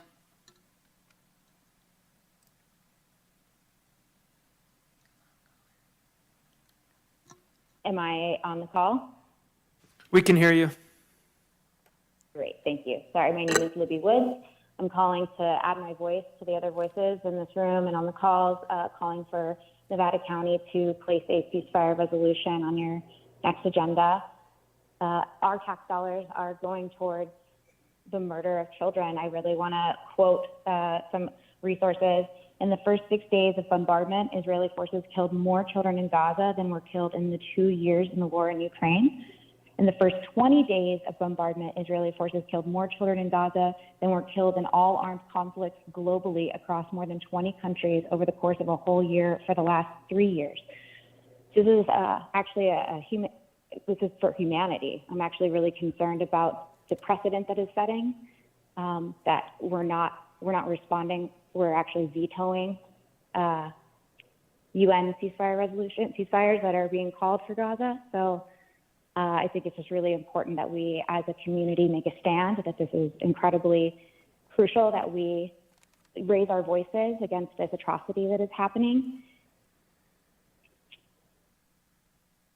And thank you for hearing me. I've been trying to make this comment for a while and been managing my family, so I'm glad I finally got into the queue. There is some issues with your phone call system. Thank you. Free Palestine. We can hear you. We appreciate you calling in and being patient with our process. Thank you. Chair, we have 2 more callers. Okay, let's go to the gentleman here at the podium, and you can have your public comment, then we'll go back to the callers. Great, thank you. Hi, my name is Jeffrey Gottesman, and I am here.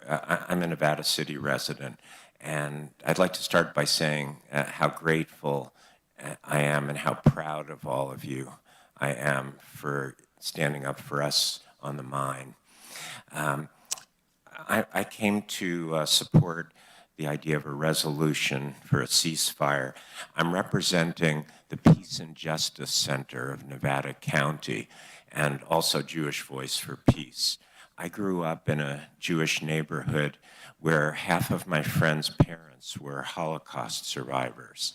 And the thing that always haunted us was the question of why was it that ordinary, decent Germans, before Hitler's rise to power, didn't speak up, didn't organize their local governments to oppose it, and why those local governments folded to the pressure. This is a genocide. The ICJ has determined that it's a plausible genocide, and we can all see it.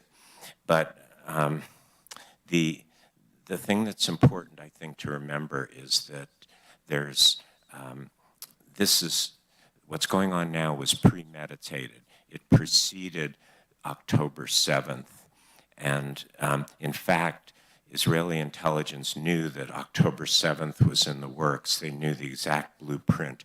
They had a warning a week in advance as well as a year in advance.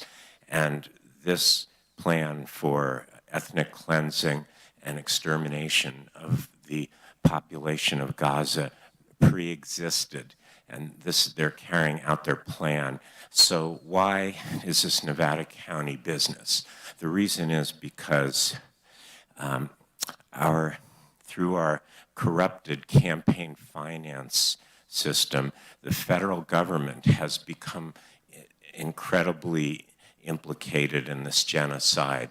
And that's why we're coming to you. This is a Nevada County issue also because if you'll recall, the war on terror cost $8 trillion. That's $97,000 for each household in Nevada County.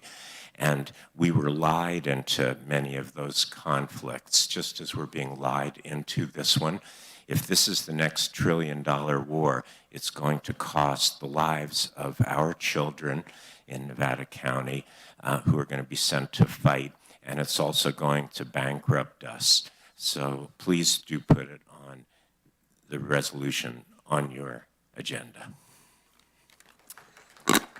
Jeffrey, thanks for your comments. Is there anybody else in the board chambers that would like to make a public comment?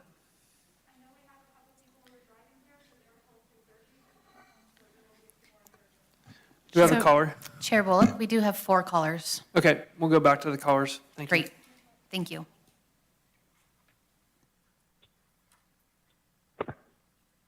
Hello, my name is Jelena Smith. I was born in Nevada City and have been a resident of Nevada County for over 40 years. I am urging you to add the proposed ceasefire resolution to the agenda for the next meeting, or at the very least to add it as a discussion item so that you can discuss and engage with the community regarding this issue. I know it may feel like this is not an issue that affects Nevada County, but change has to start somewhere. It can start small and build as more and more cities and counties release ceasefire resolutions. What we do matters. It matters to our families, our communities, and globally. You have an opportunity to show your community that they do have a voice, and to show the people in this community that when we stand up for what we believe and ask our public officials to listen to the voices of the community, that we can make changes and make this world a better place. Your community is pleading with you. We will continue to do so. Please listen to the community and add this issue to your next agenda. I think I have a little bit more time left, so I will read something from a writer, Palestinian poet and writer, Noor al-Din Hajjaj. This is why I'm writing now. It might be my last message that makes it out to the free world. Flying with the doves of peace to tell them that we love life, or at least that what life we have managed to live. In Gaza, all paths before us are blocked, and instead we're just one tweet or breaking news story away from death. I'll begin. My name is Noor al-Din Hajjaj. I'm a Palestinian writer. I'm 27 years old and I have many dreams. I'm not a number and I do not consent to my death being passing news. Say too that I love life, happiness, freedom, children's laughter, the sea, coffee, writing, Farouz, everything that is joyful, though these things will all disappear in the space of a moment. One of my dreams is for my books and writings to travel the world, for my pen to have wings so that no unstamped passport or visa rejection can hold it back. Another dream of mine is to have a small family, to have a little son who looks like me and tell him a bedtime story as I rock him in my arms. He was killed in an Israeli airstrike on December 2nd. As long as this genocide continues, we will continue to come here and plead with you to listen and take a stand. Thank you. Thank you for your comments. Another caller.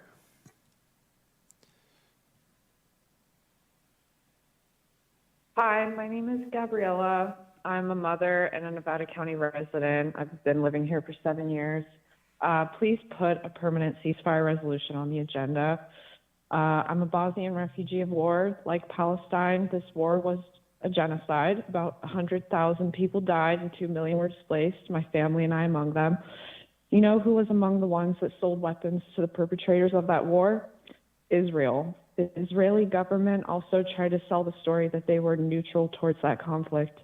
I'm bringing this to everyone's attention because this government, this country, Israel, has a history of dishonesty and corruption.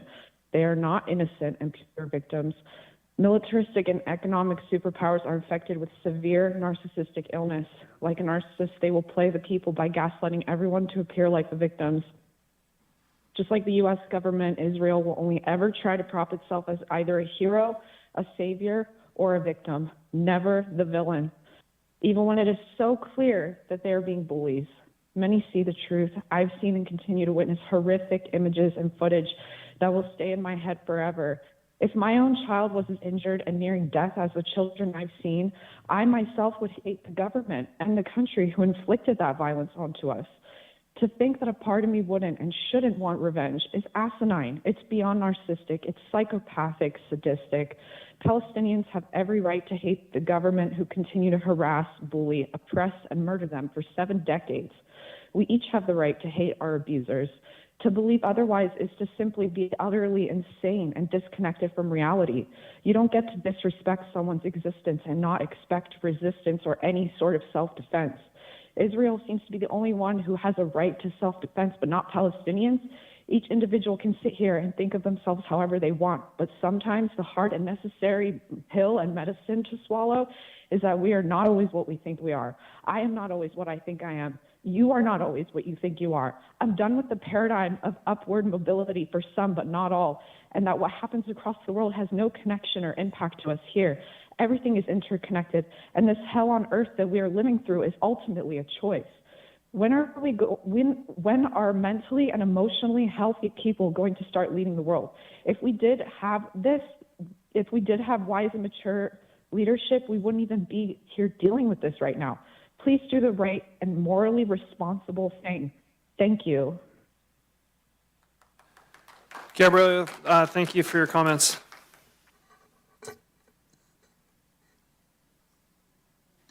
Chair, we have one more caller ready to make comment. Great, let's take the caller. Okay, Thank you. Thank you. Hi, my name is Ethan Cameron. I'm a resident of Nevada County. I'm calling to respectfully ask for you guys to not just add a ceasefire resolution to the agenda, but to also pass a resolution calling for a ceasefire. I think that every American has a responsibility to speak up about this issue right now. It doesn't matter where we live, what community we're in.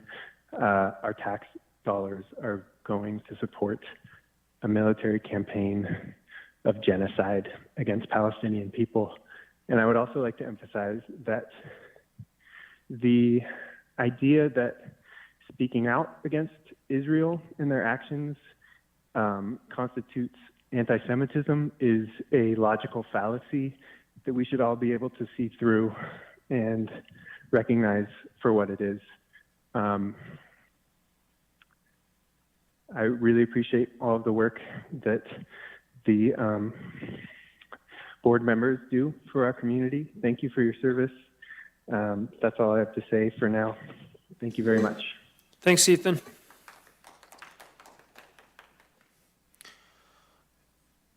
Go ahead, sir. Hello. My name's Eli Marienthal. Thank you so much for the chance to address this body. I'm also here to speak in favor of a ceasefire resolution. I've been heartened to watch cities and counties around the country come to the conclusion that now is absolutely the time to bring our voices together and stand in courage and in conscience against what is happening. I am myself a Jew and come from nothing but Jews on all sides, and the descendant of Holocaust survivors and many who did not.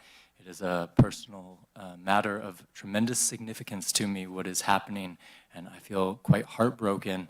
And I know all of the information is out there. Everything is there for us to witness. And I would just simply ask everybody who is in a position to do so to truly vote their conscience on this matter. We are in a moment where it's hard to see that anyone's minds are being changed, and that's a very troubling place to arrive at, where we're just talking at one another. And I'm sure many of you have personally felt that that's a vexing position to be in, where people are just yelling one way and yelling the other, and not a lot of new information is being absorbed. And yet it is, it is each of our responsibility to truly vote our conscience in this time. And I will just say for myself, I'm grateful for the opportunity this has been to feel the contours of my own courage and determination and my love of humanity supersede my love of my own narrow tribal group. And I think it's really a great opportunity for humanity, for this body, for this community to come together and say that we simply cannot stand by and wait and watch while more children are murdered, while more homes are demolished. There's an obvious intent to make life unlivable for more than 2 million people, and it's just the least that we could do to say, please bring an end to it.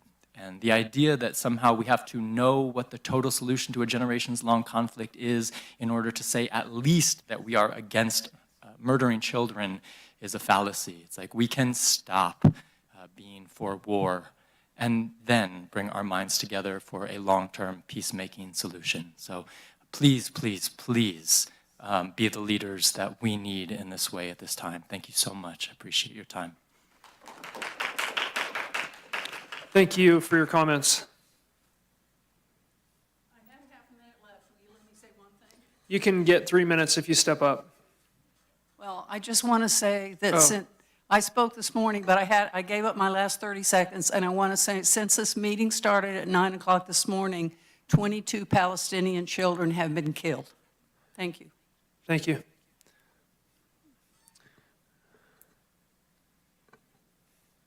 Good afternoon. Yeah, go ahead. My name's Charlie. I am a resident of District 1, I believe. I am here with my coalition to ask the board to put a ceasefire resolution on the agenda. I actually wanted to begin with thanking you for striking down the mine. I think that's something our community was really had a lot of motion towards, and I think you did the right thing by listening to your community members. And I think as community members, we're here again asking for you to listen to us and support a stop to this genocide. Like the previous person just said, we don't have to be experts, we just have to be human. And as a human, I can't stand here and watch more people die by American dollars. I don't want to pay my own taxes because I know that that money that I've earned is going to death. And sick of it. Don't want it, hate it, and sick of feeling like our community is flailing, and would love our leadership to hear us and stand with us. Thank you very much. Add a ceasefire resolution to the agenda, please. Free Palestine. Thanks for your comments today. Chair, we have 2 callers online. Okay, let's call the caller in, please. Great, thank you.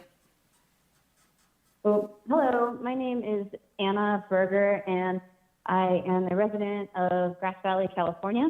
And I am completely all for a ceasefire being put onto the agenda. I think it is the most minimal thing that we could possibly do to express a profound disgust for all the things that are happening in Gaza. From clearly and repeatedly, it's seen that they are being wiped out. There is genocide going on in a premeditative manner. And for the states to be supporting this through our tax dollars, with missiles that have serial numbers of American weapons of destruction is abhorrent. And so for us to continue to be complicit with this is a complete disgrace, and it is the least that we can do to start the ripple effect that we are not on board with this. And I move for beyond a ceasefire and to completely pull out of all and every single funding that the states has for Israel. Anna, thanks for your comments today. We're going to continue. Thank you very much. You still talk? Thank you. We're going to continue public comment until 2:40 p.m., at which time I'm going to close public comment. Are there any other callers? Chair, we have one caller. Okay. Hi, my name is Melanie Davis. I have lived in Grass Valley for 3 years now.